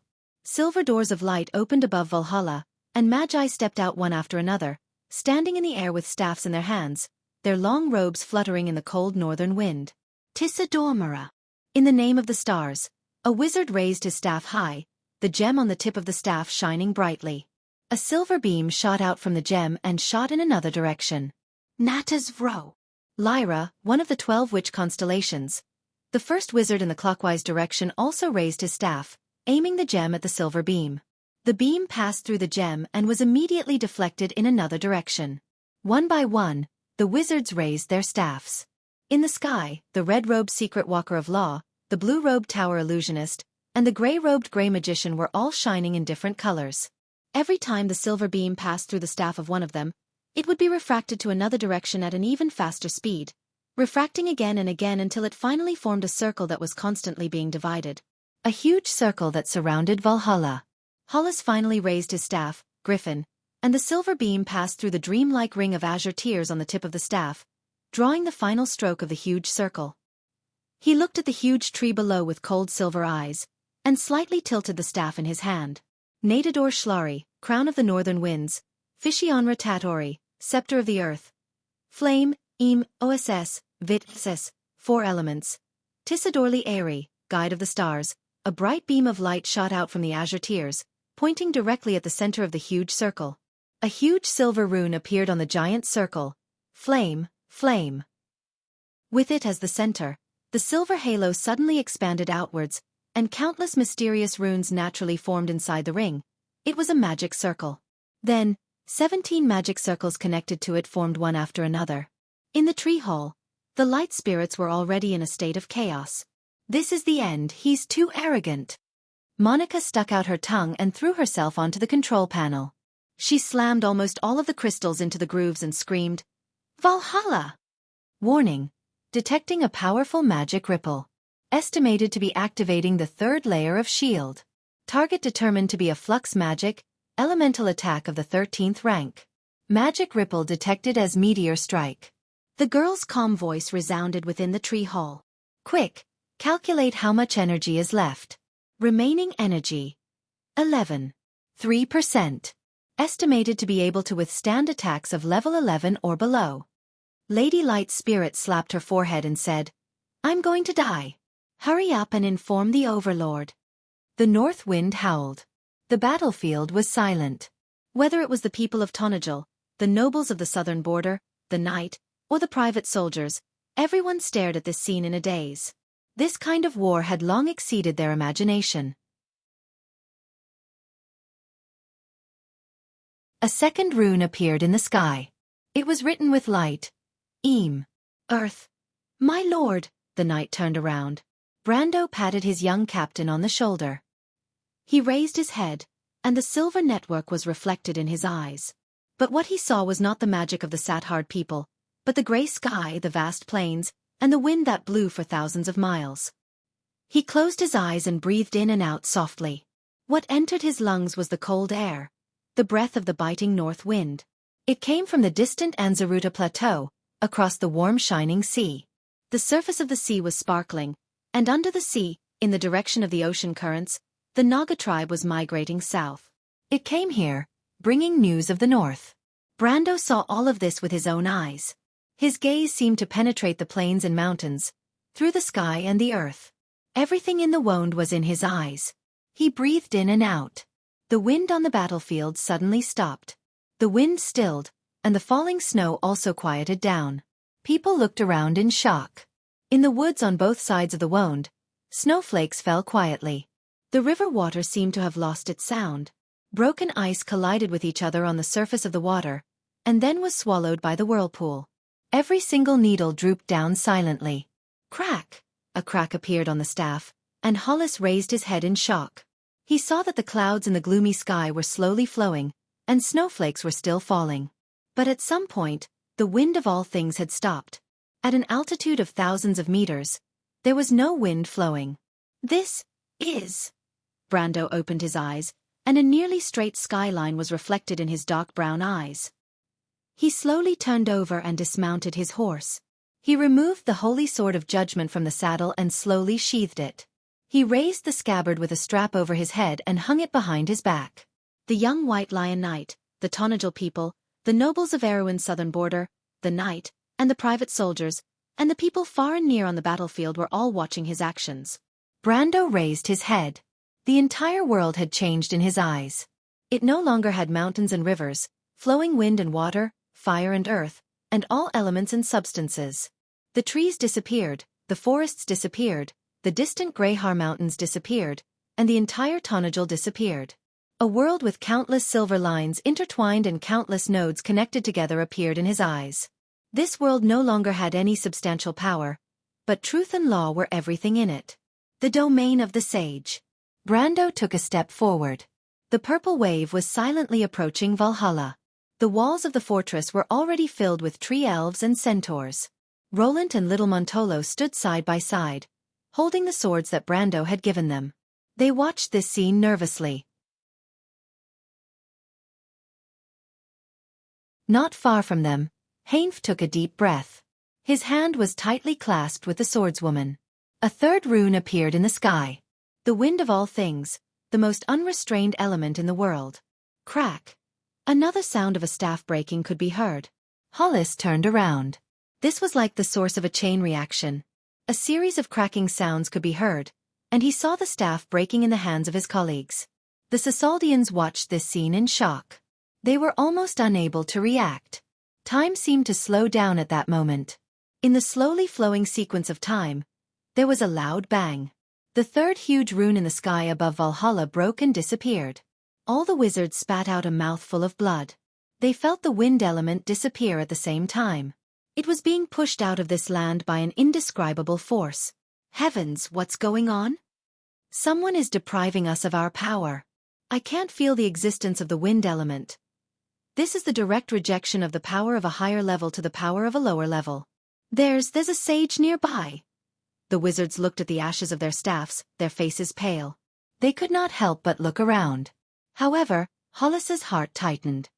Be careful. He turned around and roared. There was a flash of light on the ground. There was a scream, and a long and narrow sword light intersected with a keeper of justice of the secret realm. That person's face showed a stunned expression. Then, his head slowly drooped down until it fell from his neck. The headless corpse fell limply to the ground and soon became a tiny black dot. And in the place where he had been standing, a young man holding a sword appeared. The young man stood with his back to everyone. The holy sword was already in its scabbard on his back. The corners of his coat drooped motionlessly because there was no wind. And the hand holding the hilt had slender and powerful fingers. The knuckles were pale. It was quietly placed on the twisted and strange gauntlet of annihilation. Sage. Sage. Hollis squeezed these two words out from between his teeth. Brando shook his head and asked calmly, "What is power, Sasaldian?" Shameless boasting. 7 different magic circles suddenly unfolded behind Hollis. Imprisonment, gravity enhancement, slow, movement prediction, law analysis, mind sensing, forbidden domain. 7 spells landed on Brando in succession. It was a pity that Brendel only needed to wave his hand and all of these spells fell apart. Hollis narrowed his eyes slightly, and a warning sign rose in his heart. He took a step back, but he could not move at all. The face of this most trusted assistant of Sasaldian wizard instantly turned snow-white. He immediately understood something. They were just one step behind him. The other wizards also began to cast their own spells. But before these people could complete their spells, they suddenly turned into balls of flames and fell from the clouds while screaming. This tragic scene actually caused everyone to stop moving out of fear. This is divine power. How is this possible? The gods have long passed away. They suddenly stopped talking. One by one, the Magi's faces turned pale. Brando did not speak again. He listened silently. There was no wind in the sky, but he seemed to hear a sound. It was a rumbling roar, echoing from the whole world, as if the world was pulsating. Time after time, every beat was strong and powerful, like a forging hammer hitting his body, causing his blood to resonate, as if it was boiling, making the same rumbling sound. Brando slowly turned around. The wizards could not help but hold their breaths because they first saw a pair of black eyes, but they gradually merged with the silver light, which seemed to be mixed with a wisp of golden brilliance. The golden brilliance became more and more intense, and finally completely enveloped Brando's vision.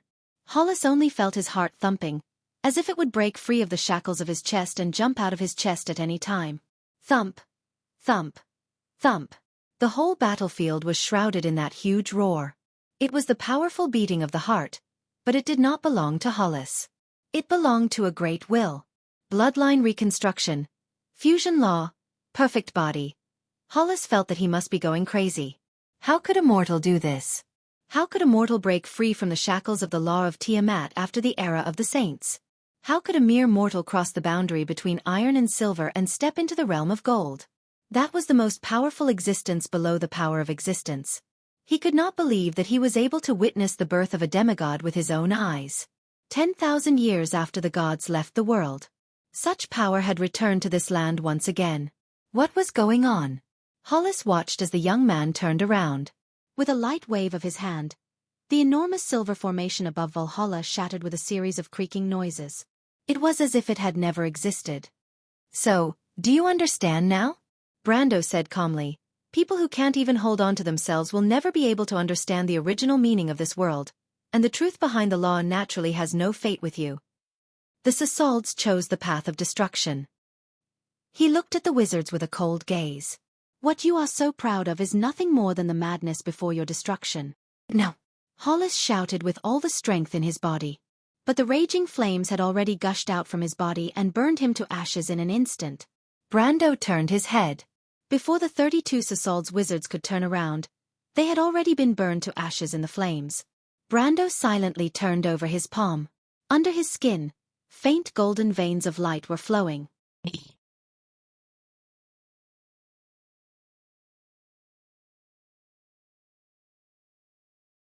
Chapter 1493. The front of Valhalla Fortress rumbled, and the battle on the ground finally broke out. The old dwarf Odom leaned against the battlements with one hand holding onto his dwarven helmet while the middle-aged hunter supported him from behind. He saw the purple crystals pouring down from the walls like a flood. Among those crystal monsters, a terrifying behemoth was ramming its head into a nearby tower, causing the entire city wall to tremble. Hurriedly, a loud voice cried out, "Stop!" The old dwarf hurriedly shouted, "Put me down! Those damn things are attacking us! Give me my hammer!" The middle-aged hunter quickly let go of the dwarf. Odom jumped down from the battlements and tidied up his crooked armor. "Thank you very much. You're really strong." The middle-aged hunter returned the hammer to the dwarf and humbly replied, "It's nothing. The boars in the mountains are much heavier than you." Odom didn't find anything wrong with his words and nodded in satisfaction. "But can you change the way you carry me next time? No dwarf wants to be treated like a sack." Suddenly, there was a scream from afar. The three of them turned around and saw 6 3-meter-tall insect-like crystals climbing up the walls. The centaur warriors in silver armor were retreating, and the elven archers shot out a wave of arrows. However, the enchanted arrows only made tinkling sounds when they landed on the crystal heads, and were bounced to the side. "Watch me!" Odom shouted and swung the hammer in his hand, throwing it at one of the monsters. The warhammer, engraved with silver runes on its surface, struck the crystal's head with a loud boom that sounded like a thunderclap. The monster screamed, and a crack appeared on its head. It fell off the city wall. Odom waved his hand and the warhammer on the ground flew back into his hand. The old dwarf held the hammer firmly and shouted excitedly, "Have a taste of Master Odom's masterpiece, Storm's hammer." After saying that, he did the same thing and smashed the other crystal cluster with his hammer. At this time, the elven archers finally reacted. Finny also opened her winged cloak and jumped, gliding to the top of the walls. She commanded loudly, "Change to resonance arrows." The wind archers took a step back and changed to the 4th set of enchantments. After a round of arrows, they finally knocked the 4 crystal beasts off the walls. "Ha ha!" The dwarf couldn't help but laugh. "Looks like my old bones aren't as old as I thought." He even mocked Finny. "Looks like you tree thorns aren't that smart, huh?" But at this time, the sky darkened and the young hunter who was hiding at the side couldn't help but shout out a warning. "Be careful, Mr. Odom." Odom raised his head and saw a horseshoe beetle swooping down from the top of the tree, swinging its scythe-like blades at him. He couldn't dodge it, but an arrow hit the horseshoe beetle's compound eye, causing it to shriek and roll in the air. The giant scythe also brushed past the old dwarf's body, causing him to cry out in fear. Before he could finish, Finny had already rushed over and rolled him to the side. The horseshoe beetle that was rolling in the air swung its forelimbs, and a wind blade swept past the position where the two of them were just a moment ago, leaving a mark that was nearly half a meter deep. Bah, bah, bah, the old dwarf spat out sand as he got up and said stubbornly, "Let me say this first, I won't thank you. I don't need an idiot's thanks. Enjoy your trip." What? Finny used her back to push against the battlements and kicked the old dwarf's butt, causing him to cry out in pain and roll down the walls like a wooden barrel filled with apples. At this time, the horseshoe beetle had already adjusted its posture and was once again charging in this direction. But Finny nimbly jumped to the side and used her wind cloak to jump to the other side of the tower. She raised her longbow and was about to counterattack when a blinding bolt of lightning shot out from the tower and hit the horseshoe beetle's head. Finny felt her body go limp as she fell into a person's warm embrace. She caught a whiff of an apple-like fragrance and looked up, only to see the red-haired girl catching her with one hand. Scarlet frowned slightly, holding the halberd in one hand as she charged towards the horseshoe beetle. The latter was hit by the lightning and lost its balance, falling shakily on the walls. Scarlet strode forward, the azure spear in her hand thrusting towards the monster like a bolt of lightning. After a loud crack, the horseshoe beetle was nailed to the top of the walls by her spear. "Miss Scarlet?" Finny cried out in shock. Only then did the Highlander girl put her down. She looked at her, as if to make sure that she was not injured. I'm not injured," Finny replied with a red face, "but it's hard to say for poor Mr. Odom." Damn it. The old dwarf was lying between a pile of smashed wooden barrels. Beside him was a pile of stinking salted fish. He groaned in pain. "Can't you send me down the stairs in a gentler way?" "This is already the most gentle." Finny pulled down her eyelids and made a face at him. The Grey Wolves mercenaries also came out from the tower. After Scarlet confirmed that Finny was fine, she turned to them and said, "You guys take Mr. Odom back to the second wall. Let's help too." The young hunter hurriedly said, "Although my father and I can't fight, we can still do what we can." Scarlet glanced at them. She was not familiar with the people of Valhalla, so she looked at Finny in confusion. She did not understand why there were two civilians on the walls at this time. They're the two hunters, Miss Scarlet." Scarlet then understood. She did not answer the young man directly, but she still nodded at him. The group immediately got busy, but Finny was still puzzled. "Are we going to give up the first wall now?" "I think we can still hold on for a while." Scarlet nodded and took out a crystal ball from her pouch and held it in her hand. The crystal ball immediately emitted a faint radiance, and within the radiance was a projection of the situation outside of Valhalla. The angle of view was taken from the floating airship in the sky, and the projection was precisely the current battle situation in Valhalla. One could clearly see that on several sections of the city walls, the giant crystal siege beasts had already broken through the outer walls, and countless small crystal clusters were currently pouring into the first section of the city walls. The projection only lasted for a moment before it disappeared and was replaced by the figure of a little girl. Finny recognized the girl's identity. It was Sifrid. "Sifrid? It's me, Sister Finny. I'm currently in Odom Fortress. Can I entrust you with the task of retreating the wind archers to the second wall?" Phinia replied. Finny was stunned for a moment, but she immediately reacted. "Are we going to lure the monsters to the second tunnel?" She pursed her lips into a smile. "You're amazing, Sister Finny. That's exactly what I'm going to do." "All right, leave it to me, Sifrid." The elven girl's eyes curved into crescents as she smiled. She was a little excited in her heart. "Leave it to me, Sifrid." A resounding boom rang out as one of the crystalline beasts finally crashed through the tower. As it slowly and heavily stepped into the city, boundless purple waves had already gushed into the city through the hole in the city wall. "Retreat! Retreat quickly to the second wall. Move to the sides and leave a path in the middle." The knight sergeants on the walls immediately gave out orders, and the druids who were in charge of covering the crystal siege beasts cast thorns to slow them down. Roland and little Montolo were the last to jump off the walls. Before they left the defensive line, they took one last look outside the walls. They could only see a vast sea of purple. This was the fangs and claws of the Dusk Dragon. This was the legendary Dusk War. They never thought that the Count had been preparing for such a war all this time. Their hearts were heavy and uneasy, but they were also excited and their blood was boiling. This was the true hero of the Arrowan people. He was also the common hero of the mortals. When Roland thought of how he had almost wallowed in the mire with the dusk dragon's fangs and claws, he couldn't help but break out in cold sweat. He suddenly recalled the words that Brando had said to him. He understood that this was a test for him. If he had hesitated in the slightest, he would have already met the same fate as the nobles outside. Thinking of this, the youth couldn't help but tighten his grip on the sword in his hand. He wanted to use this battle to wash away the mistakes and humiliation he had to bear. However, before the two of them could express their feelings about the mission, they were kicked to the ground. They turned around and found that it was the lizard man who had been following them. "What are you doing?" Roland shouted in annoyance. Although they had noticed this lizard man who had been following Count Tonagel, they didn't think that he would dare to make a move against them. However, Ropar couldn't be bothered to talk nonsense with these two little fellows. He directly lifted them up, one in each hand. At this time, Roland and little Montolo felt that something was wrong. The other party had only casually grabbed them, but they couldn't avoid it. Roland couldn't help but be dumbfounded. Only now did he realize that there wasn't a simple person beside the Count. "Let us down." But being lifted like this was really a disgrace to a gentleman, so he couldn't help but protest. Ropar didn't care about this fellow at all.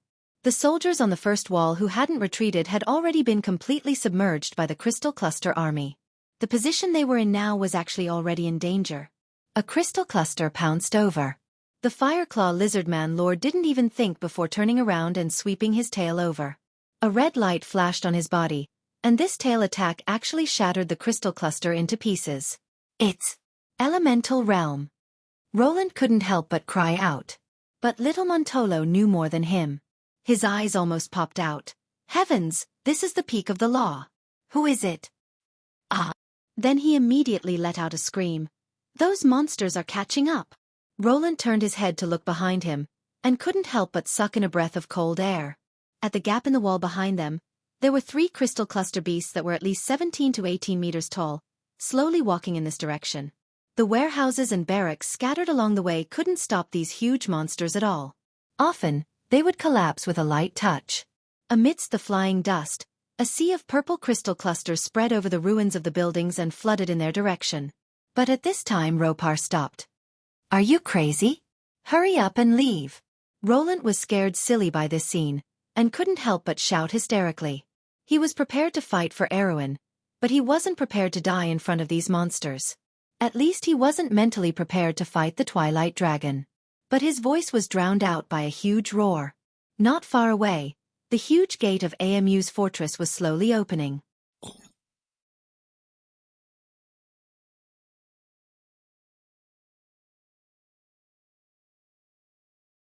Chapter 1494. Count Gonzalez frowned as he looked at the Nigel's floating fleet. The huge fleet had been acting strangely since the beginning. Although they still maintained the diamond formation, they had almost stopped delivering firepower to the ground. The other side was constantly rising in height, which was not a good sign for them. But Valhalla's magic shield still existed, and the Sisaldans could do nothing about it. Count Gonzalez paced anxiously on the deck of his ship until a messenger ran to him with a crystal ball in his hand and said, "Sir, Count Yenbao's contact." Gonzalez waved his hand angrily. "Tell him to go away." "I don't have time to listen to him cry like a woman." He asked again, "Have you contacted Sir Hollis?" "No, sir." The messenger shook his head. "The magic circle above the Tonagel fortress has been maintained for several minutes, and no message has come." "What about the gargoyles sent out?" "They haven't come back, sir." Gonzalez turned his head, frowning as he paced back and forth beside his desk. Finally he stopped and said, "Let Baron Dale talk to me. I want to see what this guy is up to." The messenger immediately activated the crystal ball, and Baron Dale's anxious voice immediately came from the crystal ball. "Sir Gonzalez, great, I've finally contacted you. This is a great opportunity. I need the support of your fleet." "What did you say?" "My crystal army has already broken through the outer defense of the fortress. We are in the north of the fortress. You should be able to see the gap in that direction. My invincible army and I are preparing to launch an attack, but I need your help." What kind of help do you need? Gonzalez replied as he went to the porthole and looked down. The battle in Valhalla was obviously not as smooth as Dale had boasted. He saw that the torrent of crystal clusters had at most broken through the outer defense of the fortress. The firepower of the Tonajal fleet was very fierce, which caused great trouble for the battle on the ground. Presumably, this was why Dale begged him for help. Sir, what is that? His messenger suddenly pointed in a direction and exclaimed. Gonzalez immediately looked in that direction. He narrowed his eyes and his expression changed. Baron Dahl was still talking about his situation in the crystal ball, but the experienced captain interrupted him without hesitation. I suggest you retreat quickly, Baron Dahl. What did you say? Your army that entered the city is finished. If you don't want to die, retreat quickly, Gonzalez repeated. Are you crazy, Lord Gonzalez? No one in Trentheim can pose a threat to us except for their Earl. Baron Dahl's voice shrieked. Just think of me as crazy, Baron Dahl. This is my last advice to you. He gestured for the messenger to close the communication crystal ball. The bridge fell silent. Gonzalez was silent for a moment. He rested his chin on his hand and thought. Then he flipped his pipe and tapped it on the corner of the desk. The Tonajal fleet is acting strangely, my lord. At this time, the voice of the first mate was suddenly transmitted to the captain's room through the microphone. Gonzalez was startled and subconsciously rushed to the porthole, but his messenger had already shouted, The tree's defensive barrier has disappeared. Sure enough, he saw through the glass of the porthole that the hemispherical defensive barrier covering the fortress faintly disappeared after a few flashes. At this time, the Tonajal fleet was regrouping. They slowly formed a beautiful battle line and turned their sides to face the Sisaldian fleet. We are faster than them. Faced with this scene, Gonzalez's mind flashed like a bolt of lightning. He calculated the time difference almost instantly. He shouted into the microphone, Prepare to fire immediately. The entire fleet will accelerate and change course. Seize the upper hand. However, due to a strange combination of factors, Count Gonzalez raised his head at this time. He suddenly realized that the huge magic circle above Valhalla had disappeared. An uneasy thought flashed through Bansia's mind. The giant gates of Orm's fortress were slowly opening. The Crystal Cluster army had already charged in front of Rolinti's group. One of the fastest insect-shaped crystal clusters had already spread its wings, flying towards them from a dozen meters away. Little Montolo, who was being carried by Ropar, couldn't help but scream in fright, but the Fireclaw Lizardman Lord didn't move at all. Kacha! Just as Rolinti thought that he was dead for sure and couldn't help but close his eyes, a clear sound came from above his head. The youth couldn't help but open his eyes in fright, only to discover that the crystal cluster that had pounced towards them had already been split in two. A large head stretched out from behind them. It was like a long snake's head. It waved its neck in the air and accurately bit down on the crystal cluster, its sharp teeth splitting it in two in an instant. Following that, a second, third and fourth head appeared in Roland's vision one after another. Roland opened his mouth wide, only to hear little Montoro shrieking like a madman beside him. Multi-headed basilisk. To be precise, it was a 9-headed basilisk. In terms of bear lineage, it was second only to the 12-headed basilisk. It appeared behind the gates of Orm's fortress with rumbling steps. When it fully extended its 9 heads, its total height had already surpassed the second wall of Valhalla. It was a giant beast that was more than 50 feet tall. Ropar didn't move at all, allowing the giant beast to trample past him. It was like a meat grinder as it slaughtered its way into the Crystal Cluster army. Its 9 heads moved together, and the Crystal Cluster army was instantly thrown into disarray. The Serpentine Lizard's powerful defensive ability was fully displayed at this moment. Although the crystal clusters could occasionally break its outer skin and cause damage to it, the wounds were often healed almost instantly. Sometimes, even the blood did not have time to ooze out. The 3 crystal cluster beasts finally arrived in front of the 9-headed basilisk, but they were now a size smaller than the 9-headed basilisk. Moreover, as a superior magical beast, the 9-headed basilisk's intelligence was much higher than the crystal clusters that didn't have the ability to think on their own. It directly used its huge body to crash into one of the crystal cluster beasts, knocking it to the side. When the other crystal cluster beasts pounced at it, it used its other 5 heads to spit out lightning and acid rain, forcing it to retreat. The 4 crystal cluster beasts quickly clashed together. This was a nightmare for the smaller crystal clusters. Fortunately, they didn't have the ability to think on their own, so they didn't have any unnecessary fear. Otherwise, they would have been defeated long ago. Do your best. Little Montolo was clearly scared to death before, but now he was so excited that he screamed, "Kill that damned crystal cluster beasts." However, Rolinti had already reacted. If the Count's subordinates were here, then there wouldn't be only one 9-headed basilisk in this fortress. He turned around, and sure enough, he heard a young girl's cold voice. "Everyone attack!" A rumbling sound echoed in Luo Lin's ears. What the hell is that? Baron Dahl, who had just joined up with his Yenbao army, witnessed this scene with his own eyes. He only saw the Crystal Cluster army pouring into Valhalla from the gap in the city wall, but within a quarter of an hour, the purple torrent retreated from the original path. It wasn't because of failure that they retreated. For the crystal clusters, there was no such word as retreating in their dictionary, but they were almost directly driven out of Valhalla. In front of them were dozens of giant lizards that stood out from the crowd. Baron Dahl almost blacked out when he saw the multiple heads on their necks. Multi-headed basilisk. Why did the Tonajal people have this kind of thing? Although the crystal clusters were still far more than the 9-headed serpent lizard in terms of quantity, the superior individuals in the crystal clusters were not inferior to these high-level magical beasts. In fact, the strength of the Lord-level crystal clusters far exceeded that of the 9-headed serpent lizard. However, Baron Dahl couldn't command the Lord-level crystal clusters. What's more, the artillery fire of the Tonajal fleet was constantly covering the front of the position, especially for those large targets. Few could break through the barrage and rush to the front of the Tonajal people. Baron Dahl was really fed up with the lack of air superiority. Although he clearly had the support of the Sisaldian fleet, this support was no different from not having it. Not to mention that the other party had previously rejected his request to directly bombard Valhalla fortress. These damned Banksians. Baron Dahl couldn't help but gnash his teeth and shout, "These damn Bugas, one day they will pay for their arrogance." He spurred his horse forward, raised his sword, and shouted to his subordinates, "Now, it's time for us to be loyal to our supreme master." In front of him was a dark army. Almost everyone was wearing armor. This elite army was originally composed of the Yenbao Knight Regiment. They were originally loyal to Count Yenbao. But at this moment, it was an army that belonged to him alone. What's more, they were no longer those weak human knight. "Don't be afraid of death," Baron Dahl screamed like a madman. "Because we are invincible, no one in this world can really hurt us."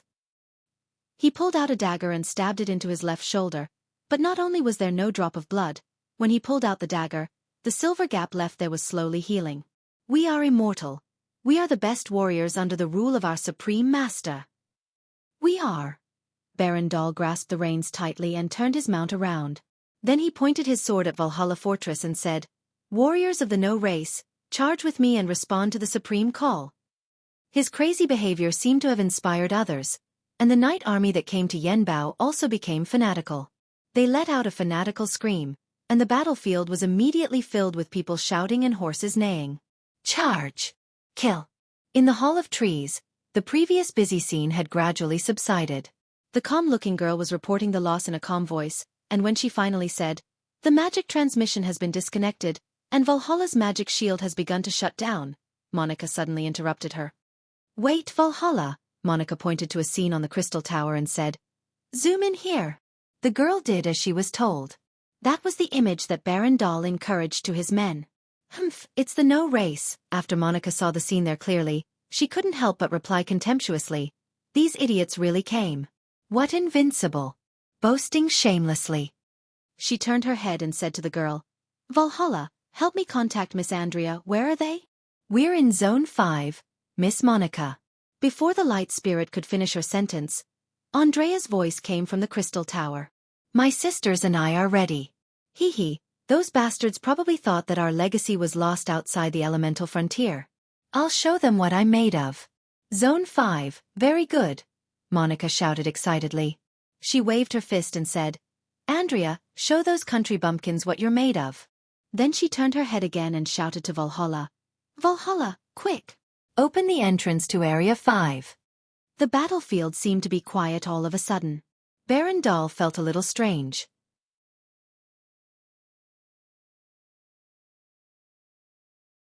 The Tanajal's fleet suddenly gave up suppressing the ground's firepower, but they didn't seem to be fighting with the Sasaldians' fleet. Because the rumbling sound of cannons in the air disappeared, and the explosion of magic no longer appeared, as if the two fleets had suddenly withdrawn from the battlefield. He wanted to look up to see what was happening in the sky, but he didn't have the chance because he and his army had already entered the range of Valhalla Fortress. He could only see layers of huge treetops above his head. What's more, the gap in the wall was right in front of them, and they were about to fight with those multi-headed lizards. If it was before, even if he was given 100 guts, he wouldn't dare to attack such a rank 7 or 8 demonic beast head-on. But at this moment, the Supreme Master had already given him an unparalleled power. Perhaps it wasn't strong enough, but it was an eternal and indestructible power. It was the power he dreamed of. Adrenaline was secreted at an accelerated rate, and he was so excited that he almost flew. War and killing turned out to be such a pleasant thing. If it weren't for the Supreme Master, he might not have been able to play such a game of life and death in his life. He looked up as if he was trying to find the enemy from his shrinking pupils. But it was at this moment that he froze. He found that the multi-headed lizards were slowly retreating in an orderly manner. Obviously, their beast tamer was extremely brilliant. But this was not the point.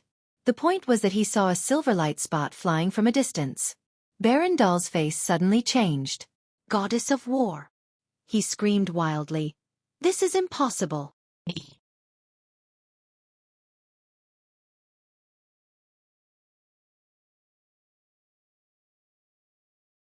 Chapter 1495. The Sasaldian fleet in the sky had been silent for a long time. Apart from the purple waves on the ground that were still sweeping towards Valhalla, the battle in the sky had sunk into a strange silence. The Sasaldian floating ships that flickered with silver light hovered in the air. The attacks had stopped, as if time had stopped. Their opponents, the Tanajal fleet, were turning around. The huge silver fleet directly exposed their flanks to the Sasaldians, and their cannons were facing the ground. This seemingly strange scene was actually playing out in front of everyone at this moment. What's going on? The main offensive on the battlefield was being led by the Crystal Cluster army, but the allied noble army that had not gone far was now in a perplexed state. The continuous changes on the battlefield caught them off guard. For a moment, they could not even tell which side was their ally and which side was their enemy. The allied noble army's reaction was slow. Time continued to pass minute by minute.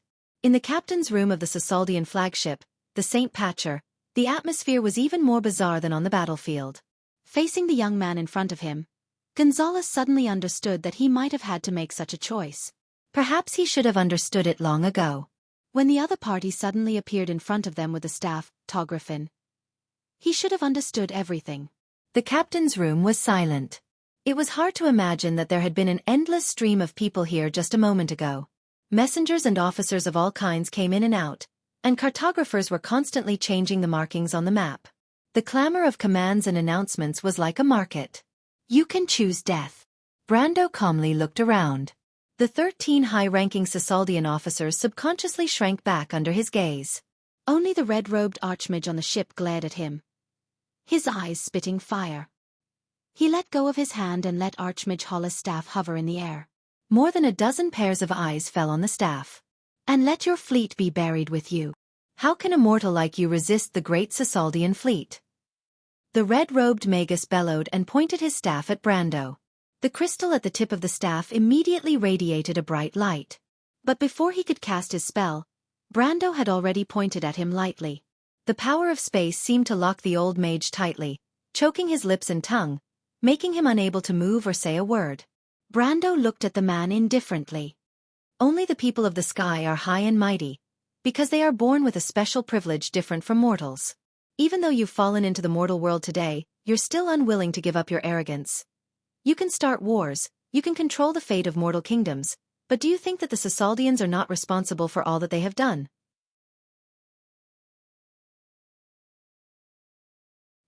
He shook his head and smiled contemptuously. "Naive. Don't be complacent too early, Erwin. You destroyed the fleet of the people of the sky, and this matter will never end." The old Magus suddenly coughed up a mouthful of blood, as if he had broken free from the restraints of space. He shouted at Brando at the top of his lungs. Brando did not look at him. His gaze fell on the others. In the captain's room, Other than the arrogant Sasaldian magus, no one dared to look him in the eye. Even the middle-aged noble, who was obviously the commander of these people, subconsciously remained silent and lowered his head. I never said that this matter would end here. His gaze fell back on the unruly old magus, and there was an unprecedented coldness. This was supposed to be a pointless war. However, those who shouldn't have fallen in this war had made unnecessary sacrifices for it. Iko and his wife. The king's eldest son. Yura, who was seriously injured. Amandina, whose life and death were unknown. And the eldest princess and her brother, and Freya, who had disappeared without a trace. All of this should belong to this damned war, and to the culprits who started this war. When he thought of the upheaval in Lantern Island and the death of Iko and his wife, Brando felt a piercing pain in his heart. He even remembered that before he left Erewhon, he had deliberately reminded the couple to pay attention to their own itinerary. The tragic script of history should have been avoided. Everything in Erewhon should have been progressing on the positive side. But a moment of negligence led to such a bitter outcome. Perhaps he could have been more careful. More decisive. If he had ended the chaos in Erewhon earlier before all this happened. He had the support of the eldest princess, and he had Lantern Island and Vero as allies. Even the Highland Knights were kind to him, and as an indispensable part of the kingdom's political landscape, the royal faction was willing to reconcile with him. As long as he was willing. He could have rebuilt the former alliance of the nobles, single-handedly ended the chaos between the north and the south, and let Erewhon return to prosperity and unity. Perhaps in that case, all of this should not have happened. But, was it really so? It was a happy and harmonious Aween, where everyone seemed to have gotten what they wanted from Arek's corpse. It was a flourishing Aween, where everyone seemed to have obtained enough benefits from the carcass. Was that his ultimate purpose for returning to this era? No. Brando shook his head firmly in his heart. The future Erewhon should not be just like this. Perhaps he still had ideals in his heart, perhaps the eldest princess was strong enough, perhaps the royal faction was still willing to keep their promises. But they were not Erewhon.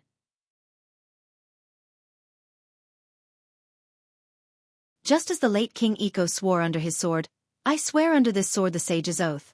I swear to lead my people, to lead them away from strife and slaughter, away from the arrogance and greed of the empire's nobles. I swear to not repeat this cold-blooded mistake of history. I will let the nobles of this new kingdom follow the spirit of the knight. Fair and strict, upright and brave, merciful and generous. I swear this oath, and I will abide by it for the rest of my life. That sonorous and powerful voice still reverberated in an era like today's. Erewhon's glory was destined to belong to such a revolutionary era. She would get rid of all the old things. Her successors would be fair and strict, upright and brave, merciful and generous. Those young people would inherit the glory of the past and be honored enough to take over the sacred flag. They would not be the royal faction. Because the old nobles would never be able to bear such glory. He knew that Her Highness would eventually understand all of this. It was just like the truth that she finally understood in the end of history. Because she and them were destined to be different people. Once, all of this came too late. But today, perhaps there were different variables from the beginning. This is the value of my existence here. Brando raised his head and looked at the old wizard with a twisted face. As if the natural opposition of the new and the old order, the two looked at each other indifferently. I will achieve all of this, and anyone who stands in my way, no matter who he is, will be reduced to ashes. Ha ha, ha, the old wizard breathed heavily and looked at the young man Erewhon who was talking to himself like a madman. Just like how mortals can never understand the vastness of the sky, it seems that a moment of luck has made you start to get delusional. You don't understand the power of the Buga people at all. You don't understand my power either. Brando replied coldly. He turned back again and looked at the others in the captain's room with some indifference. The Sasaldians are high and mighty, but you should understand that you are not the ones high and mighty. And as slaves, do you also want to share the last glory of your master? Even die for them, but God knows how important your sacrifice will be in their minds? No one spoke. Not far from the drawing table was a display of clocks. In the silent room, there was only the monotonous ticking of the hands for a moment. The red-robed wizard of the Sasaldians was also arrogant. He allowed Brando to encourage his former subordinates in front of him, but he did not say a word and just watched the scene indifferently. The staff floating in the middle of the cabin made him realize the failure of this trip. But how could the Sasaldians be afraid of failure? Not to mention losing to mortals. The pride of the people of the sky came from the power they had mastered for generations. Such power within the territory they could reach was the eternal truth. Everyone knew what would happen to them if they refused. The terrible young man in front of them killed everyone, including the great wizard Hollis, and even brought back his staff, Tographin. He was a godlike figure that they could only look up to. However, on this unknown battlefield, he turned into the dust of history. Everyone subconsciously swallowed a mouthful of saliva. The respected officers looked at each other and looked at each other. In the end, everyone's gaze fell on Gonzalez. Count Shiva coughed bitterly and stood up from his seat. His figure was obviously dejected. I admit the victory of Erewhon's people. I hope my colleagues and I can at least enjoy the last bit of dignity. This was a surrender. But Brando shook his head. Under everyone's gaze, he slowly opened his mouth and said, I think everyone is mistaken about one thing. This is not the battlefield of the human countries. Please take a good look outside the porthole and see who your enemy is. This is a war. It has never started, and perhaps it will never end. Gentlemen, you and I have heard all the legends about it. Every time this happens, as the people of Martha, shouldn't we stand together and fight side by side? Please ask yourselves, who is your enemy? What should you protect? Do you want to continue helping the evildoers and destroy all hope with your own hands? Let this world turn into ashes? Is this what you want? This is the Holy War. It is the final battle between order and civilization. Gentlemen, you should understand that the people of Sossold are not Erewhon's people, but you. Brando grabbed the staff, Tographin, and threw it forward. The silver staff fell on the deck and rolled to Gonzalez's feet. Sir Commander, give the order to mobilize your fleet. I, Count Tonagel, represent Erewhon's people and ask the Banksians for help. If you still remember the sacred oath, please turn your warriors around and let us fight for victory together. Sir. Gonzalez was stunned for a moment. The fleet commander with graying sideburns subconsciously turned around and glanced at his colleagues one by one. At this moment, perhaps they did not dare to forget the oath. Perhaps they could not forget the oath. But the time when the various countries of the world fought side by side and abandoned all prejudices for a common goal seemed very, very long ago.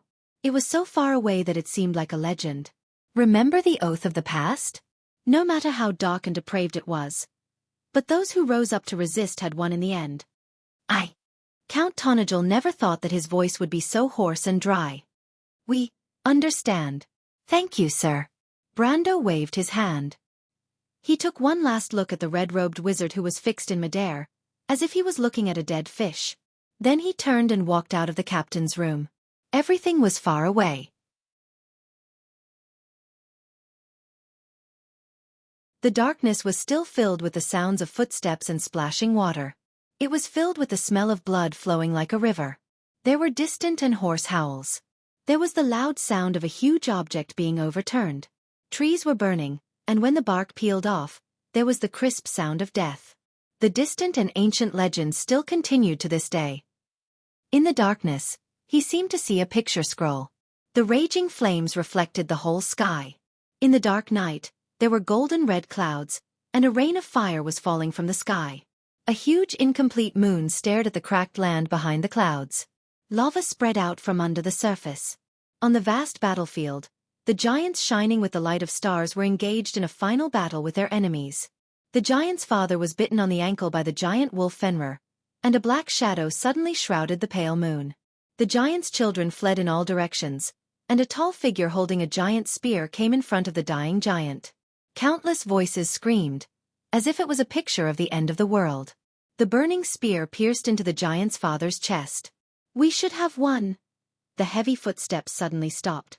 Before the weak consciousness finally dissipated, Andrea silently looked at the middle-aged human male's corpse in front of her. Baron Dahl's empty eyes looked at the sky, as if there was still the last despair and unwillingness in his eyes. He, or this creature that should no longer be called a human, had an inhuman silver-gray face. Disgusting crystal tumors grew on the loose skin of his face. This terrible monster still maintained the state of the last moment before its death. The horror of that moment still remained on its face. It opened its mouth wide, but it couldn't make the last sound from its throat. Because a light spear had pierced its chest from the front to the back, fixing its decaying corpse on the ground at a certain angle to its body. The young girl lowered her head and watched this scene. Her beautiful face under the silver mask seemed a little indifferent. Rather than saying that she was looking at the things in front of her, it would be better to say that her gaze was lingering in a distant memory. In a loud bang, the burning tree trunk in the distance was falling. The final attack of the Crystal Cluster army arrived in front of the third line of defense in Valhalla. Countless roaring flames and fireworks were rising from the purple sea. Then, a tsunami of cheers broke out behind her. In the sky, both the Tonajal and Sasaldian fleets were slowly turning around and neatly forming a battle line. The two fleets were converging. That was the last place the Crystal Cluster army could reach. Even without looking back, Andrea knew that the Twilight army was beginning to retreat. Her cloak fluttered slightly, and the broken cloth seemed to be able to brush across the entire battlefield.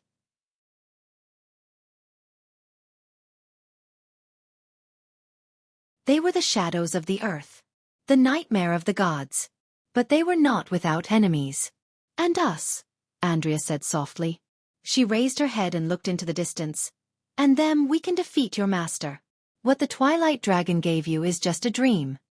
Victory is not far away. As she spoke, the girl slowly reached out, held her spear and pulled it back. The Baron's corpse, which had lost all signs of life, emitted a crisp sound from his chest. His entire body slowly fell forward to the ground. His corpse slowly melted, flowing on the ground like mercury. Then, it dried up and turned into silver powder. It was swept up by a whirlwind and scattered in the wind. The No race. The Twilight race was born from magic. As long as the energy was not extinguished, they would continue to multiply. In the war of the past, they had once destroyed the kingdom of the giants. However, in this never-ending war, they also had such an old enemy.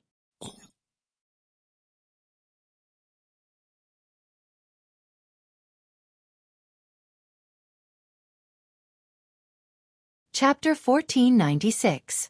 Let's rewind time a few minutes ago. On the huge battlefield surrounding the World Tree Fortress.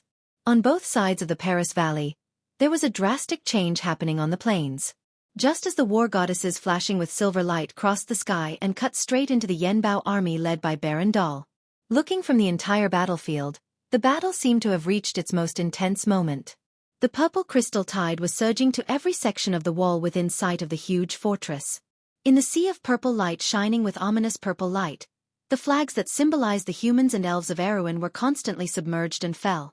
But occasionally, they would appear again. They symbolized the unyielding resistance of the Tonajal and the druids and elves in the Black Forest. The earth-shattering battle cries converged into an invisible wall, blocking the advance of the Twilight army. Just as Monica had predicted, the scales of victory on the battlefield were tilting, but not to the side of civilization. The situation was uncontrollably sliding into the worst situation. Facing the endless Crystal Army, the defense line of this legendary fortress was gradually becoming precarious.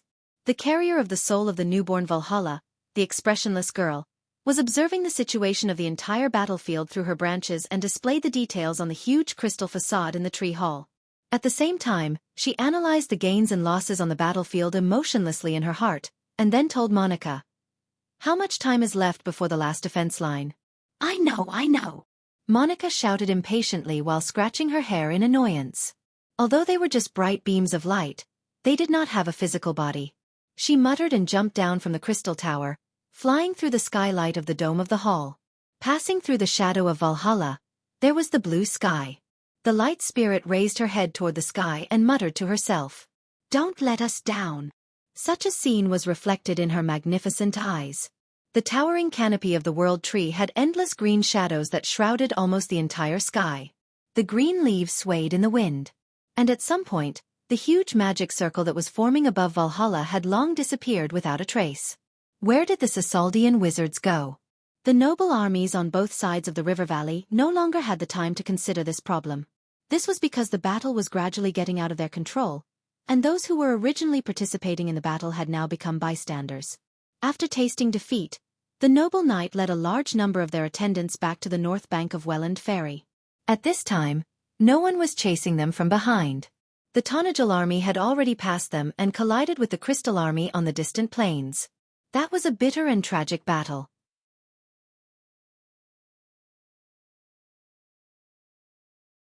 Everyone looked at this scene with lingering fear.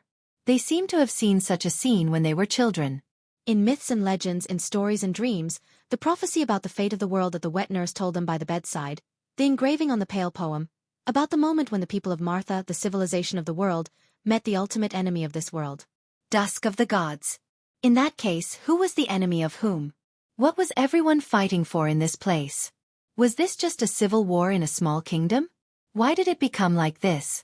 Those northern knights who had experienced or were experiencing this war were the first to feel confusion and fear. The development of things was beyond their understanding. The beliefs and values they had pursued all their lives, the question of who was the rightful ruler of the kingdom, seemed to have become insignificant at this moment. However, before the northern nobles could recover from the great shock, the defeated army on the plains had already rushed over. When the Dusk army appeared, the first to become their target was actually not the Tonajal army, nor was it even the most obvious target on the battlefield, the World Tree Fortress. Instead, it was the army of the northern nobles who were closest to the portal from the beginning. For the crystal and the insects, these humans were not allies in their eyes. They did not have this concept in their consciousness. Their choice was to follow their instincts and attack these creatures of order closest to them. Or rather, it was a massacre. The sudden attack from behind and the great sense of disillusionment of being betrayed by the royal faction and Count Yenbao instantly caused the Northern Noble Alliance to collapse. This collapse caused an even wider chain reaction. On both sides of the Ord River, many noble knights who had just reorganized their army and gathered the courage to return began to turn around and flee. Looking from the entire battlefield from afar, it was as if a terrible defeat had occurred. This was indeed a complete defeat. However, not all of Erewhon's people fled. On the battlefield, another group of Erewhon's people were defending their glory. These guys really fled. Little Montolo was covered in blood and half kneeling on the ground, using the magic sword that Brando gave him to support himself on the ground as he gasped for breath. His face was full of contempt as he spat. I thought they would at least have some courage and understand who the real enemy is. This can't be entirely their fault. Roland leaned on the huge roots of Valhalla and witnessed this scene. At this time, he could not help but think of his own position. Not long ago, he actually had no right to laugh at these people. However, he did not expect that the royal faction and Count Yenbao would have such a side. And his family, his father, did they really understand all of this?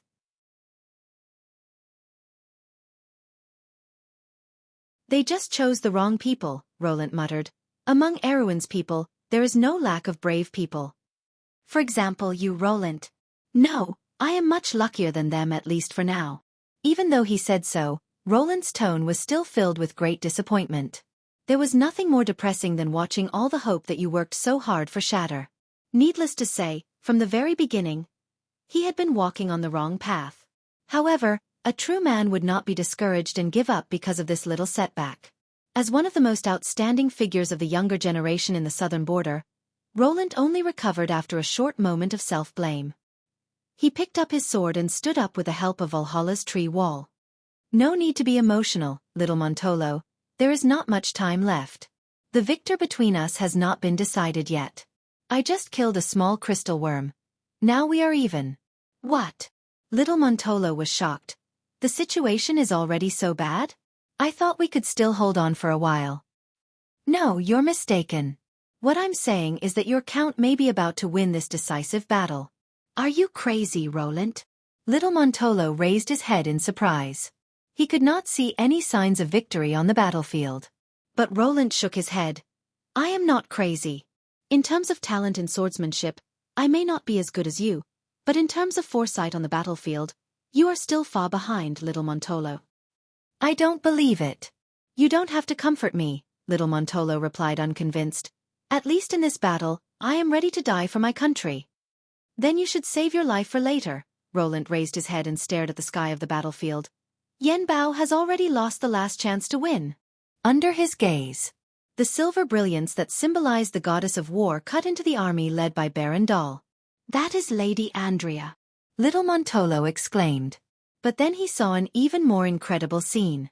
The specks of Sasaldian magi in the sky above the battlefield fell one after another, falling into a sea of amethysts and never rising again. What was going on? Little Montolo's eyes widened, and his mind was full of question marks. A calm voice answered his question. The silver folk are not the real people of God. The Sasaldian apprentice wizards are the same as mortals. Before they really touch the realm of truth and law, they can't use spells to stay in the air for long periods of time on the battlefield. Roland and little Montolo turned around and saw that the pair of elven sisters had appeared behind them at some point. A tiny fairy was sitting on the younger sister's shoulder, but it wasn't the light spirit that had received them in the fortress. It was a fire fairy. The magic energy that pervaded the entire battlefield disappeared, and the Sasaldian fleet withdrew their support. So these poor guys finally have a taste of their own medicine. The fire fairy, or rather, the prince of the fire elemental fairies, Lute, answered coldly. A fleet. Roland replied thoughtfully. Little Montolo was about to ask who this strange little guy was, but it was at this moment that a wave of cheers interrupted his thoughts. He turned his head subconsciously. At this moment, the two fleets that were still in the sky finally moved. As if they had a premonition, the sea of crystals on the battlefield began to stir. Under little Montolo's surprised gaze, they began to retreat wave by wave. At that moment, the young man seemed to realize something in his heart. That thought was like a beam of light piercing through the darkness, shining straight into the depths of his heart. The Sasaldians had failed. They had won the battle in the sky. The Count had once again demonstrated his ability to create miracles. The army of Dusk had lost absolute air supremacy on the battlefield at this moment. As if confirming his thoughts, the horseshoe insect army that had been circling above Valhalla Fortress suddenly flew up with a hum, welcoming the two fleets in the air. Everyone on the fortress felt the pressure suddenly lighten. The elven archers that had been fighting desperately against the enemies in the sky even fell into a daze for a moment, not knowing what to do. Fire, keep firing. Until the front-line commander shouted at the top of his lungs once again. The army of crystal clusters was slowly retreating, and the originally flickering sea of amethyst was broken. The land where the smoke had dissipated showed an ominous reddish-black color. The pitch black was the embers left behind by the explosions, and the dark red was the dried blood clots. In the distance, a few long streaks of smoke fell to the horizon, and even more floating battleships gathered into a torrent. They were like a school of sparkling fish, slowly moving towards the north. When they entered the formation one by one, the sides of the ship were exposed. The entire sky suddenly flashed with a dazzling brilliance. Cannons boomed above the clouds, and the light of destruction poured down like raindrops. The raindrops directly penetrated the horseshoe insect army and projected the light of death on the plains. A series of flashes lit up on the plains north of the Paris Valley. Even from miles away, the people on the city walls could still feel the tremors of the earth. However, that was just the beginning. In this era, losing the sky was equivalent to losing victory. Unless the Dusk Dragon was willing to invest more horseshoe insects here and regain the advantage of the sky through an overwhelming offensive. But under everyone's gaze, the huge black hole in the center of the battlefield was gradually weakening.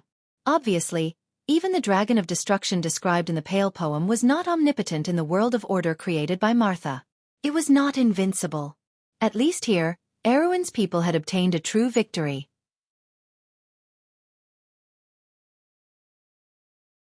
All of a sudden, an even louder cheer broke out in the huge fortress.